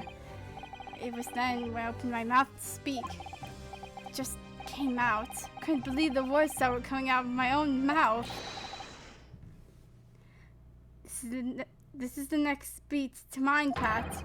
So you have to go to the police box that covers it. Turn right along Mearsham Street and then...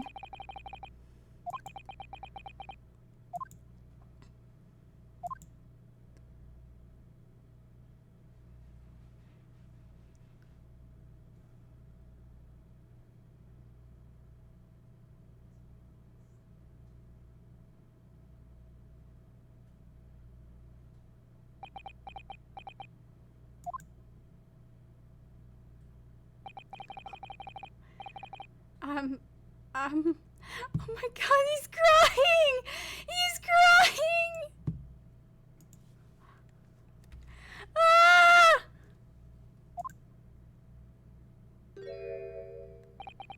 I'm sorry. I'm so sorry. Oh my god. Oh my god, it's a freaking river. Oh, Constable. I just wanted, just that one night, to take my Patricia out for dinner. Oh, Rolly. Just that one night. You knew that the incident was on your beat. Your evening of celebration would be ruined. And so you decided to move the entire crime scene outside your jurisdiction. Just across the street, to the east pavement of Briar Road, which falls under the neighboring beat's care. You see, I thought, well, I was sure the victim was dead, you see. I beg your pardon? Oh, of course he did. Otherwise, my brother would never have left the poor woman on the freezing cold pavement.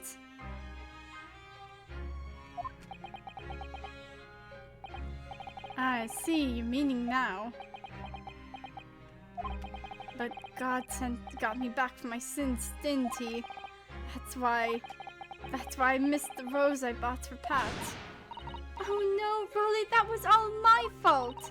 I should never have dropped in such a dark place. I'm so sorry, Rolly.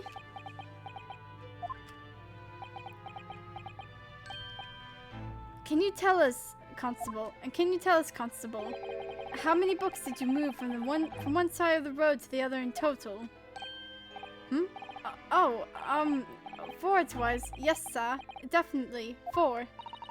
3 of them dropped by Mr. Natsume, and the 4th being the one that fell from the window upstairs in the Gerda household, of course. But what made you place that book in the victim's hand?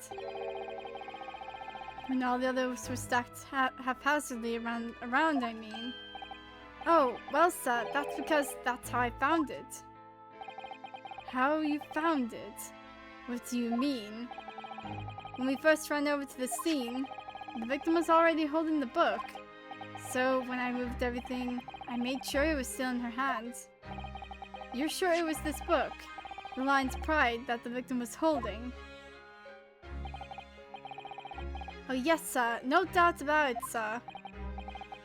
Interesting. Book entitled The Lion's Pride that was in the victim's hand when Miss Beats ran over to see what had happened. I thought it was an open and shut case at the time, you see. There were only 2 people at the scene, and Pat and me both saw it happen. However, which way you looked at it, it was to be the fellow who ran off who done it, I thought. Couldn't see the harm, really. Didn't think moving it all over the road would make a jot of difference. I suppose this is it for me now. I've had it. My lord. Yes, Lord Van Zeeks? I believe that concludes the cross-examination of the witnesses. Constable, you may withdraw. Yes, sir! Mr. Prosecutor, sir, what will become of my Rolly? What will happen to him? For now, you are free to go home. The police will contact you in due course. Please don't punish my husband. This was all my fault. It's because I'm always moaning at him for coming home late. Leave it now, Pat. Let's go home. I'm tired. Oh. All right then, my love. One last thing, Constable. Sir? Let this be a lesson to you. In a criminal investigation, every detail matters, however insignificant it may seem to you. Yes, sir. Carve that lesson into your mind. And never again make the mistake of tampering with the scene of a crime. Never again, sir? You mean to say... Leave now. This trial is not over yet. It's not yet over. Oh.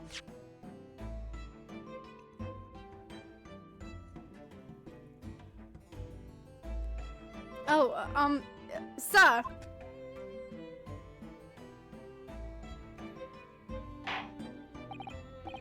Well, quite a startling revelation, I must say.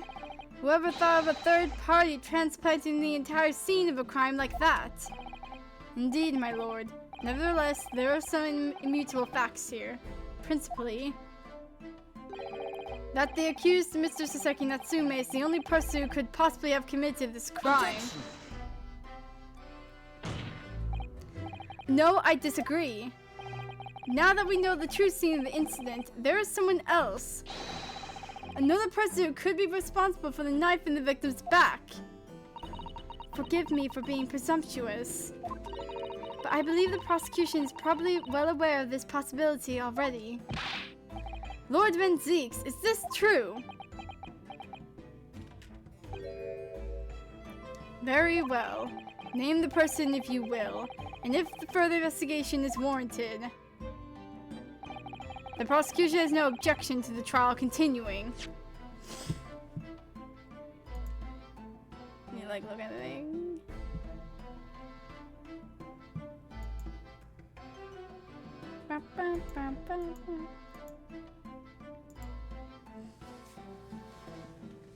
Oh.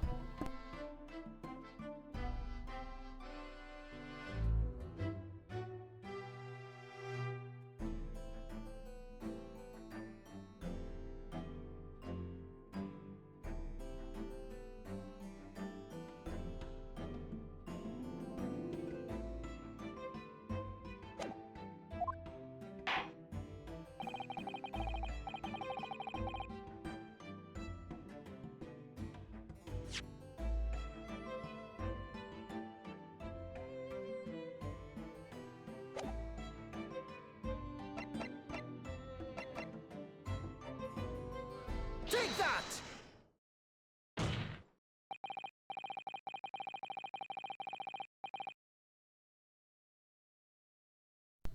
Oh, wait, I had my mic muted. Frick. The defense would once again like to request the cross-examination of a new witness, my lord. Once again. My assistant made the same request earlier. In order to finally reveal the truth about this case, it's imperative that we cross-examine juror number 4, Miss Joanne Garadeb. Me, dear, oh, dearie me. Objection! That request has already been denied. But the situation is very different now. Miss Garadeb, answer me this. What do you want now, you little toad? At the time of the incident, you were engaged in a violent argument with your husband, Mr. John Garadeb. In the course of the argument, a minor house fire was ignited. And to clear the smoke from the room, your husband opened a window that looks out over Briar Road. Well, what of it? You threw this book at your husband when he was cornered with his back against the window. Upon striking the pane of the open-top hinged casement window, and the book plummeted directly down, finding its way to what we know now to be the true scene of the incident. Yes, and as I said, what of it? During the argument, you were beside yourself with rage. As such, you threw not just books, but anything you could lay your hands on. So, let me ask you one more time, Miss Garadeb. This knife, the one removed from the victim's back, have you really never laid eyes on it before?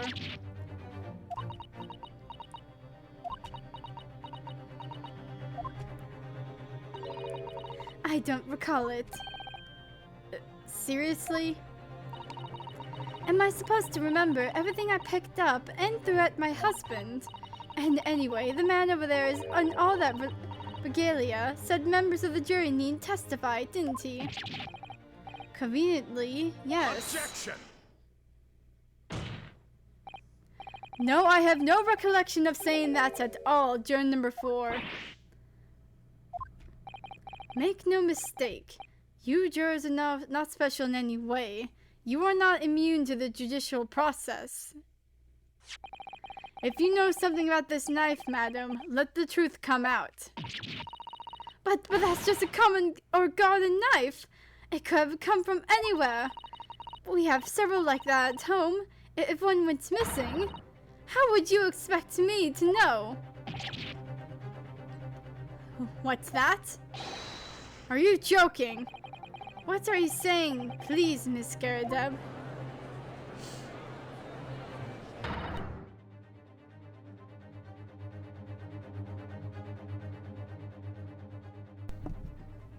Now, you listen to me. I refuse to believe all this nonsense. I couldn't bear the thought that I'd injured someone. Do you hear? I couldn't bear it. Oh, the poor woman. You know, she was all, like, set out to absolutely harming her. Actually, no, she did harm him. He has a freaking mark on his face. So, yes, I want evidence. I want to see hard evidence if you're going to insist on this being my fault. Oh my god, you don't quit, huh?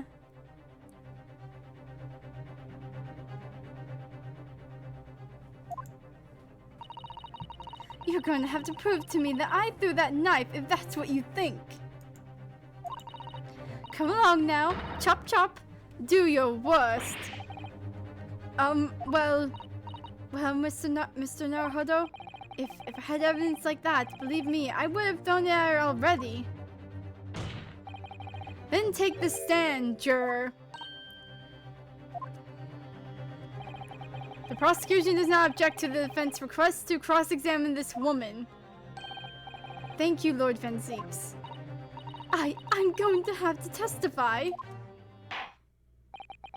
Juror number 4, as I'm sure you will appreciate, having observed it with your own eyes today. Witness testimony can lead to the most extraordinary truths being unearthed. Truths of which the witness themselves may not even have been aware. Oh, dearie me. So I demand your full and unadulterated testimony, Miss Scaradeb. And mark my words, in this court of law today, we shall extract the truth. Do you concur, counsels? Certainly, my lord. Oh, that's what I'm hoping for, my lord. She is gobsmacked. This is such a strange feeling. For the first time since arriving in this country, actually feels real.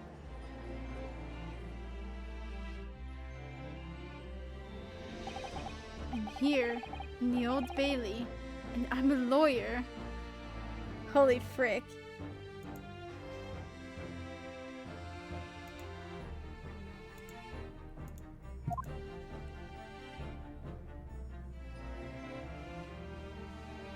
There she is! Witness, state your name and occupation. Oh, yes, my name is Joanne Garadeb, and I'm, well, I'm a juror and such like. It sounds like even she doesn't know if she's a housewife or a maid or what anymore. The court has decided your testimony is required in order to testify matters in this case. Do you understand, madam? Yes, my lord. You will tell the court everything that took place in your household on the evening in question. And I warn you, do not attempt to hide the truth. Oh, dearie me. She's shaking like a leaf.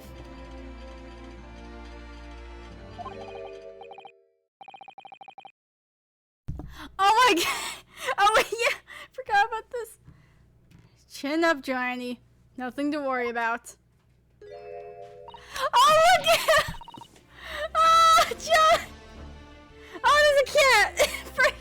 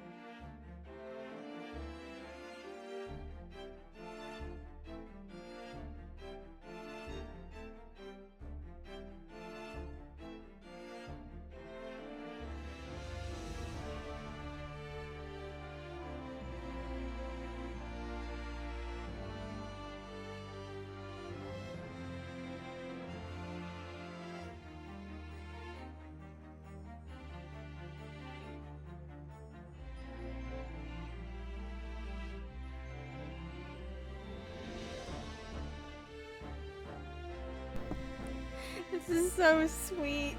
Oh my. I didn't know you were here, John.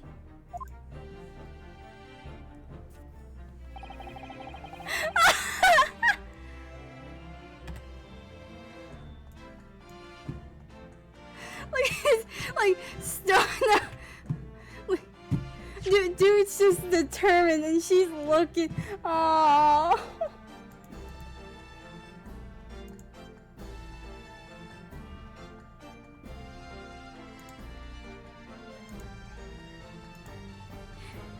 Oh my, she still loves him. She still loves him.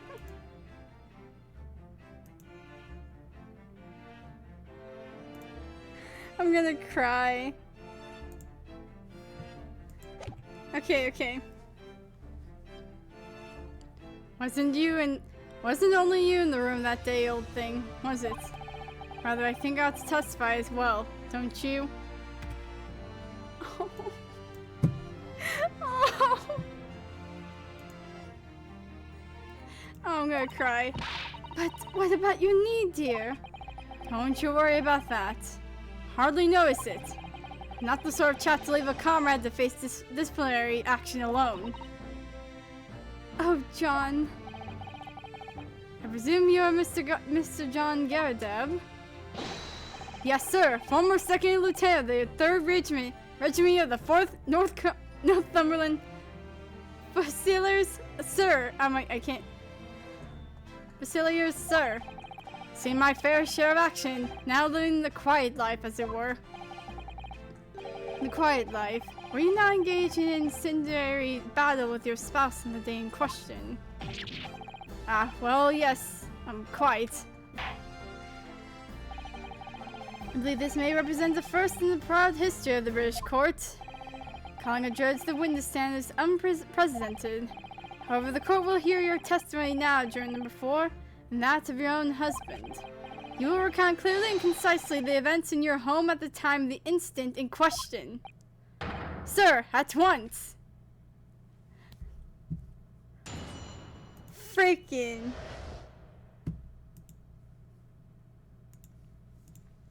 The Battle of Garadeb!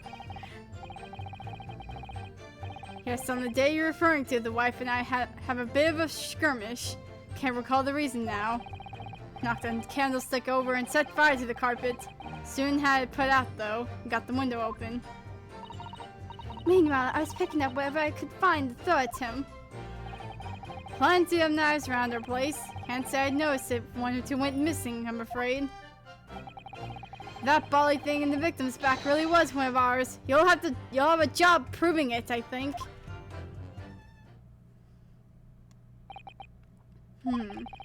It sounds as though it was quite the battlefield in your household that evening. Although an entirely one-sided assault, it seems. The enemy car is on the top, sir. Had no choice but to dig in and take defensive measures.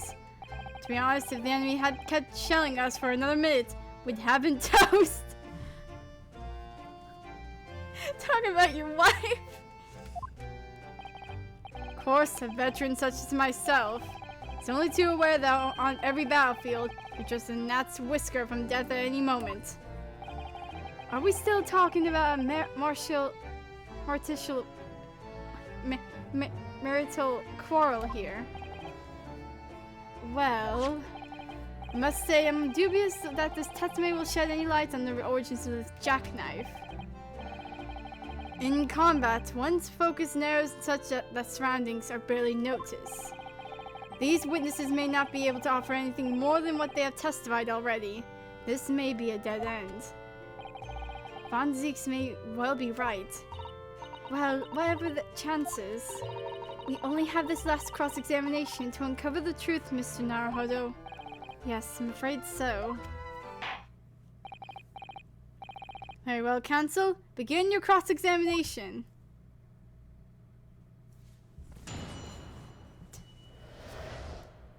Ow. What the fudge? The Battle of Garadeb. Well, I'm gonna...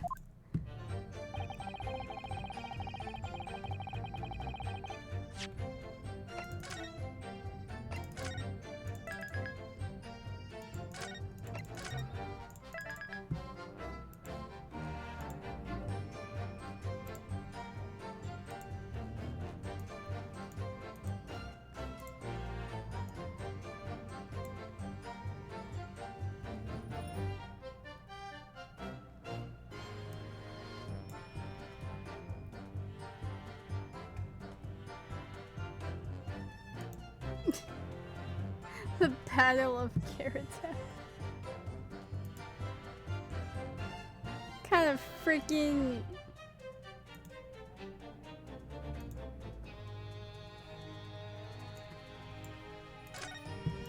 Okay. Oh my god.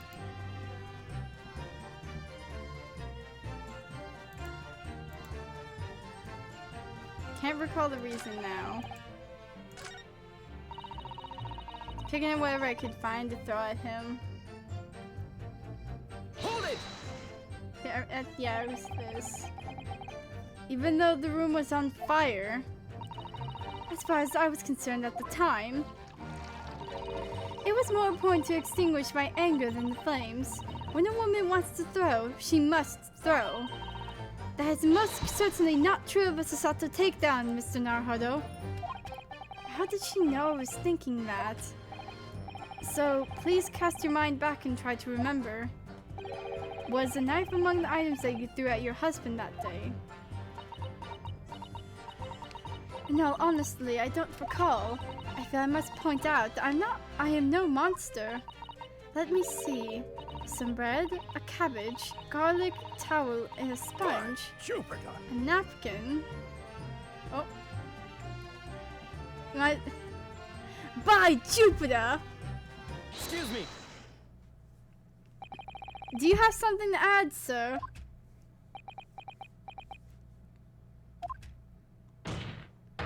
Mr. Garadeb! Eh? Oh, don't shoot! Sorry, I beg your pardon.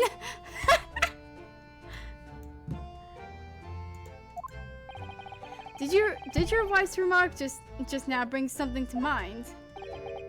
Nothing of any significance. No. Just that the barrage of projectiles the old thing launched in my direction is somewhat more solid than she implies. Books, bricks, and the fire poker I seem to recall. Ouch. And the woman's aim is uncanny. She landed a direct hit with every volley. Good grief, woman, we're not at home now. This is a court of law. He's so scared. Just poor tea. Oh, dearie me, ever so sorry, dear. How did she keep that tea so hot? What's she even doing with the teapots in here? You're questioning that now? Honestly, John, I would never have done such things at you, obviously. Well, take a look at this then. How do you suppose that happened, Your pipe, sir. Had this thing in my hand as usual at the time of the onslaught.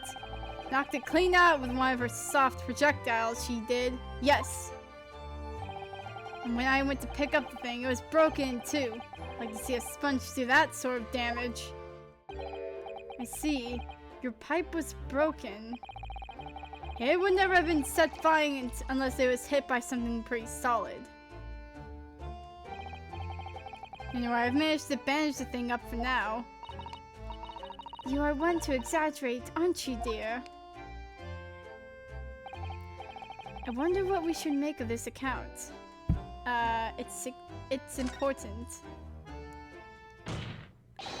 The defense believes Mr. Garrett's remark just now to be of great significance. Objection! This war veteran's words only tell us one thing. Betrayal of fiery wife and pipes as well as hearts may be broken. Life lesson. Sentimental wisdom, perhaps, but hardly worthy of adding to the formal testimony. Indeed, common sense, one might say. Might one? In that case, would you at least permit us to examine the pipe, sir? Well, I don't see why not. Oh, dearie me, there you go again, trying to inaugurate and ingratiate yourselves with the young lady. Wait!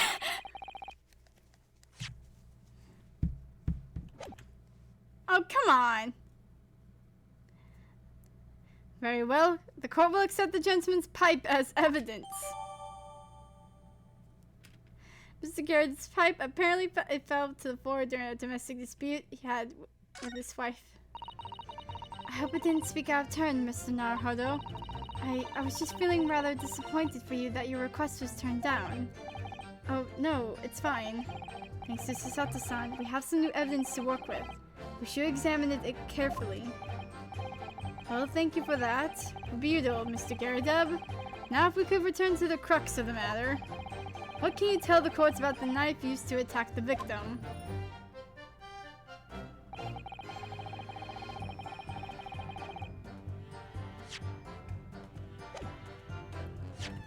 Let's look at the pipe.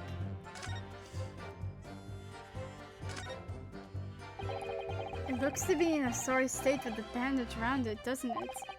For some reason, it feels slightly ominous to me, like it's trying to shout out a warning. Probably because it's the same blue as Mr. Garrett's dressing gown.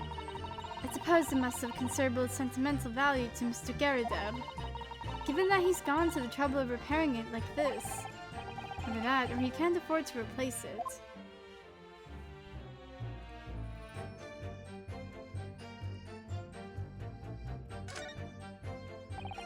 There's a small nick out of the bowl here. Look, it appears to have been made relatively recently. And see how there are little scrapes and dents all over it. It's clearly a well-developed pipe. Yes, you're right. It seems to me recently that being well-loved goes hand in hand with getting some battle scars. This particular nick is catching my eye though, because it's clearly new.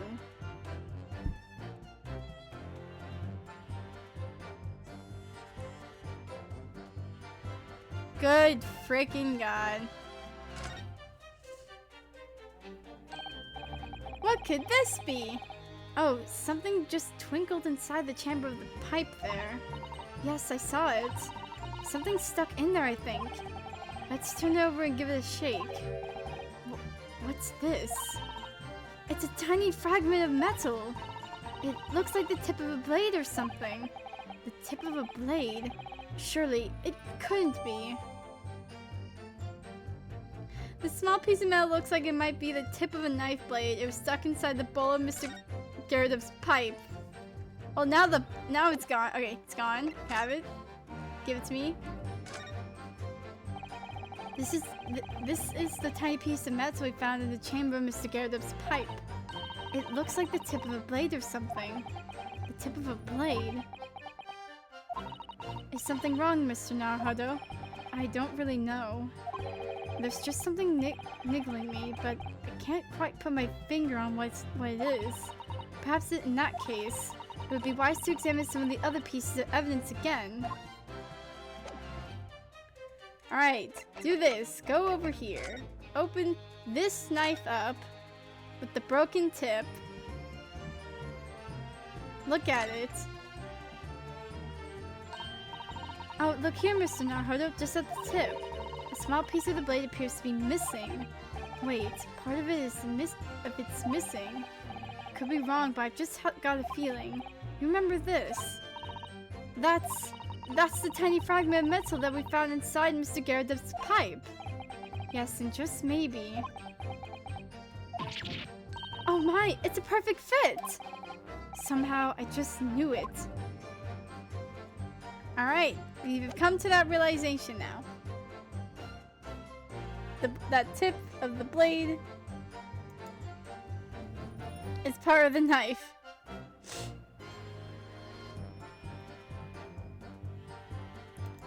Okay.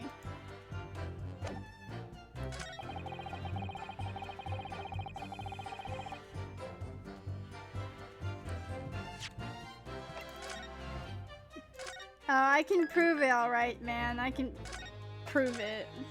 God's sake.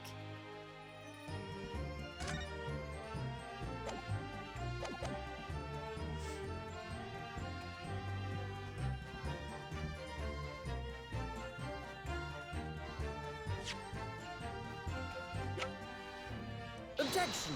The metal... Mr. Garrideb, could I ask you to take a good look at this, please? You can ask, but I can't see a bally thing. I'm blind as heck. You can't. You used to call me Dead-Eyed Deb back in the regiment, of course. But that was some time ago now. Can't see a bally thing. Even when I'm trying to enjoy a large print book by the fire these days. I struggle to tell a B from a D and a P from a Q, to be honest. Oh, he does. Dear me, it's rather worrying being asked about every other letter and every other word. Go get some freaking glasses, man. Wait, how old are you? You're 46. Yeah, dude. Okay, yeah, you need glasses. Regardless. You must be very dizzy. I hate this. What is that? A tiny scrap of metal. Yes, almost certainly from the tip of a blade. And what may appear to be, at first to be just a tiny scrap, is in fact a crucial piece of evidence. Interesting. And where did the defense come by this evidence? It was lodged in the chamber of Mr. Garredub's pipe. My pipe, you say? By Jove, I wonder how that got there. What precisely does this fragment of metal signify, Counsel? Are you suggesting that it is in some way related to the matter of the stabbing on Briar Road?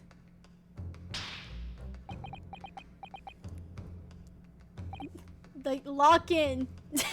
Lock the freak in, Ryunosuke. I am. What? When put together with another piece of evidence already in the court record, I believe this tiny fragment of metal will unravel the whole truth of this case, my lord. Oh! She's on a box and his freaking... It's on fire. Part of his freaking gown got freaking burnt. You appear rather confident in that extraordinary statement, Counsel. Very well then, present the pertinent evidence to the court. What evidence, when paired with this fragment of metal, allegedly reveals the truth of this entire case? Take that! This is the knife that was found in the victim's back. If you look closely, you will see that there is a small piece at the tip of the blade that is missing. A common issue with the inferior blades sold at unsavory street markets. Criminals who use them regularly leave the tips lodged in their victims' bones. That's a... I mean, of course you would know that, but still. Another word.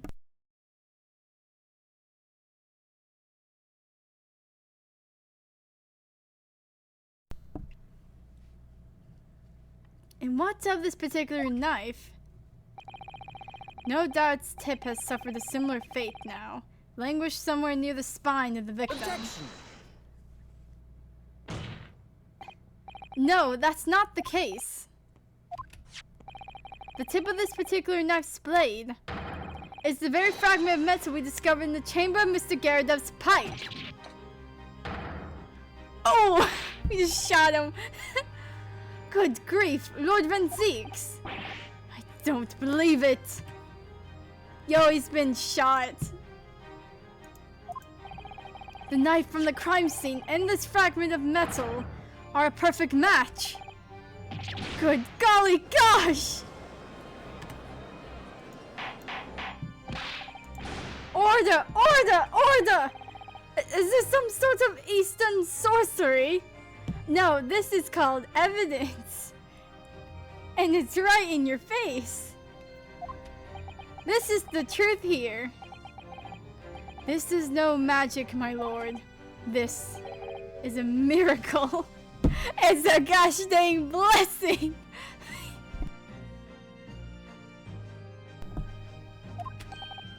A miracle. So Van Zeeks has figured it out, has he? Counsel, explain this extraordinary coincidence at once. Oh, it's quite extraordinary indeed. Yes, my lord. The crucial point we have to ask ourselves here.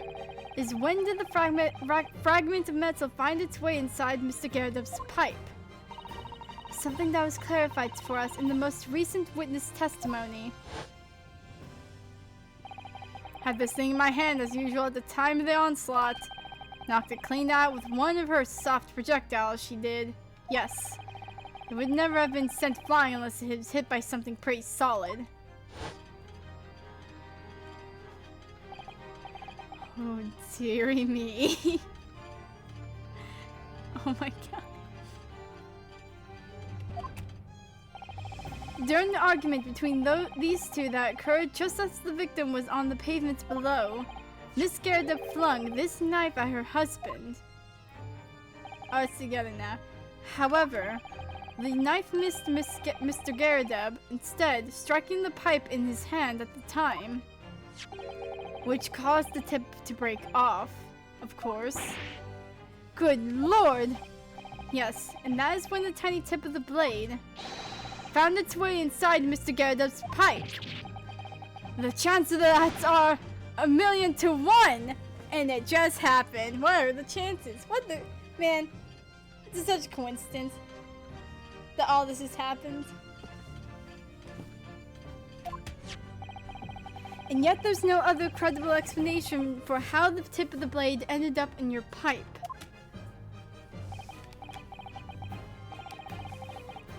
Then, after losing its tip, the knife ricocheted off the pipe and flew out of the open window. This sounds so made up, and yet, yeah, this is how...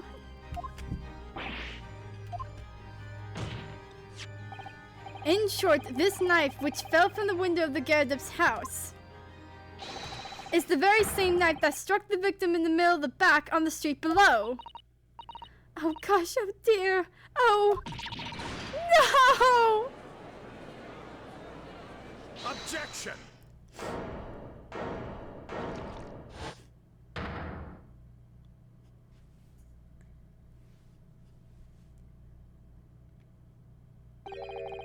A full-bodied theory, I'll give you that. A complex bouquet of seemingly trivial points, plausibly arranged to create an almost possible vintage. Allow me to toast to my learned friend's characteristically Nipponese approach to bottling his argument. Sorry? But after all, it is just a theory. The bottle, I fear, is corked. Because you see, it's spoiled by an insurmountable inconsistency. Is it? Mother fricker. I'm gonna cry.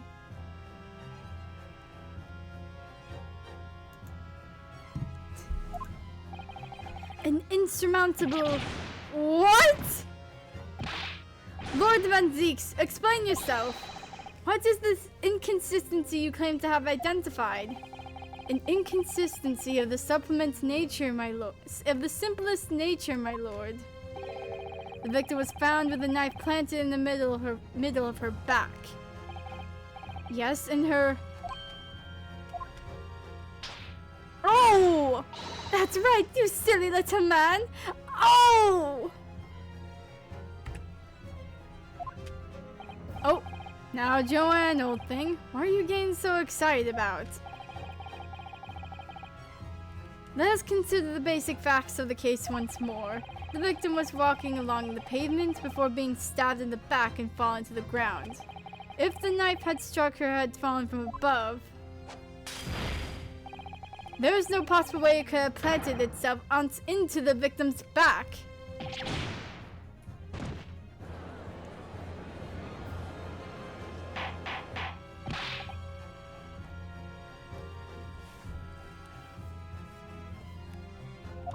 Order! Order! Quite right, you see, that's exactly right. If the knife had fallen on her from above, it would have struck her on the top of her head. Well, he's lost for words, look. I knew it. I never liked this theory in the first place. I don't know, though. What really did happen? It would appear the defense has made rather a spectacular blunder. If a theory has even one inconsistency, it cannot stand. Your theory, my learned friend, is history!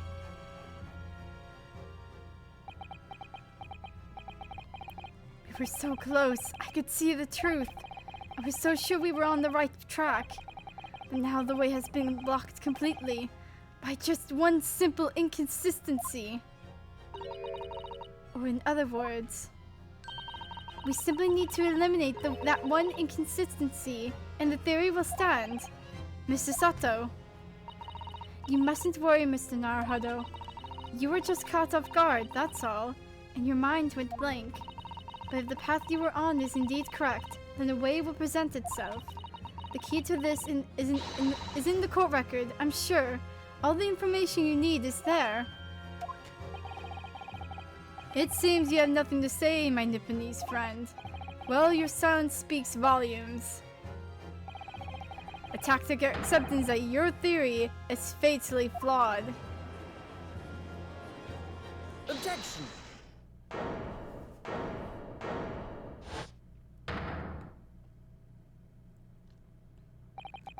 This inconsistency doesn't mean I was on the wrong track. It means that I need to sharpen my mind and dig deeper for the truth. It's a test. Yes! If the knife fell on the victim from above, there's no way that it could have hit her in the middle of her back. Under normal circumstances, that is. What are you implying? Well... Oh, frick. Counsel. There is a piece of evidence in the court record that could explain this inconsistency. That can explain how the knife that fell from above could have pierced the victim's back. We already have the answer. Goodness! Utter madness! Surely this must be the last time. Counsel, present the evidence of which you speak. This is the last inconsistency, the final piece in the puzzle. If I can successfully make sense of this, the truth will be laid bare at last. The evidence that explains how the falling knife became lodged in the victim's back is... Take that! This, the fourth book found at the scene. This is the final piece of evidence the defense will present. Ah, heck yeah, the music!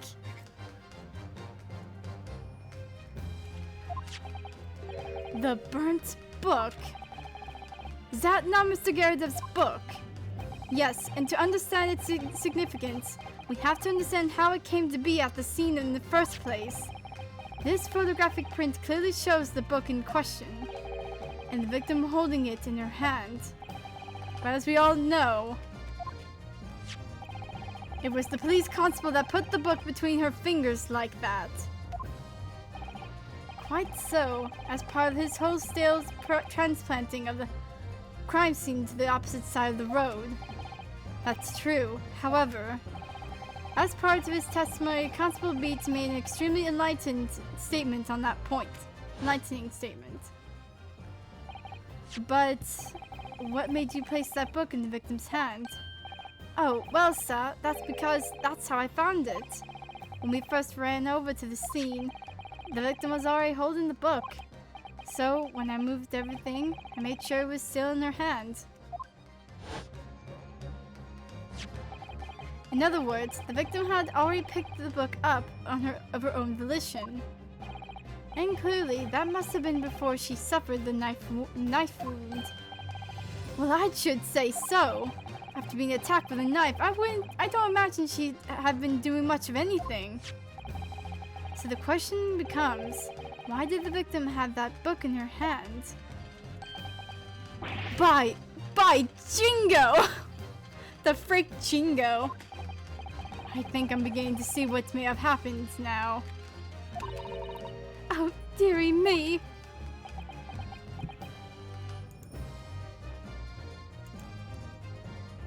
Yo, things are becoming all too clear. We know that the book fell from the top floor of the Garrett household onto the pavement below, at precisely the moment that the victim was walking past. Yes, at exactly that moment, the young woman was walking along the street in the light fog, when all of a sudden, a book fell right in front of her. The book I threw! Yes, Miss Garrett, what do you think the woman did? What would you do if you were walking along and suddenly a book landed in front of you on the pavement? Well, I really can't imagine it, but I suppose... My god, she's shaking like a leaf! He even turned around! She might have reached down and picked the book up. Yes, that's exactly what the woman in fact did. She picked up the book. Oh heavens! And when the woman reached down to pick the fallen book up, what position would her back have been in? That's right, facing the sky, completely and utterly defenseless. Then, in the very next moment, while the woman was still bent over picking up the book,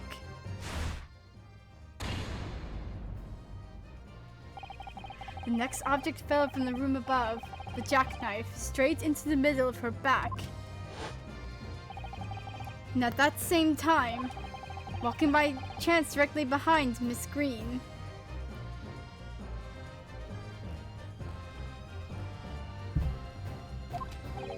was the defendant, Mr. Saseki Natsume.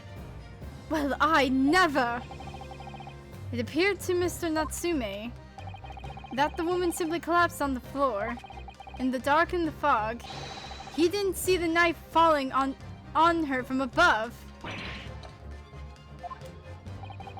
And from the other direction. The constable and his wife saw no one but the victim and her apparent attacker. So there never was a real culprit to run from the scene in the first place. No, this was nothing more than a series of unlikely events that culminated in an unfortunate accident. What a weird day. And that is the real truth behind this case.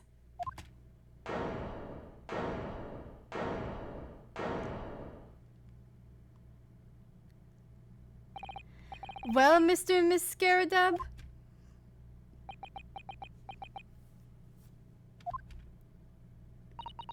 The very first time you showed me that knife, I had my suspicions. I wondered if perhaps it might have been something like that. There, old bean! Sorry. There, old bean. Poor Miss Scaradab. Of course, I never meant for anything of the sort to happen, but it was all my fault, wasn't it?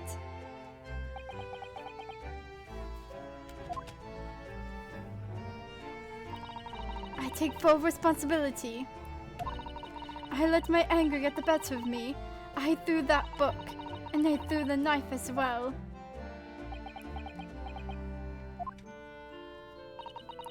John, dear. It's all right. I know. I'm ever so sorry. Truly. I'm sorry! Oh god, get her! Holy frick!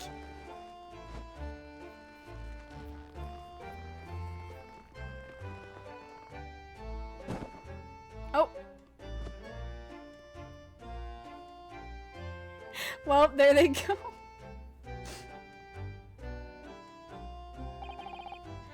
Lord Van Zeeks, what news of Mrs. Scaradab? She's been taken to the infirmary. It appeared that today's events had left her in an especially flustered state. However, I believe she'll recover in due course. There is no cause for concern. Yes, unbeknownst to themselves, they caused what could easily have been a terrible tragedy. They shall have to prepare themselves for the consequences of their actions. There is some good news, however, my lord. I have just had word from the hospital where the victim is being treated.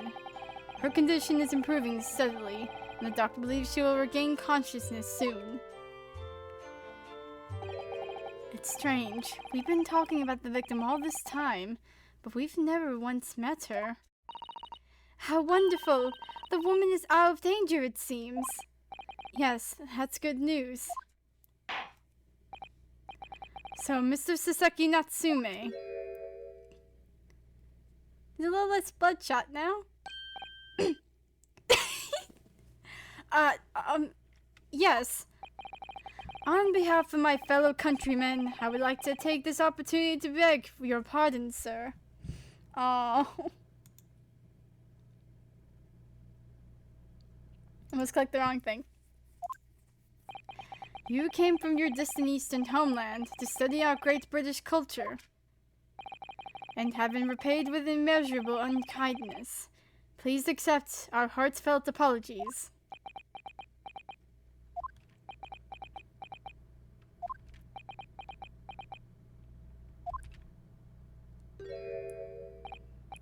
No, it is me who should be begging your pardon. Oh no, Mr. Natsume. That evening, when the young woman just collapsed on the pavement before my eyes, I jumped to the wrong conclusions again, in my confusion. What conclusions, sir? I was sure that the woman was dead. Yes, Constable Beat said the same thing, didn't he? He thought she had been killed, too. Suppose she must have looked completely lifeless.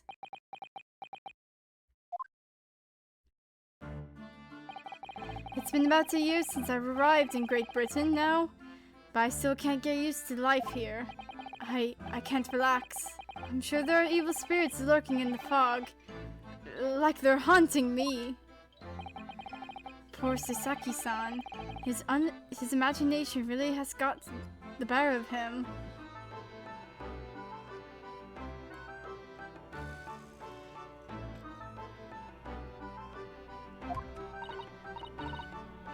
Yes, poor man. So, when it happened, I thought the young woman had been taken by the fog spirits. I should never have dropped my books like that and run away.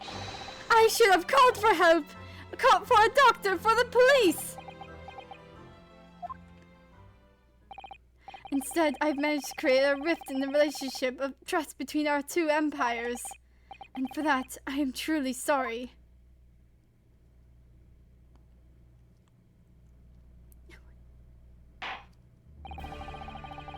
Wait, oh yeah, I just saw Mr. Garadeb on the jury stand. One could indeed say that some sort of mischievous spirit has been at work here, I think. One that created a chain of unfortunate mishaps. We before be fooled by this spirit and led to false conclusions. But thanks to Lord Van Zeeks and our young lawyer here from the east, the chain has now been broken and the spirit exorcised. I heartily commend you both. Oh. Now then, ladies and gentlemen of the jury. Yes, my lord. In concluding this trial, I must ask one last time for your decisions regarding the defendant's culpability. Are you ready to present your findings to the court? As the foreman of this jury, I can assure you we've reached a fair and just conclusion. I do declare the truth can be extremely cruel at times. Well, I didn't suspect the woman next to me, that's for sure. Sitting in for the old bean while she's out of action, you know, but I know what her decision would be. Does this mean I'll finally be able to get out of here and start work? Well, it's about time. I say, I'll have a corker of a story to tell the grandchildren when I get home, won't I? Very well. Ladies and gentlemen of the jury, I hereby demand your final decisions. Mr. Foreman. Not guilty. Not guilty. Not guilty. Not guilty. Not guilty. Not guilty.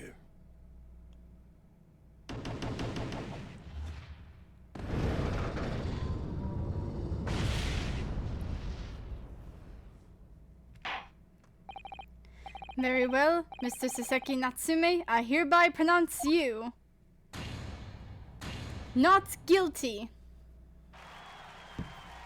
Confetti! Fireworks! Oh god, wait, Mr. Garrett's up. No! Mr. Garrett's like, the war! Like, the war!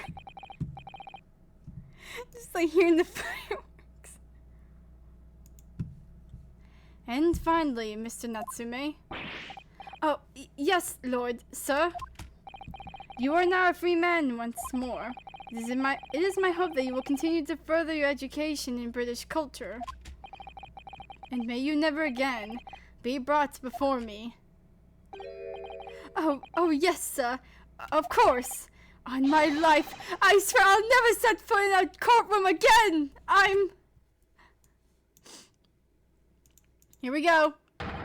Transported to tears. He's crying. Thank you, counsels. Court is adjourned. You're free, Saseki! Freedom!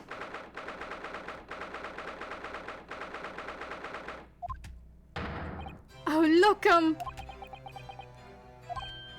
Wait, you mean me? Of course! Is there another locum here? Is there even one? Compared to the original locum student Mr. Naruhodo Esquire, your name has become rather short, hasn't it?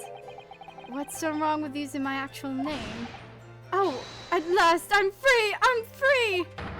Joyful, joyous, jubilant, jubilation! Hearty, hearty, happiness, hurrah! Oh, I'm pleased. Mr. Natsume is delighted. Would it be so hard to just say that then? Locum, you did it! You saved me from the brink! Well, what happened to the poor woman was in no way your fault after all. I'm just glad everyone can see that now. No, not that! Lovely lawyer, locum, lawyer! Yes? I mean, as I said before, I just never got used to life here in Great Britain. Every time I look over my shoulder, I see foreigners. I see towering brick buildings. And from high up windows, I see them looking down on me, laughing. Look at that little hunchback. Oh dear, I'm sure it's all in your head, Mr. Natsume. But today, you, locum lawyer, gave me my gloom the boot. You stood firm behind that baronial bench before all those babbling British. You battled to the bitter end, laying bare the baffling truth. And when I beheld the blinding fireworks among the beams of the Bailey's roof, I bellowed, "Behold the best barrister ever born!" Well, that's very flattering, and we're very pleased for you. This has given me a wonderful anecdote to recount to my old friends back in Japan. And an anecdote? Is that what's going to become all of my hard work? Ah, there you are, my dear fellows. I apologize for keeping you waiting. I rose late this morning. Oh, Mr. Sholmes, what a pleasure to see you. I see I'm here not a moment too soon. A disaster has been averted, I'm glad to say. Oh. The trial shall begin presently, Mr. Naruhodo, and I wish you the very best of luck. Who wants to tell him? It's just finished. What? No! Then my haste was in vain! It's you! Herlock Sholmes! Oh, have we met, sir? This is Mr. Natsume, the man you had arrested, Mr. Sholmes. Ah, I see. I failed to recognize you at first. Our previous encounters have taken place in the gloom, either of your bleak lodgings or that prison cell. I simply couldn't place that curious face in the light. Charming.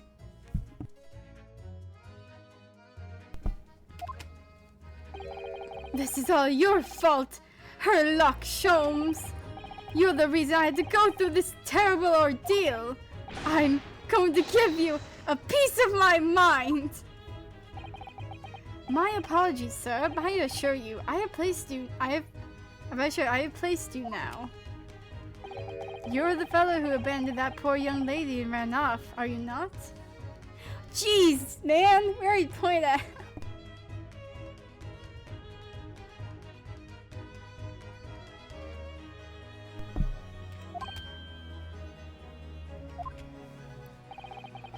Had she been taken to hospital more urgently, I feel perhaps she would have regained consciousness by now. Oh my god, my throat. Oh. But it was unavoidable, I'm sure. We are but human after all. Anyone wouldn't have been shaken by such an experience.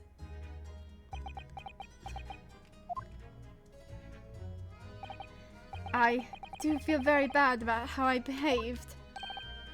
Well, never mind. Now then, what was it that you wanted to say to me, sir?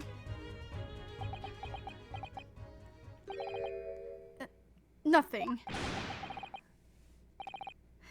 Priceless. Oh, I'm sorry. Really, but... And that was quite priceless. Poor Saseki-san. Still, on the bright side, you've had an extremely entertaining experience without paying a penny. And it would seem you were not even found guilty. But there is no bright side. Whatever do you mean, Mr. Natsume? Even after this, I'm still cursed by the spirits and now by the Reaper! Lord Van Zeeks, I haven't forgotten, you know, what facing that man in court means. Even if you're found not guilty, you're still doomed! It will be alright, Mr. Natsume. If the Reaper appears trying to make trouble, I will protect you. Yeah, how Zeke's gonna freaking come against the freaking Susato takedown. Hiya! Oh! With a perfectly executed Susato takedown.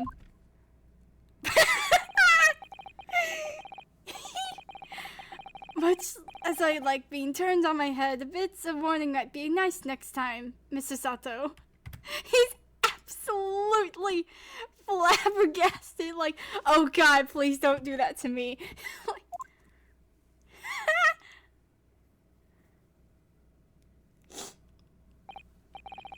So, Mr. Natsume, what do you intend to do now? You mentioned something about recounting your experiences to your friends back in Japan.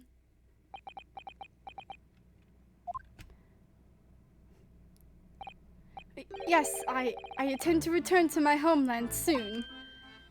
Oh!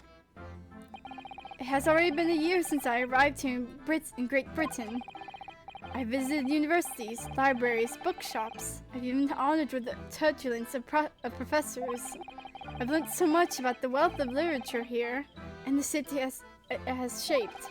And I've come to realize that it is my calling to sail home and tell my fellow countrymen about it. That's very touching, Mr. Natsume. Or, in perhaps less vile terms, you wish to withdraw halfway around the world to escape the terror of the Reaper's curse. That's not it at all! The more I learn from literature, the more this strange feeling claws at my insides. I feel compelled to return to my roots, and attempt to pen a work of my own.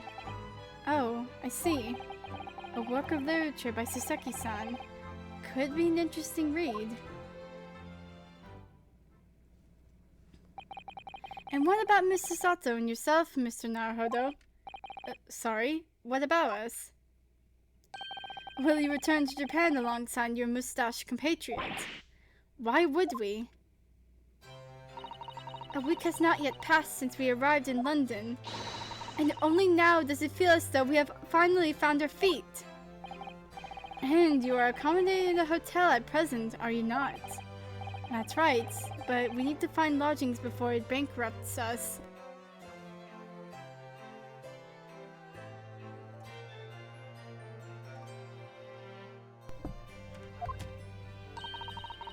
I've calculated we only can afford another 10 nights before our entire budget is exhausted. Well then, you could take my lodgings. Oh, the windowless room. But what it lacks is in windows. It more than makes up for with a floor and a ceiling and walls. Great. And of course, I'd be happy to leave behind that accursed evil spirit. Oh my, an evil spirit? Oh yes, it tries to suffocate you while you sleep. It's an infallible wake-up call.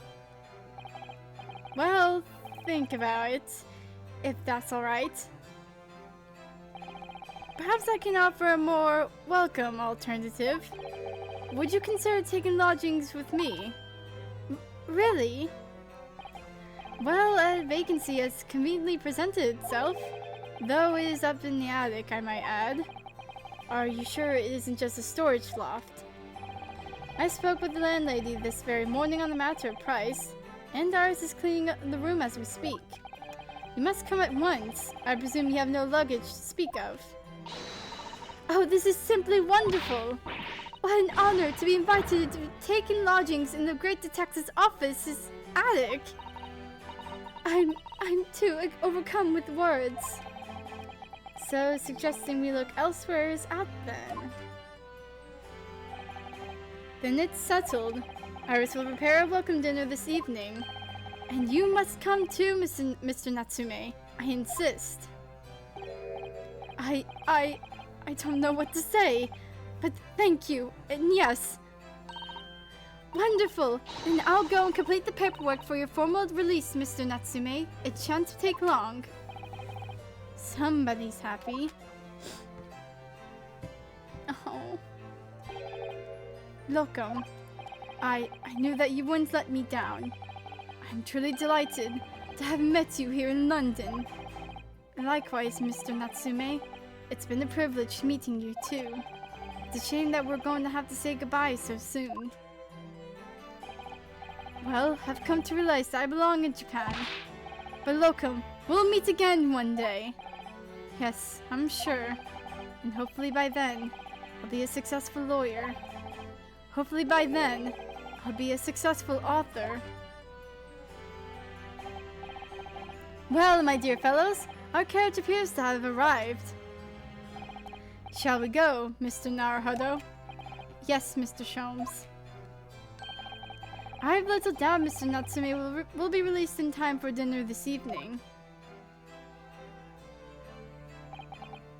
And so, with Saseki-san's innocence successfully established, we rode with Mr. Sholmes to what was to become our new home, 22-1 Baker Street.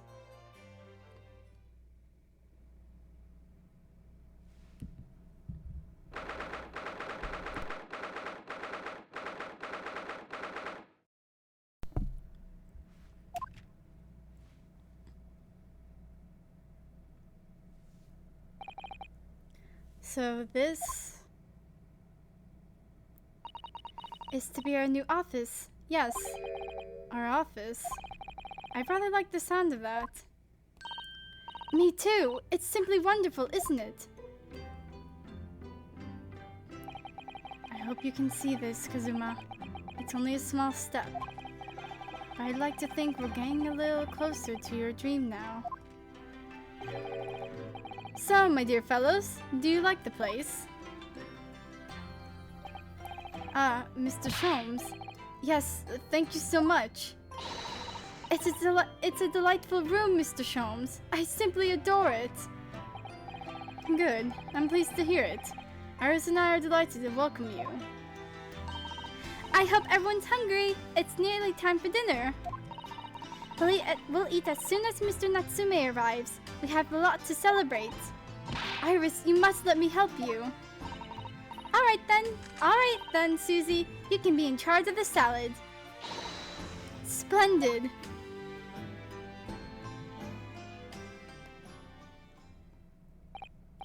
So, Mr. Naruhodo, how does it feel to have your own office in the capital? It's very exciting, actually. Can't help wondering what adventures await us. Those were precisely my sentiments when I first established my office at these premises. Until I discovered the dark truth about the city of London, that is. Sorry? London is a glorious place, full of wonder, opportunity, prosperity, and mirth. But the brightest of lights cast the darkest of shadows. Shadows? What do you mean?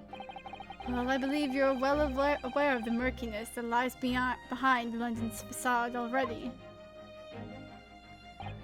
So, once again, Mr. Naruhodo.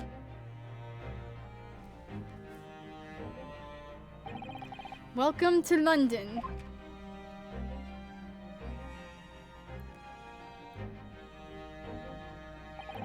Of course, at the time, I had no idea the significance of those words Mr. Shom so casually spoke, but it wasn't long before my turn came to lift the facade and see the true depth of the murk that lay behind it.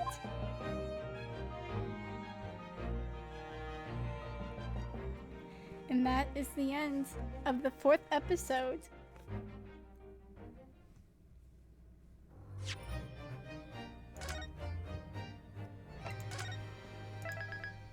The next one, The Adventures of the Unspeakable Story. But that will be for next time. Oh, no, shut your mouth about the Baskervilles. Nope, we ain't talking about that. That's not a conversation. We don't talk about that. Nope.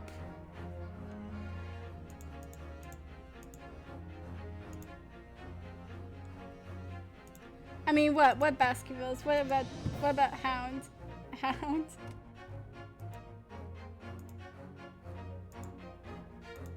There's nothing about a dog. Or supposed dog, I don't know.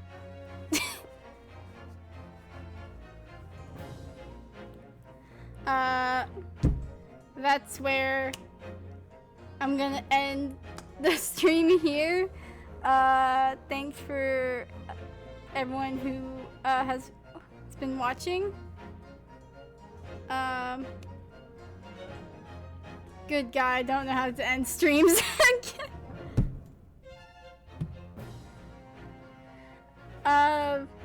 I hope you guys have a wonderful day, and hope to see you guys next time for when I stream whatever game we're gonna play. I think since I did this episode, I'm probably gonna stream more Hollow Knight. I'm trying to stream as often as I can, but most of the time it's just whenever I feel like it. But I hope you guys have a wonderful day, and I shall see y'all next time.